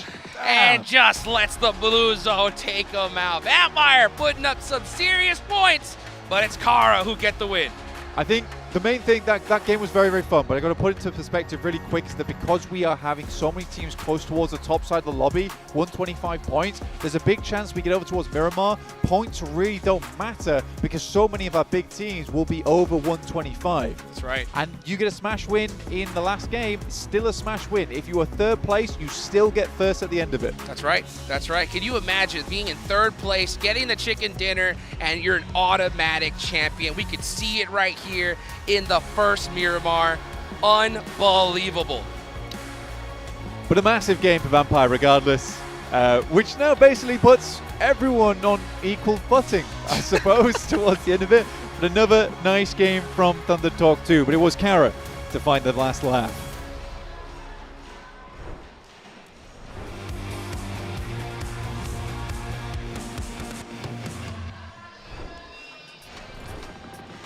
And with that, we say goodbye to Erangel right here at the 2025 PMGC. Just 2 maps remain, and guess what? This is the talk of the town because we've seen some of the bottom tier teams starting to make their way up. But Regnum Carrier have entered the chat, 7. Regnum Carrier finally waking up, getting some eliminations under their belt, getting some points. It only took them 4 matches to start getting some points. But I want to talk about something that you were actually mentioning earlier, Barney, and that is just pretty much the leaderboard flipping upside down in regards to teams that are going to be performing. This final 2 squads, Vampire and Kara, they came into this match in 15th and 16th place, and boy were they taking a lot of points for those squads looking to get into the match zone. Hey, I'm very happy about how it went, right?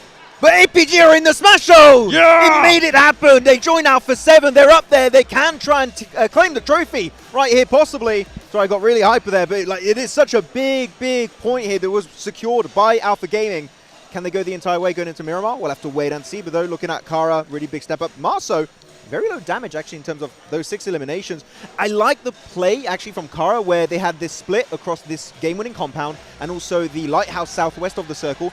They get pushed on by Thundertalk, like, this is not worth it, let's push back, take the compound, and that gets them easily in the late game as a full squad. We talk about the lower tier teams taking chances and getting aggressive because they got nothing to lose, but in that instance, Kara actually showed a really, really strong sense of patience. They actually waited it out until the zone really shifted them out, and they managed to catch a few of the Vampire Esports boys as they tried to make that late hit, right? Yeah, you could see Vampire Esports was really debating making that push towards Thundertalk. They got that first knock on Thundertalk, and they got really close to the vehicles, and they knew that as soon as they started pushing out, it was just a clear line of sight from Kara to be able to knock them. Guess what? They push out with the one player, that one gets knocked, and then they follow it up.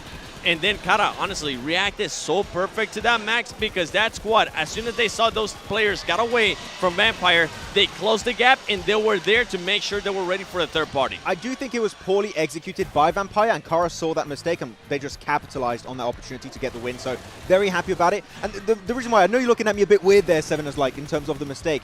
Tony K sent it to Thundertalk, which I think was the right play, but he went on such a straight line, which was very close to Kara, and they got that knock so easily. If you go wide to the northern western side, you're a little bit safer from those long to mid-range shots. Maybe you survive as a full team, claim the high ground, maybe win it. It's a small detail, but again, it's up to Kara that they like, what is that play? Yep. Get the knock on Tony K, third party it, make sure you secure that chicken dinner. And with how many fights, too, we saw Vampire Esports win in that compound, I was really hoping we would see a little bit more utility from that squad. Maybe set it up even better, set some smokes. Yesterday, we were seeing players and teams set up smokes as just as a decoy to distract them a little bit. I think they could have done that with Kara, but to be fair, honestly, 15 eliminations for Vampire Esports, they're going to be happy. Spicy from them. Speaking of utility, a team that maybe are taking quite a lot of chances, but also setting themselves up effectively, but a little bit unusually. Thundertalk managing to get over towards that lighthouse and setting up Jing on the outskirts in the water on that rock. It was really impressive, really intuitive, I think, from them as well to set up like that. But also, like I said, speaking of utility, managed to get them to save that utility, right, Max, for late game. Exactly. You always want to try and hold on to your utility as late in the game as possible. Looking actually at the rotation path, you can see that lighthouse push you just mentioned here, Barney. And actually, they scare away Kara. I wouldn't say they scared away Kara, actually. I'm going to take that back. It's just Kara playing it very smart to, again, get into the late game safely as a full team. And using that ridge, Thundertalk, knowing the terrain, like, well, that's the only high ground position. We're going to leverage that to our advantage as much as humanly possible in that game. And they get very fine that match off the back of that. So Thundertalk, day 3, waking up. They got a win on a wrangle here. They get another good podium finish.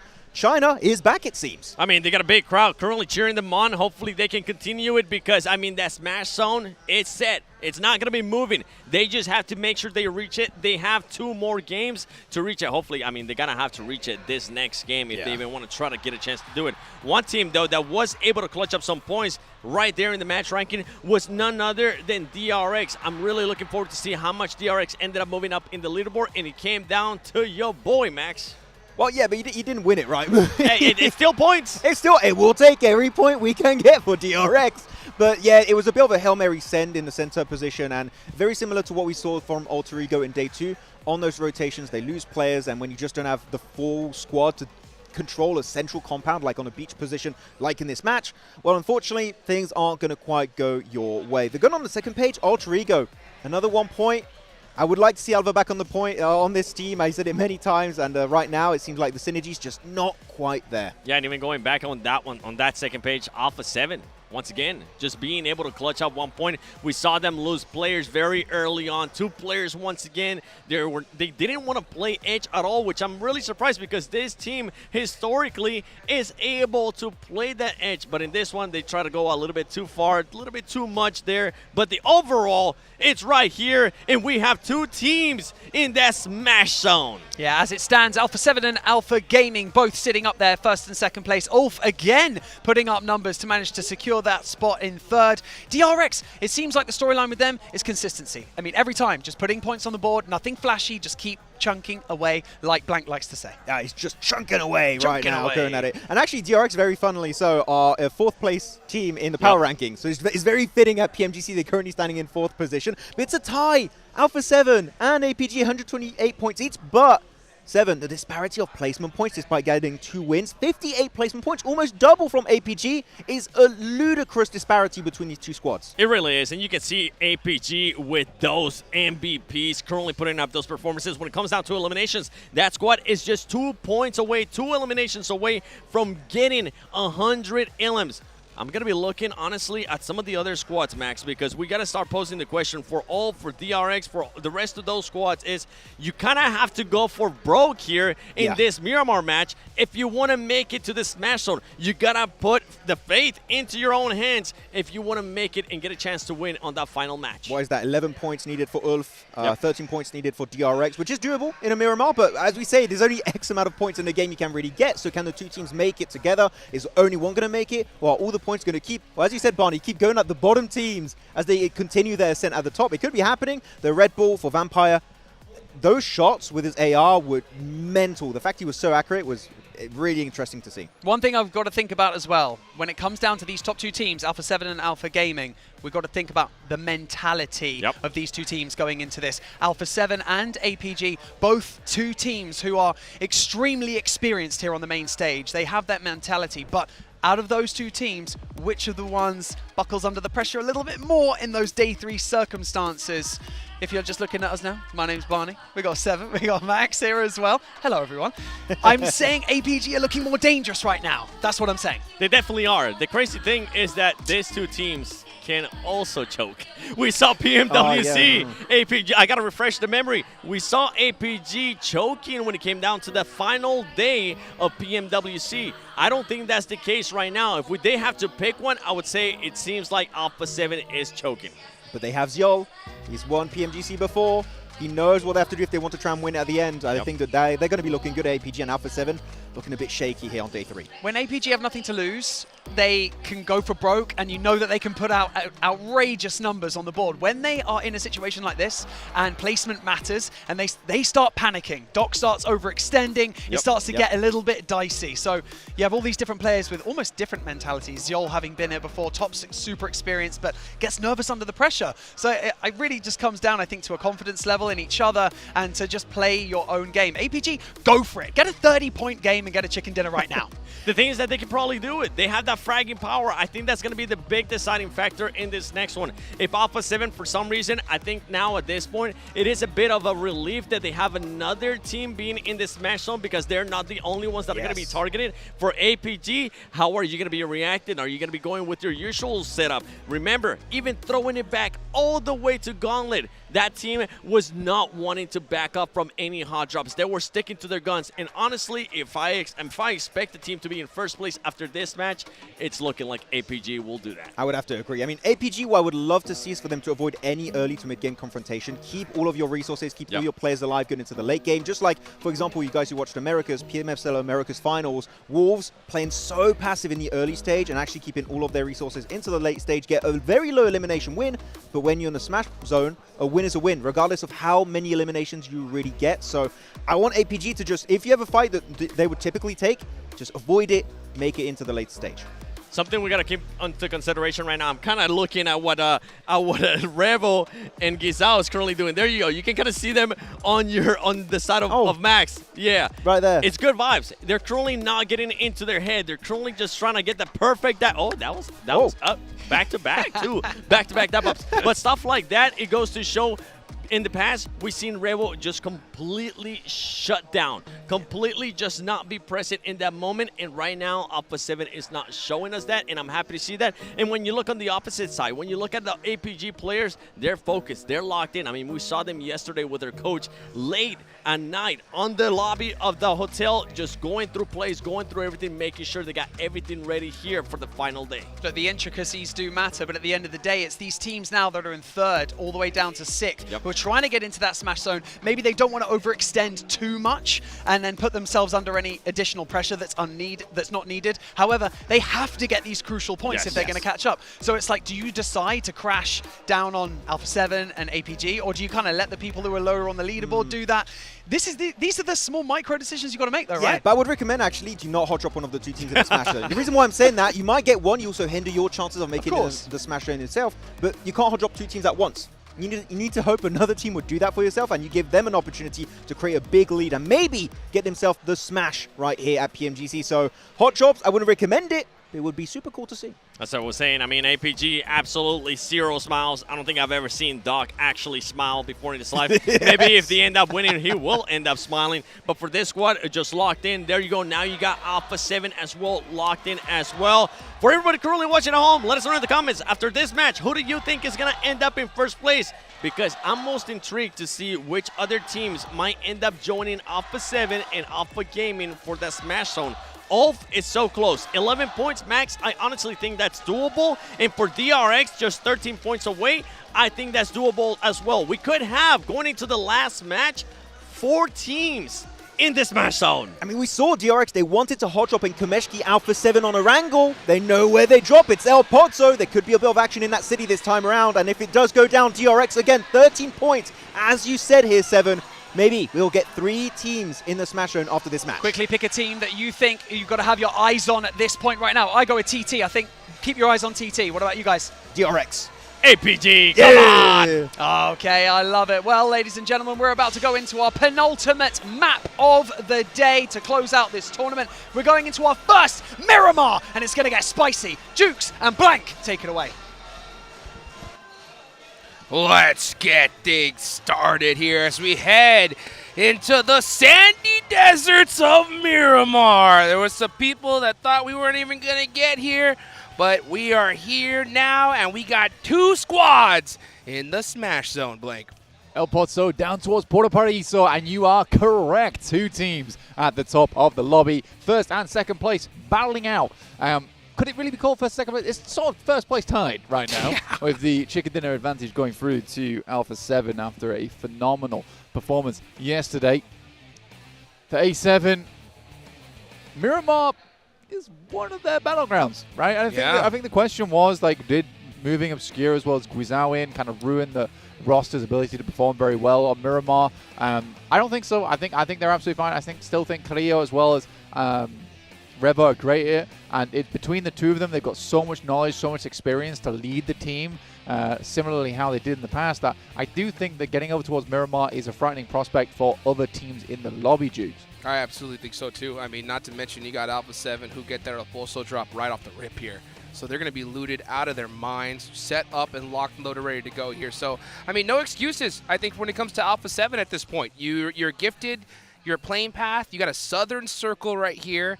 You got to be able to take this championship, right, for your own, right here and now. And we heard the desk talking about it, right? They said that when it comes to a team that's looking like they're having a little bit of a choking moment, it's Alpha 7. I mean, Alpha Gaming are playing their game, and they are making it happen. At the same time, there's still so many squads that can reach into that Smash Zone as well. Interesting. I mean, Ida out, Damar in. I feel like Ida's a very good player on the team. Off-angle player as well.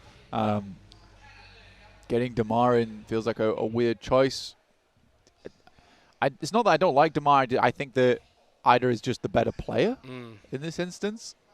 I don't disagree. You know, it's so difficult at this kind of stage because the frustrations ring out big time. All it takes is one bad push, or in the worst case scenario, you have one of those situations where the IGL is like, we should either go left or right. And you have one player who disagrees, and if that doesn't work out, it creates an You're off the tee. Yeah, it causes so much tension among the squads where they're like, you know what, just get out of here, you know? Yeah, no, I think you're right. You know, frustrations in league stage are relatively quiet, but in the finals, they get loud. PMGC code redemption there on your screen. PUBG United here for the first time in 2025. I'm going to redeem that code in-game to pick up your rewards. Get him. Get him. Get him. Gotta be done. Tell that to Carrillo as well. See what he's going to be able to do here. On the move. Out early. I love this. Now, this feels a little bit more Alpha 70. I think they're in Miramar. I think they're a little bit more relaxed now, considering that they're so comfortable on this map. They shouldn't be relaxed at all when it comes to the leaderboards. That's a fact. But they looted El Pozo super fast, and they're on the move.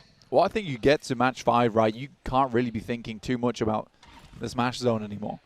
Right? You have APG alongside with you here. You just got to play it out, right? Try and get as many points as possible. If that leads to a win, that leads to a win. Because a lot of games that do end up with 11 elims, 12 elims, those are games where you've taken it into your own hands and you pick up the chicken dinner because you cleared out that space. And I think that's one thing that Alpha 7 used to do so well in the past, over 2 days at least, where they cleared out massive amounts of area. And because they were so confident in their ability to fight with the gun skill on side, it didn't really matter at that point because they were just commanding so much zone. Just dominating the lobby. I mean, that's what they did. They could just bully pretty much any position. And, you know, I want to see that again here from this squad here towards the end. Just see them play their own game. You know, and it makes total sense looking at their early play here in the last day. The only thing that makes sense to me is that they were just playing for the smash roll. You know, just playing it very quiet, trying to get those points. I completely agree with you, though. It's time to just put some points on the board. And that is Doc done and dusted. Off the rip, first player out. Not the dockening. No! Please. Here comes the rest of the team. No. Not the dockening. He's a little too separated for that. Yeah, it's a little bit of a split there, but I mean, funnily enough, right, the only reason that happens is because Rosemary's doing the same thing. That's true. Rosemary was so far away from the rest of his team. It's literally the 2 worst nightmares of the squad, is that Doc and Rosemary clashing. Because no matter what happens in that 1v1, whoever dies is not getting back up again. That's a fact. You know, the team is not there to assist. So, you know, Doc may have inadvertently created his worst nightmare, inspiring Rosemary to play like this. This is the second to last game, you know, and going out that fast. Yeah, while just it trying to denies loot. you the chicken dinner. Oh, right? man, it is brutal and demoralizing for the whole squad as well. Because you need, a lot of these fights, you sort of need that 4th man to sacrifice towards the end game at times just to get to those great spots. All right, if you don't have that 4th guy, that means you have to play real slow from now on because you have no pieces on the chessboard to put aside, right? Sure. You have no pieces on the chessboard to bait with anymore. So it hamstrung their whole game here. Yeah. And then we only have 1 match left, and we know how crazy that last game is going to be.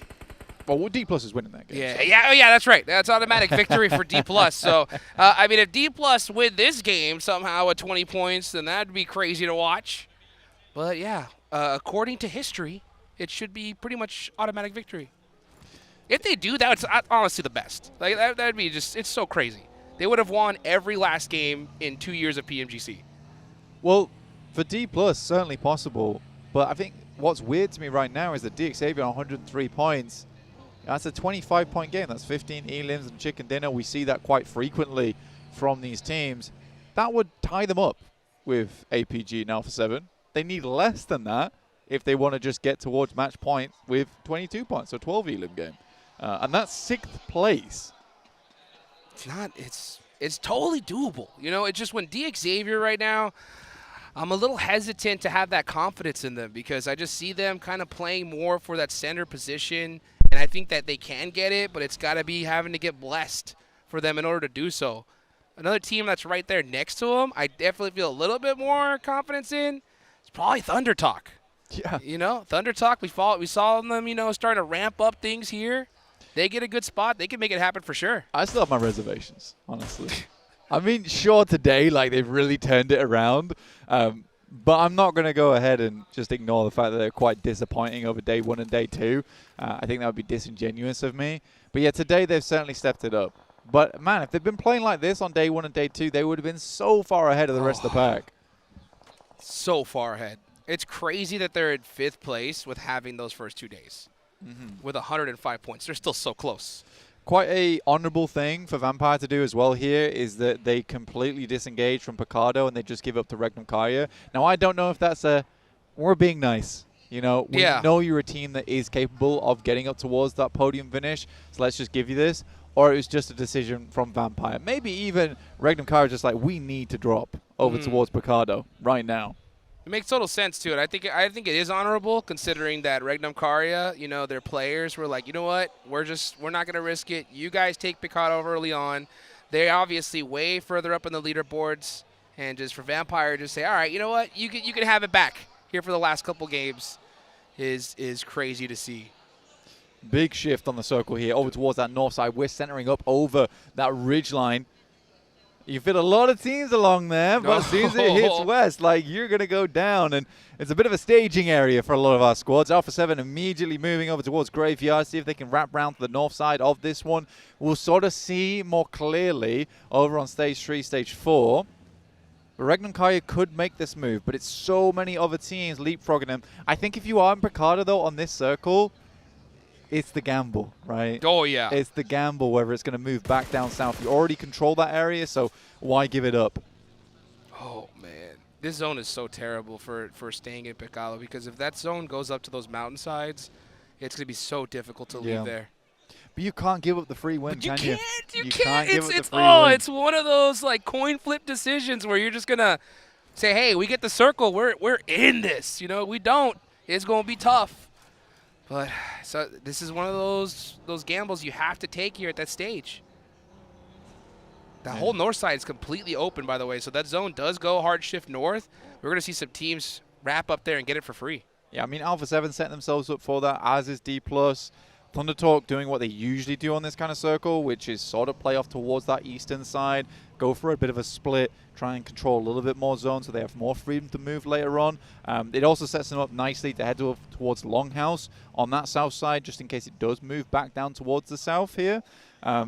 Overall, pretty interesting circle with a lot of moving parts. Absolutely. Speaking of moving parts, I was looking at the map, Pete, trying to find out where the heck APG is. I don't see them anywhere near in this circle, and they are all the way on the south side. So they're outside of the zone, gonna have to sneak their way on in here. But pretty much majority of the major POIs in the center of the zone, they're all taken already. Yeah, there's no space. There's no space left at the inn. For DX Xavier, they're getting themselves headed up to a location where they can play off the ridge side later.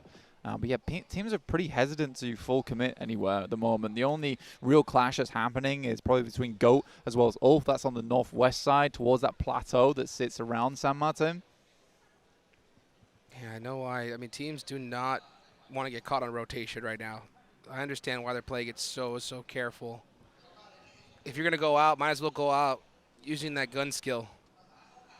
Well, let's see right now where this next zone is going to go. You see Alter Ego there? They're still in the blue zone. APG finally make it on in, and we get that hard shift to the north. It's off to the races for one of those few spots left in this circle. Regnum Kaya have to move. Like we said, they had to gamble on this, and they certainly went for the gamble. Unfortunately, this time around, they do not win out. Snake eyes. It is snake eyes for them. E-Arena over towards the southwest as well. I think E-Arena's done quite well today. They get up to 89 points. I think they've been really giving it to stay in that conversation towards the middle of the pack right now. It's Mad Bulls who control the majority of that northern zone. And Alter Ego who made a really, really long rotate over towards that north side, Jukes. Pays off. Pays off. Vampire. Look at that. Gonna lose a player there. Down to 3. Great last day for Vampire. I love the fact that they really put everything out on the line for their home crowd. Love to be able to see that here. Warman's going to go down there for E-Arena, and he's not getting picked back up. No, it's very unlikely. That's a fact. And they could try and get over towards him, but again, it's very dangerous. DRX, 2 South Korean squads going at it. QXZ. Got him. On live support there for just a second before Nolbu's able to take him down. That clears out a little space on the south side there for D+ to mess around with going forward as well. But what a rotate from Thunder Talk. They get right over towards that ridge line. They're set up on the high ground, so they controlled most of the important space there.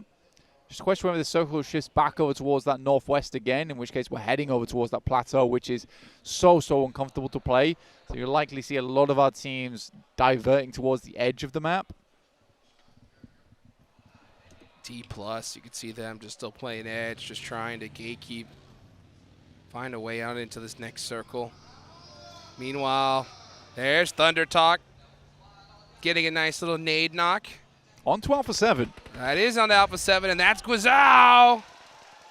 Hurting really bad. Revo gets knocked as well, and Thirsted. Alpha 7 again. Can't make it happen in this Miramar. It might be done. It might be done. I feel like the way that Alpha 7's currently playing is just not up to scratch for the rest of this lobby. They go for a 2-2 split. It's hesitant, right?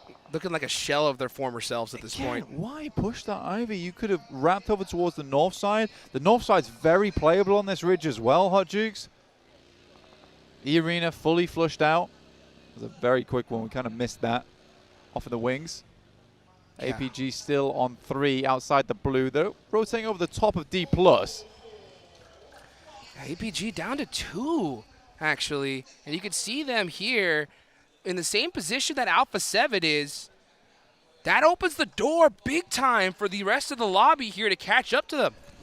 What I'm talking about, if Ulf gets a good game, if Thundertalk gets a good game, suddenly you've got 4 teams in the smash zone. Even DRX, but I think DRX is slightly less likely to have a strong match off the back of this one.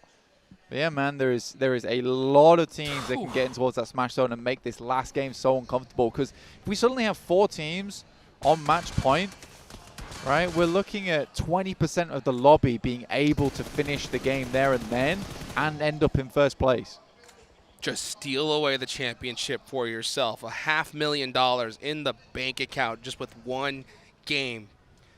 Let's see right now as APG are on the rotate, just trying to survive here, but Lemon has got top in his sights. He's in big trouble, though. The shots, the third party ends up saving top for a little bit longer. They end up losing one of their players, though, so now it's, yeah, APG down to a single solo. Just top remaining. And they try and make the rotate over towards the north side. But it ain't happening. It ain't happening. Bose goes down. There's Chips. Uh-oh. D+ putting up some points in Miramar. Just a little pregame to their last Miramar of the day. We head on over towards that northwest side, Jukes. Yes. So we are on the plateau. That is rough. Very, very rough for a lot of our teams. Thundertalk do need to move. R8 have a fairly nice position, honestly, alongside those concretes on that south side. Kara also, similar position, but further south. Magnum Kai, how are they doing? They lost one player on a knock who's trying to crawl back up to the rest of the team. We'll see if that is resable for them. Looks like Carrillo got a knock, so you might be able to get that thirst on the tops. Let's see if that does end up bringing out. Meanwhile, Chips from D+, just throwing out some smokes, playing it very, very carefully here. We got that plateau finish. And right now we're going to see Thunder Talk. This is that team, I'm telling you, you got to watch out for. They're heating up at the end of the final day. They have the full squad up. And with Alpha 7 and Alpha Gaming hurt so bad, this is going to be such a close one in the last match. Yeah, last game is going to be weird. But again, like they've left the points so limited. If we imagine, you know, it's 10 points to get to match point from the first place team after the second day. Both squads, APG and A7, have only cleared that by 13. For Alpha 7, that is not enough points, and teams are catching up, and I think they're just going to lose to points from teams underneath. That's what it's looking like. That's what it's looking like right now, because Alpha 7 just cannot seem to get it going here today. After such a wild day yesterday, such a lead, gone in just an instant here. See where this next circle goes, though. Alpha 7 do have a duo. They are center of the zone. Got Mad Bulls up there on top. Thunder Talk with some high ground as well. And it goes on over to the southwest side. That is grim. I don't know how Alpha 7 got here, by the way. That's actually a very nice rotate. I'll give them that. Lovely spot on the map for them. I mean, Thundertalk could crash here, but as 2 players, a little bit hard to hold. But again, by the time you rotate over that side, there's going to be so many teams looking at you. Alter Ego down to just Krypton, and he's doing his absolute best to keep his team in the game. And it's not going to be enough. Alter Ego just not able to win fights here on the final day. Goat taking advantage of that one. Meanwhile, you got Ulf. They know what time it is. They noticed that Alpha 7, Alpha Gaming are in trouble. They're keeping all 4 up, 0 eliminations. They're going to have to start getting some sooner rather than later, though. They are on that north side, so there hasn't really been a lot of opportunity for it. Loxy getting rezzed here, but it's Kara. They can see them. 2 Turkish teams clashing once again here over in those south concretes. I don't think Loxy stays up. It's a nasty nade over towards the back line. The Wolf has to buy back, though. And it really is the lone wolf now here for Regnum Karya. Zed Wolf, let's see what he could do. MG3 is down. Lewis. Oh, CEO! Who needs a parachute when you got a buggy? See what Zed Wolf could do in the 1v2 situation. Nice little peek there, though. He's going to watch out for the left side, and it's not going to be enough. Regnum Karya out early once again. CEO goes base jumping, right, with that little bonus from the end of the year. That's Regnum Karya down. I think it's been a sad day 3 for a lot of squads. Yeah. In particular, I mean, I've complained about Alpha Gaming, but I mean, Regnum Karya's day has been even worse. It's been a very, very unfortunate event for that, where a lot of our big teams, a lot of our big names just have struggled to really get off the mark here. Again, I think the Smash Point does just create such a horrible scenario for teams. They get so in their heads about it because it can change how everything works. And it certainly changes the way people play on day 3. For the better or the worse, we'll have to wait and see here. I'm looking over at the players right now, and I'm looking at Regnum Karya, and they are not happy at this point. A lot of frustration, and it makes sense right now. They just could not get it going here today. Let's take a look, though, at Top by himself, trying to sneak away some more points for his squad. Flat tie between the 2 alphas in the lobby. Right now, though, the biggest threat is Ulf. Ulf with the full squad. Got to get going. That's Top out. So Alpha Gaming, 0 points in this one. And with 9 teams remaining, Alpha 7 might be able, with this position, to sneak away some placement points. I mean, if they keep doing what they're doing and picking up 1 point per game, I mean, I'm not too impressed with that, to be honest with you. Yes, you're getting to placement points, but is that really changing all that much? Is that 1 point going to be enough? You grab it anyway. I mean, 1 point was enough last year. That is true. So, that is. I mean, maybe I'm wrong there. Hey. Circle does cut them out, and we are straight back into that open zone. What a disgusting second to last game this is.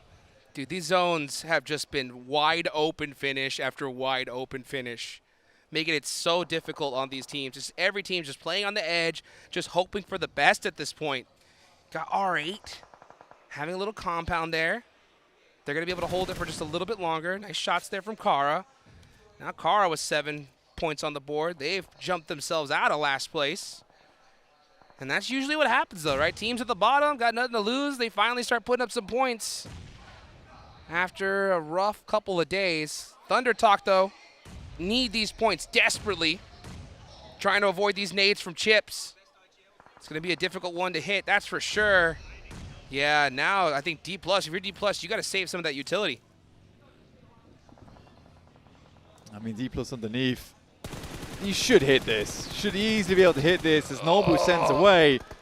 Obscure from Alpha 7 will find Chips, but does not get the point off it. Stolen away by Xing. And Thunder Talks up to 5 elims. Once again, they got a nice little fan area over there in the crowd. They got a flag that's waving. Nobu will find Damar on his lonesome with really little to no defense on that. No counter-attack at all from RA. They were just accepting that Damar is now gone. 1 match left after this. This is such an important one for quite a few squads. Ulf with 1 elimination, Thunder Talk with 5. The Xavier, no, only 1 so far, but they still got 3 players up. They are going to play in that edge. Will they go for this third party here? It's going to be a tough one, that's for sure. CEO, though, cheeky little angle, putting some pressure on the Thunder Talk. King making the cross, will get taken down, but not before running out of ammo, and he might just get out of dodge. Behind the tree, at close range, cannot find him. Finally gets a little angle. Thunder Talk down to 3 there. They almost got their boy back up again. They're sending in P90 on Nolbu, a dangerous opposition inside the building. Xavier, better late than never, I guess. Here they go on the push, and they are just getting shredded as R8 were just waiting for this. Xavier taking their sweet time and getting absolutely demolished. Still 100 points. It's not bad indeed. It's not bad indeed. I think that's a nice place to finish here for Xavier. It's a shame that the gun skill, not the gun skill, but at least that firepower in those team fights, the 4v4s just wasn't really there for Xavier this tournament. Uh-oh. Obscure, Carrillo in the dip, very nadeable, gotta be careful. That's Xavier out of there. R8 put some more points on the board for themselves. Okay, there's Flip, gets the nade onto Obscure. That right there was an eviction notice marked and booked for Carrillo. He's gonna have to be careful. Obscure trying to back himself out of this one. Looks like he might have just been able to crawl to safety there behind this rock. But with this next zone shift, Mad Bulls are looking really good here, Blank. They're looking real nice. I think the big one, though, is Ulf. Yes. Ulf on that side, 115 points, looking to break 10 this game. Get themselves over towards match point. I love this lineup from Thunder Talk, though. Able to sidle in ahead of R8. And they know they got to leave at some point. Looking at the leaderboards, R8, if you're R8 at this point, you need to just try and destroy the whole lobby. That's what you need to do. If you're Thunder Talk and Ulf, you're just going for the win. And Alpha 7, just sneak away any point you could possibly get your hands on. Meanwhile, the Mad Bulls starting to put into some work on Ulf. Huge fight right here on the side of Ulf, and Solus gets the first knock. And now they are on the push. They know they need every single elimination they can get. Aaron in the front line. Got that UMP. Lemon blocking down those nades, but look at this on the other side. Thunder Talk getting into it with R8. Yeah, sightseeing from that sideline. Shing healing up right now. AJ is down, but they might be able to clean house here. Get 9 elims total if Kara doesn't start stealing away. Uh-oh. That will still sit Thunder Talk at 8 on this game. But even this team can potentially clear over towards 125. It's going to take a bit bigger game than this. That's going to look pretty good. I'll tell you, you can't be mad at that. That's for sure. AJ getting rezzed. Let's see what Thunder Talk can do as a duo. They still have a third person up as well. Let's see what they can do. But now we look over to Ulf. They're in a perfect position here. Only one elimination so far. They got to get this win on the Mad Bulls without losing another player. Pusher's got that nade, though. Oh, just missed by the skin of his teeth. Solus, he definitely felt that one. But he cannot leave this position. He's got the shotgun. Ooh, gets hurt really bad. And now Ulfer looking in big trouble. Lemon looking to take advantage. Gets shot in return, though. Back and forth. As now the blue zone is starting to push both these squads. Pusher pushes up. Ulf with the high ground. Shuts him down. There's going to be a huge game right now from Ketch. And he really does put in the work alongside with Aaron. Aaron Prime here over at the PMGC Grand Finals. But the teams are starting to get sparse, Jukes. Uh-oh. The teams are starting to get sparse. Uh-oh. And I see one squad right now who are down to 2 but have weathered the thunderstorm. But can they weather the thunder? Oh boy, Alpha 7 with 2 players up. Looking real sneaky in this one, especially considering that Kara and Thunder Talk are outside of this circle. Can they find a way to steal away a chicken dinner and finish the tournament right here, right now? It's going to be so difficult to do. Teams usually will check this spot as well. They'll know it exists. So that's Alpha 7's weakness. They have 3 grenades, which is 3 more than at least 2 of these other teams, in Kara as well as Ulf. You can feel the tension in the air, the crowd so silent, trying to hope for Thunder Talk to make something happen. The nade, oh, just short of Aaron. Big shot still from Obscure! Solus, what are you doing? Get Solus! The next nade comes on out from Carrillo. Just short. Alpha 7. Pushing them in here. Aaron will find Carrillo. It's a good step up from him. But now they know they absolutely need to take down this team. If not, try and lead Thunder Talk over here. And AJ will finish off Carrillo. And it's a ginormous game from Thunder Talk so far. Oh! If they clean out the rest of the lobby, they hit 125. What a huge game for both these squads. Ulf and Thunder Talk at the top of the leaderboards right now. It's anybody's game. This could be the win that locks you in as our champions. With one match left to go, who knows what happens? You need every single point you can get.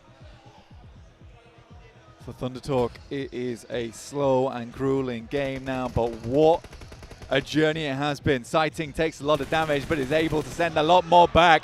That is a lot. This is good time for Thunder Talk to start rotating out to try and take some space, but Solus is holding them down. Sighting has to hit the deck and Ketch finds some room to move up.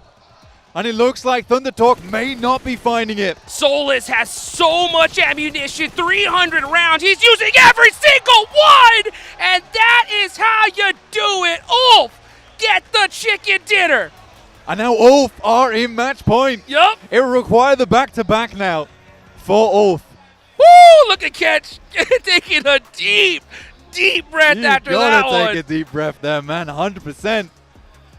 But to be honest with you, for Ulf, what a day it's been today. Aaron, who had been one of the rookies of the year, now really showing what he can do as he has developed that experience over multiple years now on a team where he sits shoulder to shoulder with some of the best in the business. For Thunder Talk, did it take them close enough? Oh, that's the question. That's the question. I can't wait for the desk to break this down because we are going to go into that final match of the day. That's the question, isn't it, guys? Have they done enough, Ulf and TT Gaming? We said it before they went into that match. I said Thunder Talk with the team to look out for. They made it right to the end, didn't quite secure it. Ulf, an impressive performance. Max is looking dicey. What's happened? I think Thunder Talk missed out by 1 point. And my math is really bad, and I hope I'm wrong, but they might have just barely missed out. They needed one more elimination at the very end to get 14, and with the 6 placement points for second place, it would have been 20, and they needed 20 points to be in the Smash Zone. I think they miss out, but Ulf here's 7, just what they needed to try and make sure they do get in the Smash Zone alongside Alpha Gaming and Alpha 7. We talked about those teams that wanted to get that opportunity going into the last match to actually go for the win and win via Smash Rule. Ulf able to do that, and honestly, I gotta wait and see what's gonna happen with the leaderboard math. There, Max, because if it is just by 1 point that Thunder Talk's not going to be able to make it, it's going to be heartbreaking. But I think they did enough to just push themselves to still contend in points. I think, historically speaking, in PMGC, this is the closest we've ever had. A last game with the Smash Rule in mind right now. No idea who's going to win it. Literally no clue. Still yet to have a Smash Zone win at a global LAN event at this point. And we'd be really excited to see it happen right here, right now. But you know what? We've got to talk a little bit about Alpha Gaming and Alpha 7, unfortunately. Just the wind gets taken out of their sails, doesn't it? Early game, both of them losing players. Was it overextending? Was it mistakes were made? Maxman, talk to me. For Alpha Gaming, I think this is one of the worst circles you could give them. They're Chumacera team, and it goes on top of the mountain between Picardo and San Martin, and they rotate late, which is normally not a bad approach, but when you have a circle that just keeps going to the high ground position, all the teams are already parked up on the high ground, meaning that you're going for late rotation, you're going to get lasered down instantly. Alpha Gaming, they could have made it in, but I feel like this is a circle that's given to them in the worst moment possible, and they were just not quite able to deliver. As compared to Alpha 7, they were able to make it to the mountaintop. That's only a duo of Carrillo and Obscure. Yeah, for Alpha 7, I feel like they still had the same struggles. They were working their way from the east, trying to get into the circles. They end up losing players. Thunder Talk made sure that they stopped any type of push that Alpha 7 was going to be doing as well. Thunder Talk, not only did they end up performing well in this match, they were actually being just a big old pain in the butt to those top teams when it came down to the Alphas. There was a big thing about Thunder Talk, actually, storyline-wise. The community's always saying, normally Thunder Talk, great team in the league stage, terrible team in the finals. They want to try and put those rumors to bed right now. They come back. Again, they were in 12th position. What a comeback for, like, on the last day. What's going on, Thunder Talk? I am loving what we're witnessing from this team. A key point as well from the previous match that we saw on Erangel. Patience. playing a huge part in getting to that end game. Kara Esports have shown it already. It was Ulf in this last match, showing that patience on the northwest side of the zone and managing to just stay patient, choose their moments carefully, and ultimately made them get that winner chicken dinner.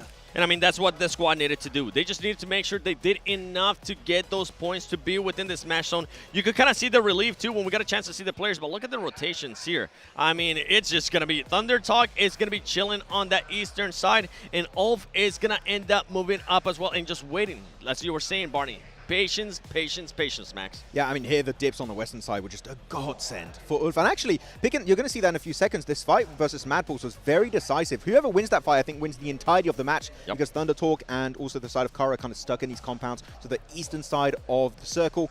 But Madballs, also the gatekeepers of the northern side, really good use of the cliff moving in, but Ulf was stronger. Eren in particular, what a clutch in that fight versus Madballs, and that helps them to secure 18 points, which I do believe that was going to be enough for them to make it in the Smash Zone. Oh. I do believe, right? I think Or did so. I calculate wrongly?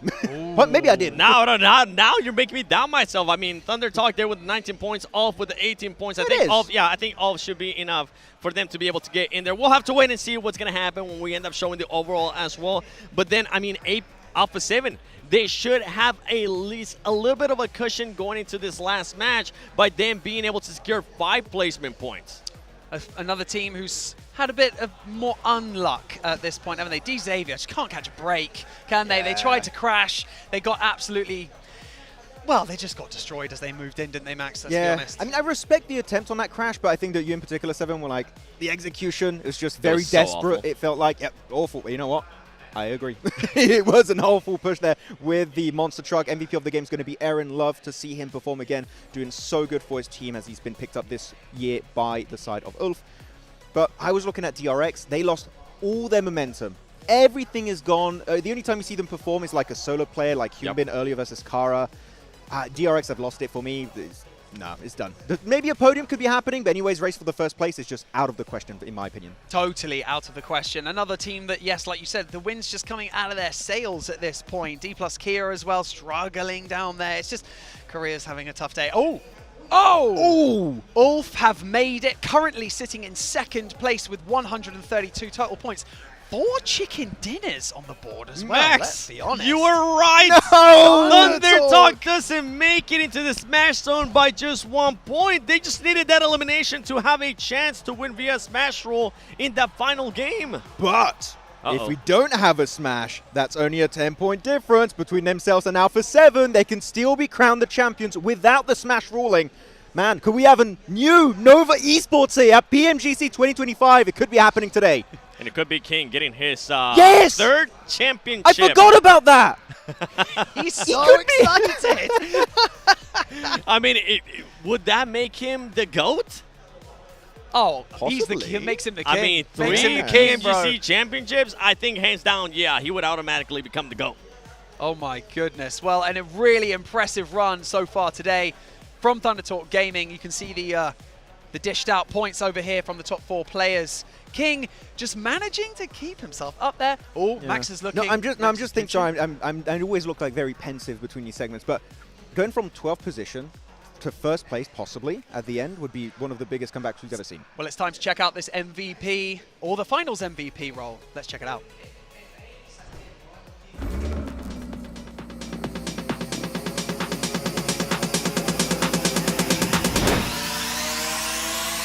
Stay focused.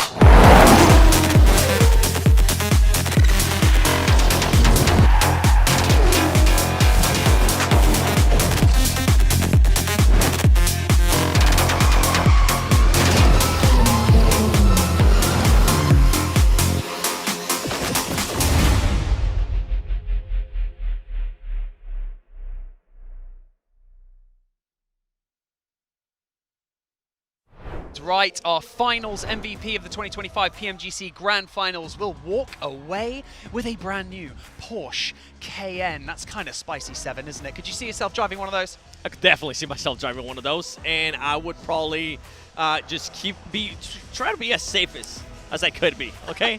that's all I'm going to say. Are you alluding to the fact that you're a bad driver? What's going on? No, I'm a great driver, but that thing looks amazing, and I know it can go fast. I would want to just go.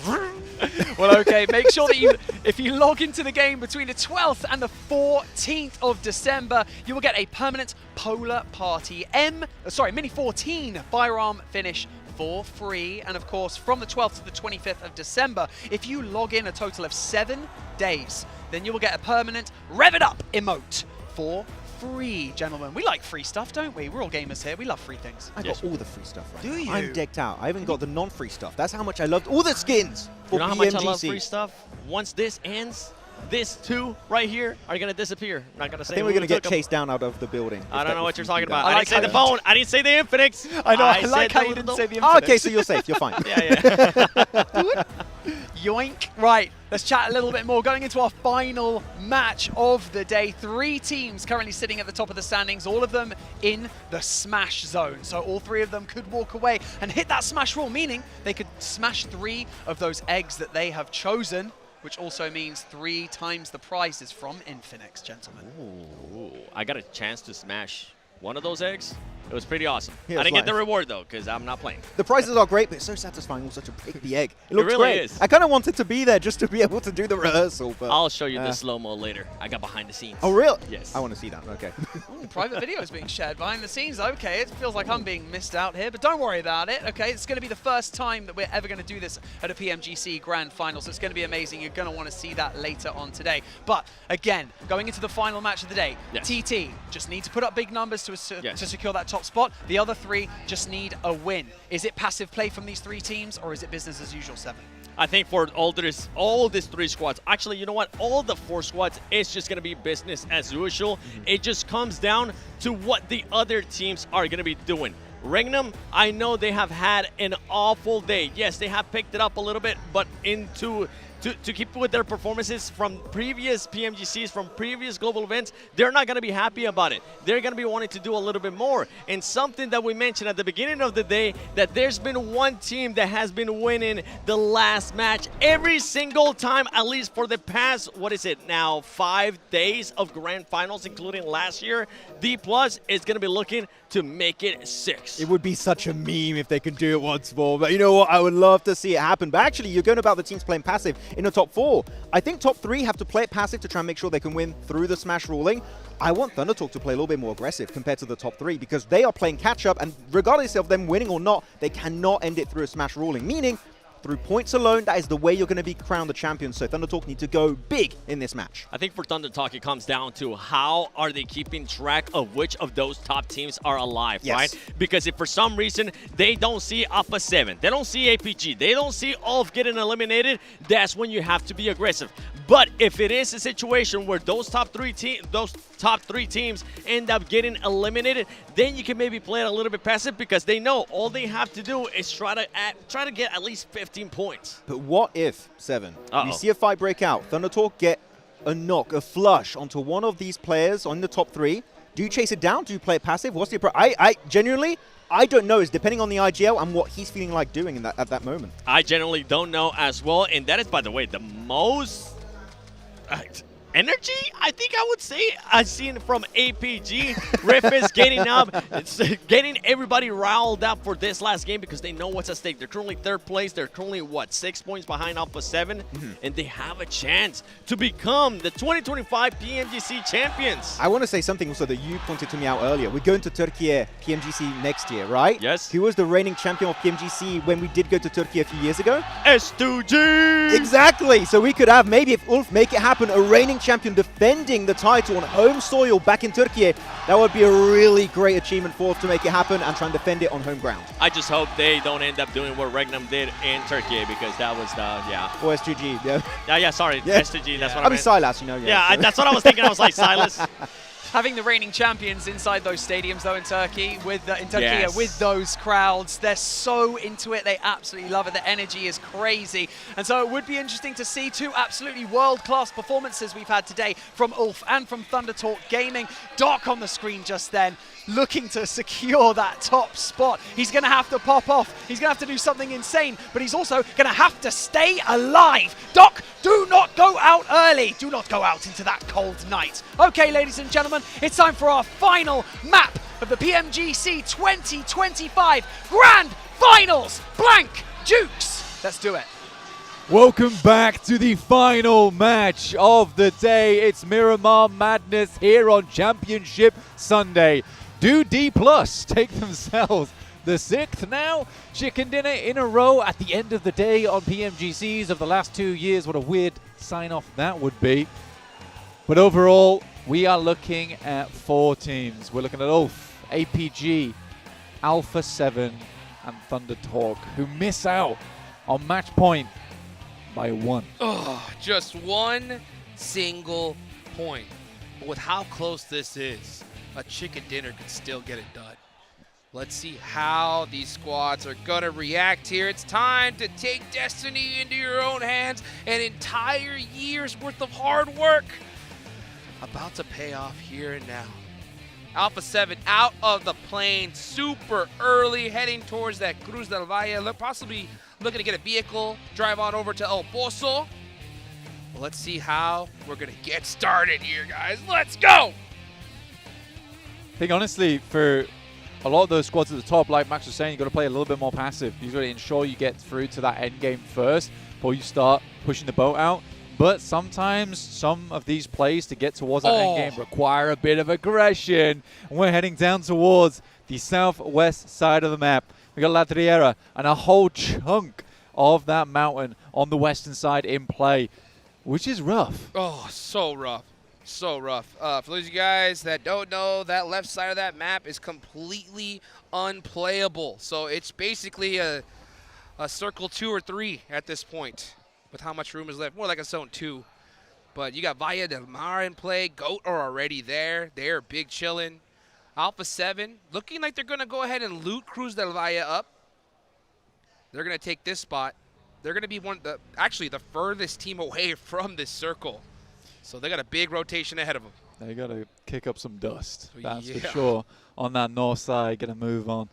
There's a long journey ahead of them right now through teams like Kara, Alter Ego, Thunder Talk as well. Regnum Kai quite close towards his own, but it is Alpha Gaming.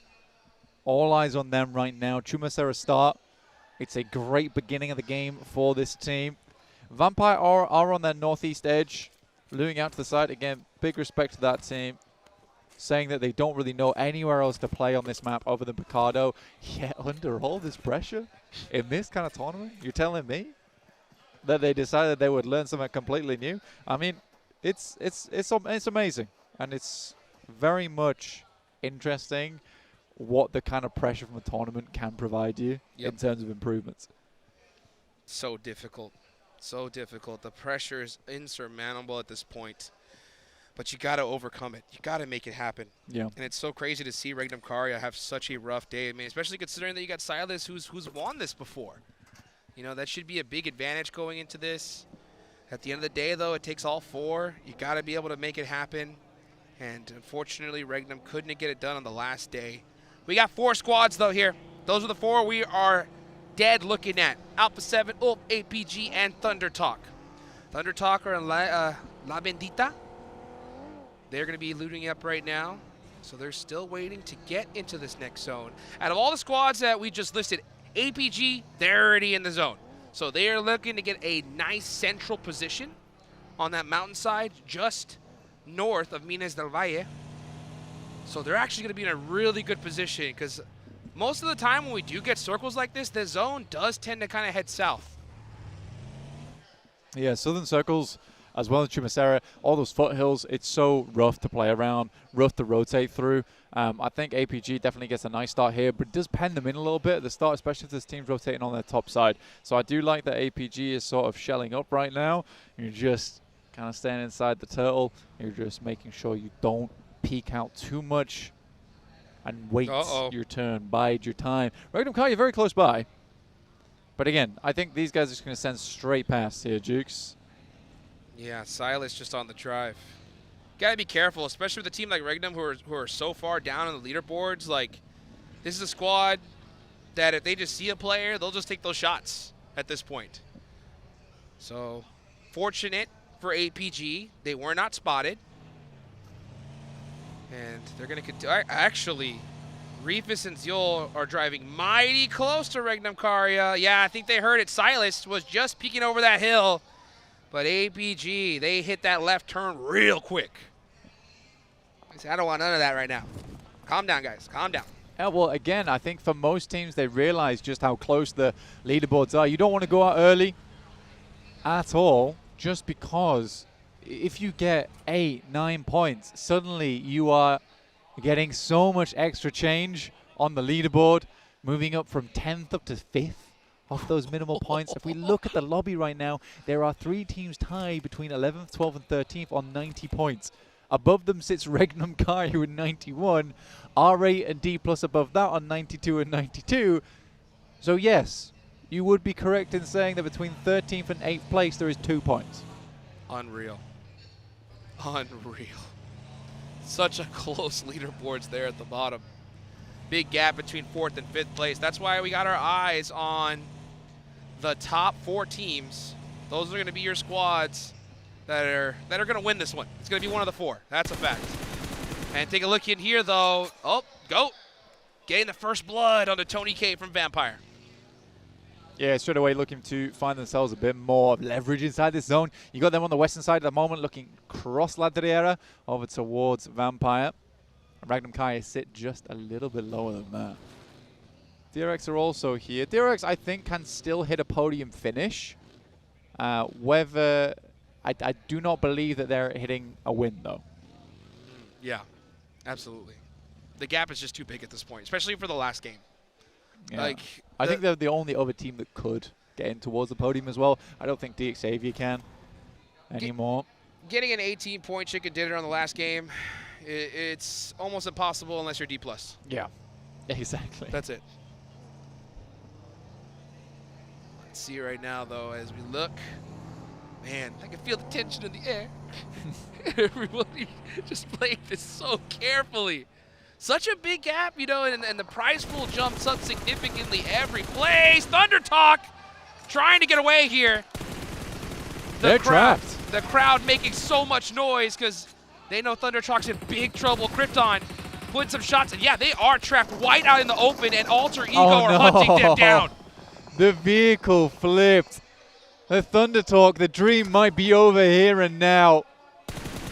For King to get the 3 time, it's unlikely. King's going to make the run out. AJ holding down the line here, looking to send grenades over the top. This is a mighty hold from him. Sadly, he does get caught out. There's players swinging off to the right-hand side. King's in big trouble, and he knows it. Yeah, here he comes, Thunder Talk. They have to try and save this at this point. You cannot afford to go out.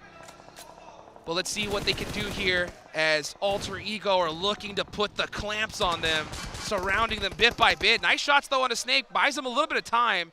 AJ is still alive, but that off angle is going to be brutal from AE. I ain't going to lie. I love this from Thunder Talk. They even have the player getting up over towards the top side of the mountain, too. Wow. This is incredible. He loses it!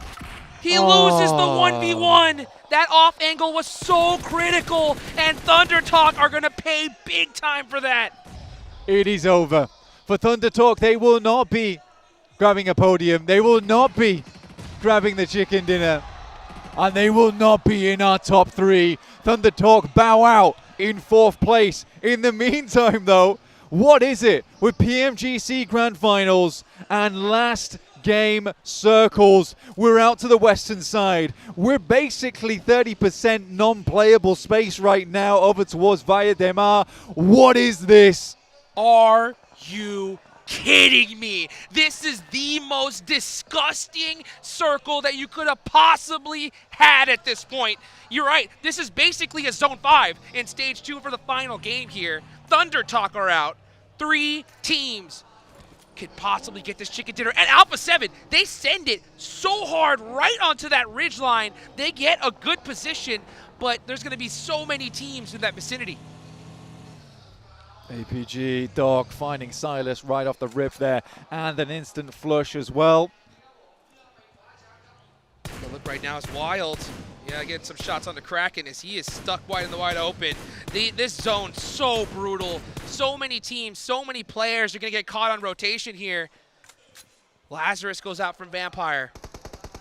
This thing heated up so dang fast with this zone shift. Teams are going to have to figure these things out. I mean, look at this. Alpha 7 are pushing on in. Looks like they do have a good position. Looking at some of the rest of the squads, though, APG do find a way into this next circle, and so do Ulf. Ulf and Alpha 7 are actually very close to each other. Ulf just underneath them, could cut out their opposition right now in the final game here. Such a great spot, though, from Alpha 7. Obscure. Look at the vision he has. Well, I mean, again, for Alpha 7, though, it's locked out on the north side of the territory. I don't think this is the greatest spot to be in at the moment. Especially if that zone goes south. Especially if the zone goes south. I mean, if the zone goes north, eventually they're going to get cut out. It's rough. It's very, very rough. Teams that are lining themselves along that ridge side, I quite like the look of that, and that's currently Ulf. Ulf definitely have a lot more options depending on where the zone goes. If we get somehow a hard shift to Via Del Mar Bridge, my mind's going to explode. Yeah, I'll be gone. I'll also be gone at that point. Yeah. I think we just hang it up. All of the casters will have left. Just let the game just talk for itself at this point. Unbelievable. But I'm going to still talk a little bit for now here because things are just getting so interesting. Look at this circle, guys. Oh, my goodness. Split practically down the middle. Where's it going to go? It centers on us. No way. Still so much playable, unplayable area. You must be kidding me. It's DX saved by the zone in the final match. We're starting it with tradition, and we're ending it with tradition. Lovely to see. We'll see what DX can get done with this. Obviously, it's probably not going to be a podium finish, but, you know, getting a 4th place, that's doable. Very, very doable here. Kicking Thunder Talk off that side. Mad Bulls try and take down D+, but they've got a bit of an invincibility buff here over on the final Miramar. They wrapped right round Partona across Via Del Mar Bridge. They do enjoy DX Xavier. Right now, let's take a look, though, as D+ looking to keep their tradition alive of winning the last match of every game of a PMGC. They've done it all up until now, and they get this position. 3 eliminations, and they're full squad up. D+. No Fabian on the inside. It's a decent start here. 3 elims for themselves. E-Arena also on the high ground. The Xavier trying to take shots down, but again, that bubble of protection is up for another 10 minutes at least for D+. They will be in that end game. Yes, they will. RA throwing some nades on the Alter Ego. Alter Ego just getting beat up here. The biggest hole in that roof. That's a sunroof you do not want with those nades coming on in. And now R8. Down to 2, though. Oh! Alpha 7, Carrillo. Hurt bad. Here comes Kara. Let's see what you can do, Alpha 7. CEO on that off angle. A7 have to hold it down, but they are on the edge of the circle, and the blue zone is closing. I was telling you, man, it's like, it's not a nice spot to be in over on this side. I wish they'd pushed further down, try to fight out for something, but I think Alpha 7's playing these games far too passively for my liking. Ulf did lose 1 player earlier, by the way, which does hurt. It really does hurt for Ulf. So maybe no matter what happens, Alpha 7 is just able to squeak by. I'll tell you what, though, if Alpha 7 are going to win, this is how they're going to do it. You know, back what, against 20 points back on the day? Back against the wall of a blue zone. This is usually their best play style. If they do win by only getting 20 points, hey, I guess you take that all day long. A win's a win. A win's a win, baby. You're taking shots over towards Kara, who do send down towards Goat now. Vampire should have heard those shots, but whether they can see across this road is another matter. honestly. Ulf are also set up on this eastern side, so we're about to clash between two of the most influential squads inside the lobby right now, between Ulf and A7. Ulf could secure their destiny right here, right now. Let's see what they could do. Ulf have a 3-man, but they got to get it done if they want to become your new PMGC Grand Final champions. It's Alpha 7 taking their time. They're trying to figure this out. Distribute everything they need to each other and then make this push. Yo! Stealing away some points. APG putting some on the board here. All 4 up. They are in the east side. This is outside of the circle, though. They're going to have to start pushing in. This is stage 4, too, as well. This zone is going to start stinging. I mean, the fact that it still keeps around about 30% of unplayable space into it. And then again, you don't really want to be playing along this side of the map, so we're talking even less right now. It's tough. It is tough. Yeah. I mean, I'd love to see DXAV get a win right at the end of the day. That would be very, very pleasing. Unbelievable circle. I'm still so shocked at this is the zone that we have in the final match here. Look at this. These are your 2 squads, guys. Alpha 7 and Ulf. Both on the same screen. Doc goes down. Reefus is down as well. 2 players left from APG. And here comes the arena. 20K up to the plate. Look to see if he can serve APG up. We'll just try and take these shots. 20K does go down. This is going to have to be a hold and a half. But APG are falling by the wayside. Doc steps up. This nade better be ginormous from Zol. But the airburst is too short. And APG are now short 2 players as well. Zol gets the heal off, but Mormon's got that nade. He's got it locked and loaded. 1 second on it. He throws it. Airburst down to 1 HP. Zol, he has to get that first nade off first, but Mormon's got another nade locked and loaded. It sends off, and it is just enough to take out top. It's going to be Zol all by himself. Top crawling, bloodied back towards his teammate, but will fall. APG's run is now done. It is impossible to get back into this one. Zol's going to try and send it away as best he can. The vampires Hit from up the on gas! higher. Hit Help the him. gas! Oh my gosh, the terrain so brutal. Trying to get out of there. But it's not looking good. And APG attempted to get in, but they had a lot of time to make this rotate. They had a lot of time to make this rotate, honestly. Starting in Chumacera, they're one of the closest teams to the zone. And again, I think that Smash ruling is getting in these players' heads, man. Getting in these players' heads. Oh, such a big factor. Definitely altering the dynamic here towards the end. APG down to 1, Thunder Talk out. That really just leaves 2 squads we got our eyes on. It's Ulf and Alpha 7. Oh! Takes the shots, lets them know, here I am. He's got the nade, but it's not looking good. Yo, out of there. That is Alpha Gaming done and dusted. Third place locked in for now for APG. What a run they had, but at the start of the day, they played their own game. And as soon as they hit that dreaded smash point, it felt like it took the wind out of their sails. Here we go, though. Alpha 7 looking to possibly get into an engagement with Ulf. Ulf have the compound right below them. Looking at Regnum Karya, putting some points on the board outside of circle, but all eyes on our top 2 squads here. Ulf need more points. Alpha 7 can't afford to fall. But they are careening directly towards Ulf. Again, like you said, backs against the wall right now. And it seems like without it, they're blind. They're feeling their way through these circles. Alpha 7 struggling, Obscure taking a lot of damage. And E-Arena looks to shut down every single team in the top spot, it seems. E-Arena just trying to crush dreams out here. They've already crushed a few. Guizal on the drive up, just trying to buy his teammates some time. Looks like Obscure is going to be able to move towards safety. But Alpha 7, again, yeah, back against the blue zone here. Ulf right at their doorstep. But you got to watch out. You see Twinks on that high ground. He could prove to be deadly for A7. E-Arena now taking down Regnum Kaya.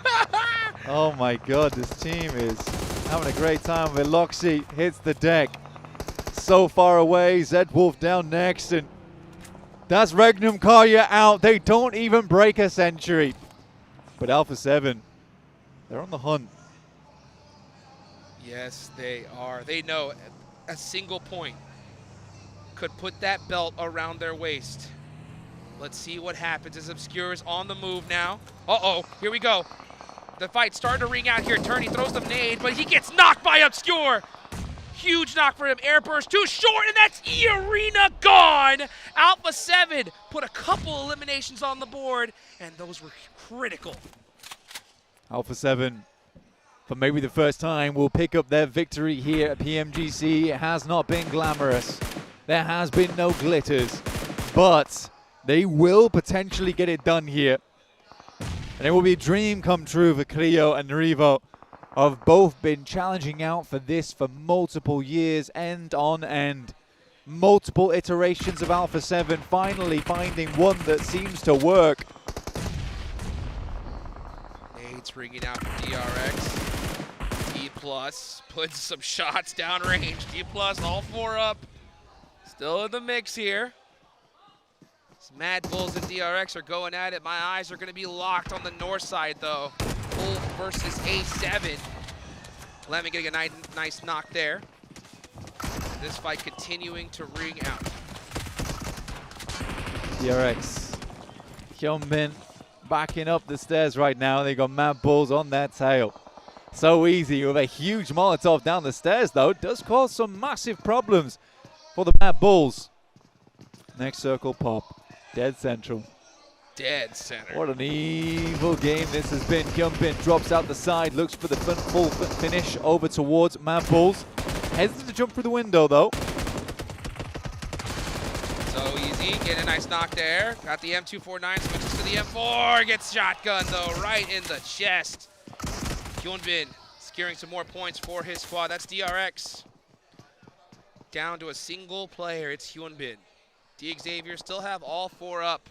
Man, this circle, though, just pushing away from our top squads every single time. Yeah, pulling away from D-Xavier now as well. I mean, still keeps them in at least, but yeah, definitely going to be a more difficult game for D-Xavier going forward. Have to leave off them that high ground. Alpha 7, though, have played this game fairly well, honestly. It has felt less like Alpha 7 and more like a team just trying to desperately claw away at points inside the circle, but alas, they're here. Oh, Scarface knocked and flushed. Ulf down to 2 players. That is it. We got to take a look at this right now, and that's also Goat having those huge angles onto Ulf. Alpha 7 just need to hang on a little bit longer. With this circle, Ulf have to push out of that safety zone. They're pushing out from that building and into the wide open. Still on board with this fight right now. Taking a look at it. Got to make sure we see how Hyunbin does. He is a great player. I don't want to see Alpha 7 and Ulf at the moment. I want to see the dynamic that's going on here. But lo and behold, who could it be over the D+ on the eastern side looking to evict D-Xavier? That's also a big fight as well. There we go. Let's take a look at this. Ulf. There they go. That's their cover, but they're going to have to leave it. They're in the vehicle, pushing together as a duo. Alpha 7 have the high ground. They should have a good idea of where they're at. Looks like Ulf are able to push into the circle, though, and they're pushing in right towards that. Oh, getting beat up by Goat, though! Oh! And that's it! Ulf are out of there! Oh, my days. Without glory, without an explosive finish, but a quiet end for Ulf and APG. Alpha 7 have done it! Yes, they have! Alpha 7 are your 2025 PMGC champions. The cameramen running towards their direction right now because there ain't anybody close to them on the leaderboards. Hey, at this point, they might as well just put their hands up and stop playing. It's done. It's done. Hey, start adding some stuff to the cart at this point, baby, because that money is yours. I mean, look at this. They are just getting stuck back into it. Alpha 7 is reborn, reignited in the knowing of their glory. They want to finish this game and pick up their trophy as soon as possible. What's the easiest way to do that? Well, it's time to wipe the lobby. Also, MVP is still on the line. That Porsche Cayenne. You gotta make sure that you give your players as many eliminations as possible. Get every single thing you can in this tournament. Get the Porsche Cayenne on board. You know, they don't want to just take the trophy. They want to take everything home here at the PMGC Grand Finals. It has been a long time coming, though. A long time coming. And I think I'm starting to finally believe that Revo really did mean it when he said that they're going to be together forever. Because this is a god squad. Alpha 7 been through so much together, highs and lows. Revo recently going through one of the biggest losses of his entire life, pushing through that tribulation, making it here, and becoming a champion. What a historic run for this squad. Hey, but you should still let D+ win. For the gram, dude. For the gram. For the gram. Man, you know, just let's see. Honestly, that's a great. Let's see if D+ can continue on the history of winning every last match at PMGC, or maybe Alpha 7 is looking to take that away from them as well. Nice nade at the top from Fabian. I mean, yeah, definitely a bit of an moment. Nolbu still trying to crawl back towards his teammate. Osal's going to drop down, see if he can pick him up here. Might just be able to get it. Fabian, though, again with the nade. Guizhou gets knocked to the play zone once again as they try to pick him up. It's another nade from Fabian. Maybe I was joking. Maybe I was not. D+ on the move, looking to continue on with their streak here. Guizhou is out of there. Rebel got the nade, throwing it through the door. Just a little bit too short here. Now you got Osul putting that pressure on D+. Putting in the work on Alpha 7. They are completely trapped here. Molotov as well, about to be thrown. Cutting off the... Oh, they know. I think that might be them done. That has got to be it. D+ putting... Oh, no! Huge shot. Tries to get the confirmation. The blue zone is coming, though. Can he get this first aid off? I don't think he can. The blue zone's coming. Gets it off at the last second. Jumps out the window. Can he hit the shots? D+! Take out Alpha 7, but I will admit, they don't look too mad about it. They don't look too mad about it. D+ with 2 players alive versus Goats 2, Mad Bulls 2, and Karas 3. Oh, I would love to see D+ win this game. Oh, that would be the most unreal thing ever. And look at that. Revel giving the high fives to Headshot. Oh, hey! That's a champion right there. Yeah, he don't realize. He don't realize. Do you know who that is? Yeah. Well, I mean, he missed out on some good luck for the rest of the year right there. I'll tell you that now. That's what it is right there. Turns out you get a high five from Revo, that's 6 months at least a good look. At least. I think like a 20% buff in aim skill as well. Yeah, and a 20% discount at Morrison's. Take that all day long. Oh, man. D+ though. Let's see what they can do. Can they keep the tradition alive here? You can see Carrillo. Oh, my gosh. The emotions ringing out. Oh, man. What a long road for this squad, and so well-deserved. Team that's won PMWC, now PMGC. The only thing left in their way is PMGO. That's it. And we got 2 next year. We got double the chances. Oh, wow. This was the big one, though. The hardest tournament of the year. And right now, they're just sitting and waiting for that announcement. Here come the high fives. Mafioso, the legend himself. Oh, the tears ringing out. Such a long road coming.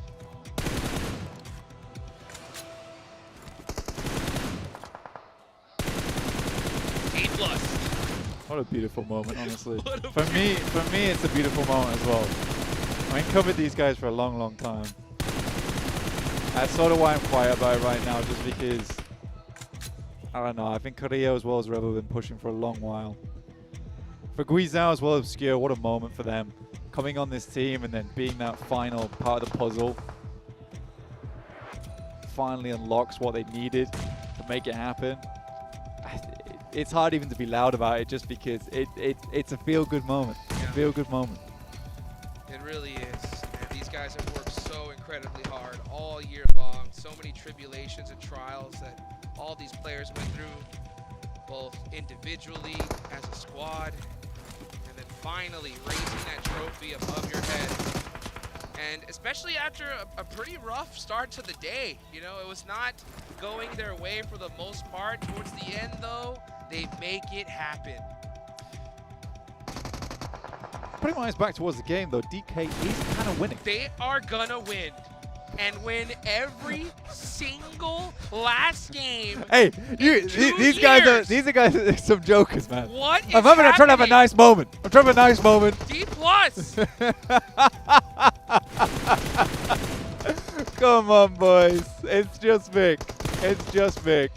13 elims in the game. To be honest with you, though, all things considered, this is a huge jump up in money. But your winners of the 2025 PMGC Bangkok, Thailand is none other than Alpha 7! Let's go! That is how you do it.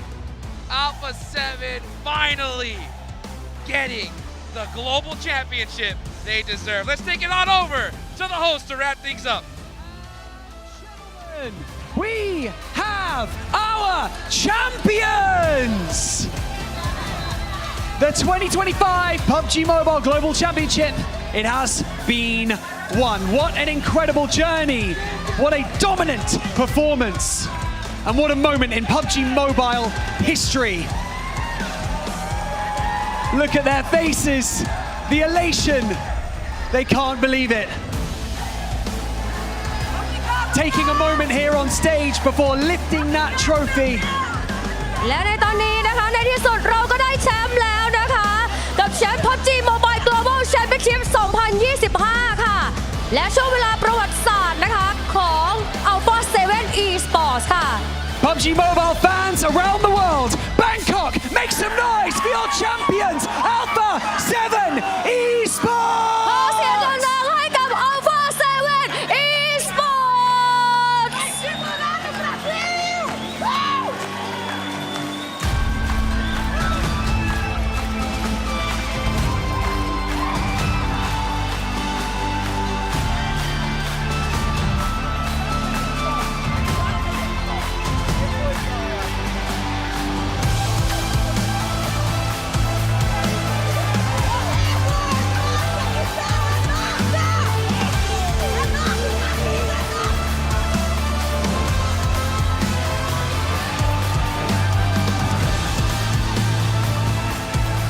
Wow, what an incredible final day of competition.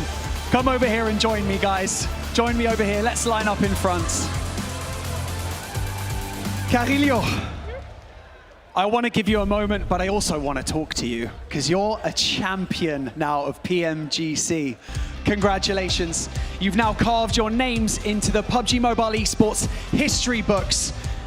What does winning this championship mean to you and mean to you as a team? Então, Carrilho, muito parabéns pela vitória de vocês. Agora vocês cravaram o nome de vocês na história. Como é que você está se sentindo sobre tudo isso, essas emoções? Bom, eu estou muito feliz agora. É um sonho que eu venho lutando faz 6 anos. E acho que finalmente, cara, finalmente a gente conseguiu. Agradecer primeiramente a Deus, sem Ele a gente não estaria aqui. Agradecer ao staff da 7, ao Eunice, a Alan, o Mafioso, que dessa vez ficou no banco. Sou muito grato por ter eles na minha vida e isso significa demais para mim. Muito obrigado a todo mundo. I'm super happy to be here. It's a dream come true. We've been battling for like the past 6 years in PMGC. So yeah, I want to thank God and Nisi, the staff, everyone, Mafioso, who is on the bench right now. So I want to thank everyone that supported us. Revo, I'm coming over to you. I'm coming over here. Congratulations, man. We were stood on the stage just mere, hours, days ago, talking about getting prepared for today. How does it feel to be standing here right now as the champions of 2025? The feeling is amazing, and I want to dedicate this championship to my mom because I lost her in PMSL finals. And this is for her. And I want to say thank you to God, thank you for our support, thank you for my team, and is that. Thank you. Finally, right here, I've got Obscure and I've got Gizao here. Guys, first time with these guys on the PMGC stage, and you're champions. That's pretty easy, right? Primeira vez jogando com eles, né? E já foram campeões na PMGC. Como é que vocês estão se sentindo? Feliz demais, né? Acho que a gente repetiu o que a 7 fez na outra temporada da IWC, que eles foram campeão, pegaram o top 2 da PMSL e foram campeão da IWC, agora nós somos campeão da PMGC. E só agradecer a 7, a todo mundo que apoia a gente. A gente não conseguiu trazer o campeão da PMSL pela mãe do Rivo, mas agora tem algo muito maior que a PMGC. É nóis, Rivão. So yeah, I'm super happy to be here and to win the PMGC. PMSL we couldn't make it, but I still feel so happy. This is the championship that I wanted the most, and yeah, I'm super happy to be playing with this team.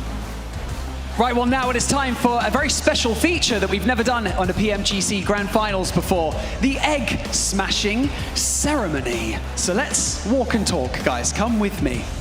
นี่นะคะก็เป็นอีกหนึ่งช่วงเวลาสุดพิเศษนะคะนั่นก็คือช่วงเวลาของ egg smashing การทุบไข่นั่นเองค่ะ So here's how the egg smashing ceremony works, guys. Before this tournament, you chose 3 teams that you want to smash their egg. Because you won on placement points, you get to choose 1 egg. But before we do anything, I would like to invite Chico onto the stage to come up here and present the pan that you will smash the egg with.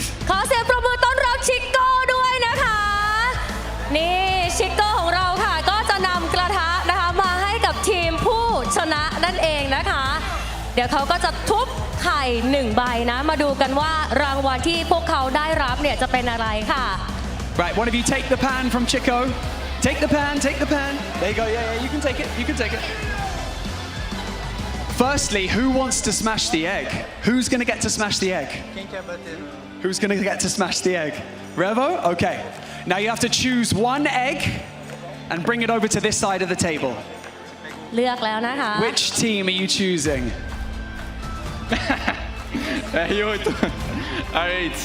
R8 Esports. That egg's going to be smashed.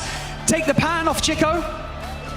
รับกระทะไปแล้วเดี๋ยวเรามาลุ้นกันนะว่าจะได้รางวัลอะไร Okay, Revo. Before I get you to do this, inside this egg is either an Infinix GT pad, an Infinix GT phone, or an Infinix GT earphones. A nice little additional prize for you. Okay, ladies and gentlemen, are we ready for the egg smashing? พร้อมกันหรือยังคะ You've now earned the right to smash. Revo, smash that egg! โอเคดูสิว่ารางวัลมีอะไรมี GT pad GT phone แล้วก็มีหูฟังด้วย Find what it is. I think here you go. Now hold it up to the screen. What is it?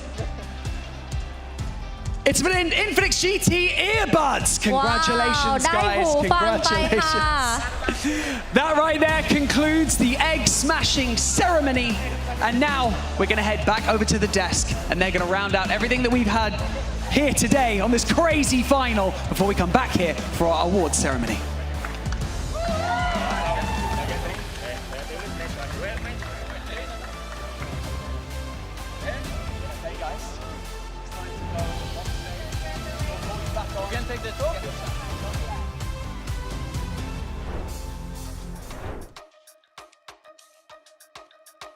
You can smile now because you've been finally able to become the PMGC champions. Look at that, Max. In first place, 142 points, clutching up when they needed to. They've been so close in the past, and sometimes the trophy just stolen right under their nose, but not today. Not at PMGC 2025. 142 points, no smash, but they still take it home with Ulf right behind them and APG taken out so early in that final game. And a heartbreak for APG because this squad, I mean, was just lights out when it came out to fragging. The only squad that was able to get 100 eliminations, even close to it. The only other one was Thunder Talk, and they ended up with 83s for APG. a massive heartbreak. Xiol trying to pull an old IHC here today, but it does not work in his current meta, though. Looking at the individual awards, Ketch, longest elimination, just on the brink here of the render distance, is going to be 400 meters secured, and Amori with the most eliminations secured. This guy, Seven, clearly putting his name not only on the PUBG Mobile Esports MENA map, but the PUBG Mobile Esports global map in this event. That's right, and CEO, we gotta give him some props. Even with the average rescues, he was still able to put up a lot of eliminations and honestly a standout performance when it comes down to the 2025 PMGC, whether it was the Gauntlet, Last Chance, Groups, whatever the case might be. That man is a person to look out for. It's a player that is gonna be coming in 2026 now with the experience of PMGC, and he's gonna wanna win it all. Yeah, we're gonna have so many more events next year, right, with the double PMGO. You know what, CEO, we'll see if he remains with that team as the best IGL is none other than Rosemary from Alter Ego. With an insane average elimination of 1.8, this man has been a legend and also fragging up on being an IGL. And for Rosemary, I mean, not just the IGL in that he was able to do the amount of eliminations that he was able to put up. But there is one big question out there. Who is going to be that MVP? Who's going to be taking home that sweet, sweet old Porsche Cayenne? You have any ideas? Oh, I have no idea. I was looking at Mori, but see now the day went on, I have genuinely no clue. I am stumped. Oh, do you know? True. I have an idea. Ooh. I don't know if it's going to be somebody from Alpha 7 or maybe Alpha Gaming because of the amount of eliminations that we were able to see out of that team. But for everybody currently watching, don't forget the Infinix GT 3D series, the official gaming phone of the 2025 PMGC, engineered for precision, performance, and victory. Grab yours now and start to outplay the rest, and Alpha 7 was able to do just that. I'm just happy that after so many hard-fought years, and especially this year for Revo, you could see it whenever Barney was interviewing him. He made a promise, and he told me that promise, especially after PMSL fall split. He said, I'm gonna try to win it all for my mom. And boy, I'm pretty sure he's looking down upon you, Revo, and she's smiling because you are a champion. I was choked up a little bit when he was talking there, Revo, but so happy for him and the team. And the fact you have two new players in Guizhou and Obscure joining the squad just with raw, just fire in themselves to try and make it happen during PMGC, and backed up with the experience, the knowledge of Mafioso with Revo, with Carrillo, and that perfect cocktail here works out beautifully on the Global Championship stage. And first, not only win in PMGC for the side of Alpha 7, before Brazil here winning it this time around. It is so great to see. They won a PMWC. They won a PMGC. We have 2 PMGOs next year. Can they make the Grand Slam happen? Now, the PMWC happened in 2024. In 2025, PMGC. Hey. Could it be that in 2026, when we have 2 PMGOs, one in Southeast Asia, one in Pakistan, could they make it the 3? Oh, I mean, I think it's going to be looking very likely, especially with this one, especially now with Gauntlet and Obscure putting up such good performances and not crumbling under the pressure, because that was the big question mark. Remember, 2 matches back, we were wondering what was going to be happening with that squad, and boy, were they able to actually shine. Now, Max, before we send it to the awards, before we send it to everything amazing that's going to be happening on the stage, do you have any final words? I'm just so happy about this year's PMGC. Clearly the most competitive one. There were so many teams in the last few matches able to almost steal the trophy away, but Alpha 7 were able to lock it down. And one thing, just a little bit of a meme finish here for me, it's so fun to see D+Kia get the final win. That means 6 days in a row, including the PMGC finals of last year and of this year. They win the last game. Can they do it in 2026? Not even just 6 days. 2 years. Yes! If we want to go that wild, it is going to be 2 years where D+Kia ends up being the winners of the last match at the Grand Finals, which is just absolutely insane. And mine is I cannot wait to see what PUBG Mobile Esports is going to be bringing to us in 2026. We had some amazing tournaments from the start of the year, from PMGO in Uzbekistan, moving all the way to PMWC in Riyadh, and finishing off right here in Bangkok, Thailand for the PMGC Grand Finals. A well-deserved championship for Alpha 7, a team that has been fighting very, very hard. And honestly, I am proud to be able to call them my friends. And boy, are we gonna be celebrating tonight Alpha 7, because this is something that you guys have been working for so long. You heard it from Carrillo too. He's saying now this is his 6th year trying to achieve this. You can see how much that means to him, for him to actually just show that emotion and become the champion. Yeah, as I said earlier, there was close so many times in the past, right? And if there's any, for me, there's no team out there in PUBG Mobile Esports more deserving than Alpha 7 to win a trophy. We knew it would happen one day. We just didn't know which day that would be, and that does end up being today. Today is exactly right. But now this opens the door to a lot more teams, because one thing that we've been able to see throughout this whole PMGC is standout performances from a lot of players. One that we have in mind has to be Amori. Yes, I mean, come on, Amori from the side of RA Esports. What a standout performance, not only during the finals, but also the entirety of the Gauntlet stage that they did end up winning and got their egg smashed by Revo. That was a little bit of a vendetta right there after the league stage and the Gauntlet. Very surprising that was the one they picked, but you know what? I do respect it. But yeah, Amori, I think maybe could be the MVP here. There's definitely a big opportunity of that happening, but Rosemary also had some good moments. Krypton. It could be an Alpha 7 player. If it is an Alpha 7 player, could it be Revo? That also is a contender, possibly. Could it be top? Also, because he plays Mini 14, he's got high damage. That's an option. Put your pick in the comments. I want to see. Put your prediction in. You have a little bit of time. For me, if I honestly have to narrow it down, I think it has to be top. My prediction coming into this year's PMGC, it was going to be Alpha Gaming and top being the MVP. They're not going to be able to get that championship, but I'm hoping that top will be able to take back that Porsche Cayenne towards his family. And for everybody, is there one team that you're going to be looking out very closely for 2026?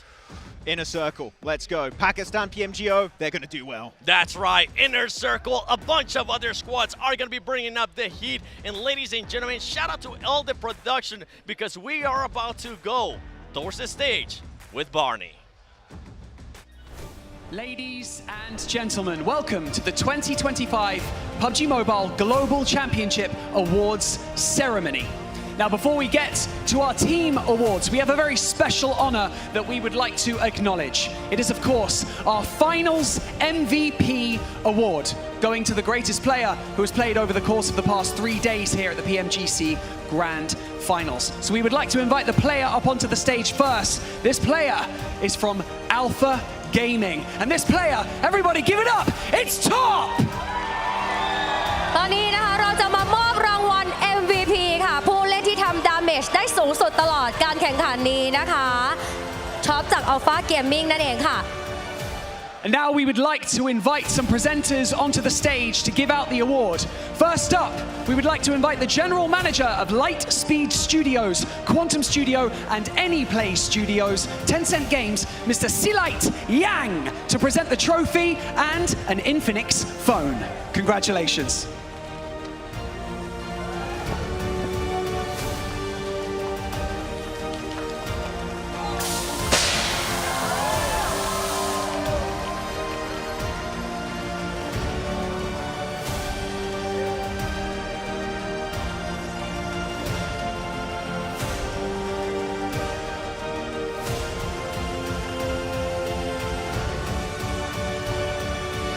And now, we would like to invite the head of PUBG IP franchise and PUBG Studios from Crafton, Mr. Taesok Jang, to present Top with a key to a brand new Porsche Cayenne.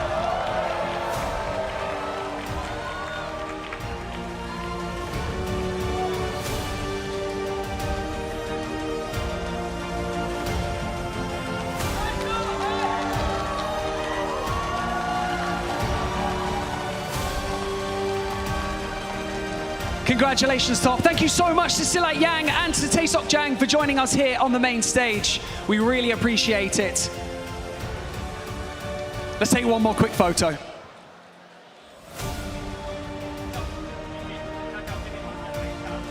Once again, thank you so much to our presenters for joining us on stage. You may now exit. Top, I'm going to keep you here. I'm going to keep you here. Wow, look at all those gifts. Wow. Let's have a quick chat. We'd like to invite our translator on stage as well to have a quick chat with you. Top, throughout the grand finals, you have delivered performance after performance and have been so integral to putting up so many points for yourself and your team. How does it feel to be recognized as the finals MVP of the 2025 PMGC Grand Finals? За топ Grand Finale-ийн хувьд чиний хувьд удаа дараалан тоглолтын ардаас маш гайхалтай үзүүлэлт үзүүлж чадлаа. Чиний хувьд 2025 оны PMGC-ийн Grand Finale-ийн MVP-гээр нэрлэгдэхэд сэтгэл ямар байна вэ? За мэдээж сэтгэл өндөр байна. Тэгээд хамгийн дөрөнд багийнхандаа баярлалаа гэж хэлмээр байна. Obviously, I feel great, but first of all, I would like to thank to my teammates. Well, finally, do you have a message to any of the fans or aspiring players that have watched you and been inspired by your performance here at the 2025 PMGC Grand Finals? За эцэст нь гэхэд өөрийнхөө үзэгчд болон ингээд чамайг хардаг үзэгчдэд тоглогч нартай хандаж хэлэх үг байгаа юу? За бидний 2025 оны дэлхийн аварга одоо ингээд дуусч байна. Тэгээд дараа жил манай баг хүчтэй эргээд тийнэ. Тэгээд биднийгээ дэмцээр байгаараа баярлалаа л гэж хэлдэг. Our 2025 PMGC road has come to the end. We will come back much more stronger from the next year. Please keep supporting us. Top, I can tell by the facial expression it's a slightly bittersweet victory, but you are very deserved of this position right here, and of course all of these prizes you've won. Congratulations for being the finals MVP. You may now exit the stage before we start our team awards. Thank you so much.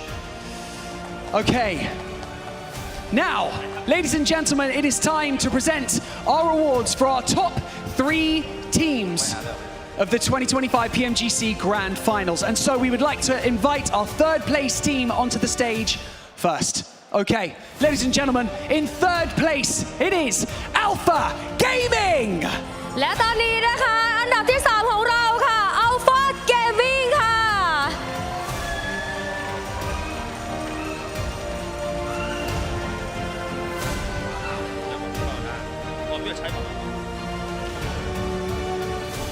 We would now like to invite our presenters onto the stage. First up, the head of PUBG Mobile Publishing, General Manager of Global Publishing and Global Esports at Tencent Games. It is Vincent Wang.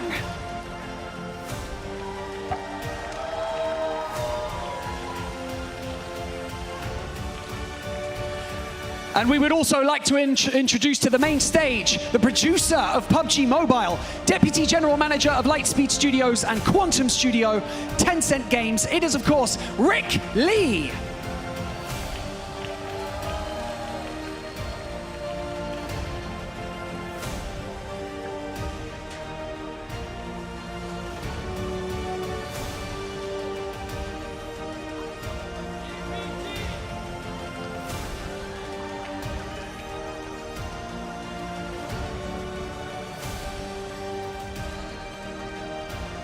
Congratulations to Alpha Gaming.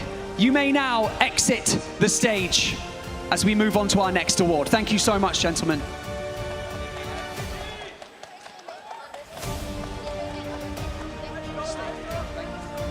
And now, up next, standing tall as our runners-up for the 2025 PMGC Grand Finals, please welcome to the stage, Ulf Esports. และตอนนี้ก็คืออันดับที่ 2 ของการแข่งขันนะคะขอเสียงปรบมือให้ Off Esports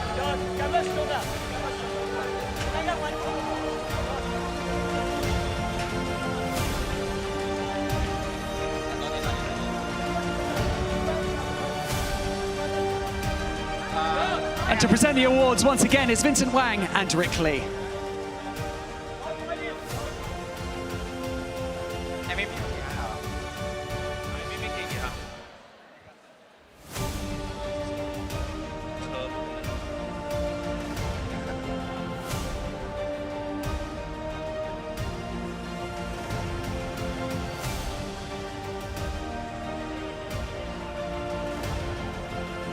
Thank you so much to Ulf Esports. You may now step off the stage.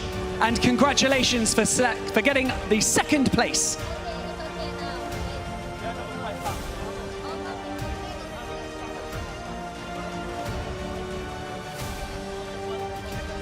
And now, ladies and gentlemen, for the highest honor here at the 2025 PUBG Mobile Global Championships, we would like to welcome back onto the stage your champions of 2025. It is Alpha 7 Esports. และแชมป์ของ PUBG Mobile Global Championship ประจำปี 2025 นะคะ Alpha 7 Esports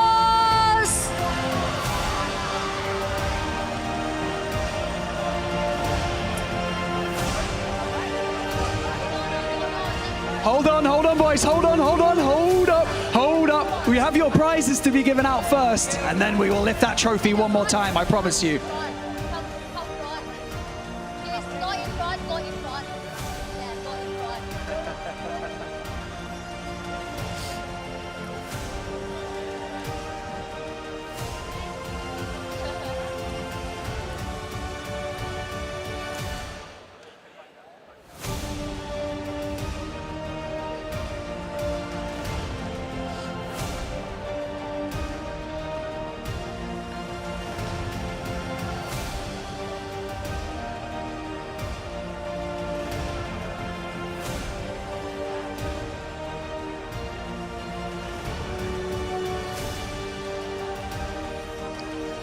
Thank you so much, Alpha 7 Esports. We would like you to now step back towards the trophy in order to lift it one final time.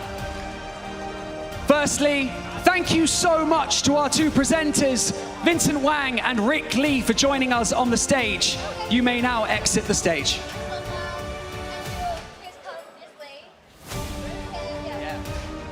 Pass the phones over. It's time to lift the trophy. Okay, here we go. Ladies and gentlemen, we've reached the end of this incredible journey. Champions, ladies and gentlemen, please make some noise for your 2025 PUBG Mobile Global Champions, Alpha 7 Esports! ขอเสียงดังๆค่ะให้กับแชมป์ในปีนี้นะคะ Alpha 7 Esports และนี่ก็คือการชูถ้วยแชมป์ให้โลกได้จดจำค่ะ And with a triumphant lift, we bring this unforgettable championship to its finale.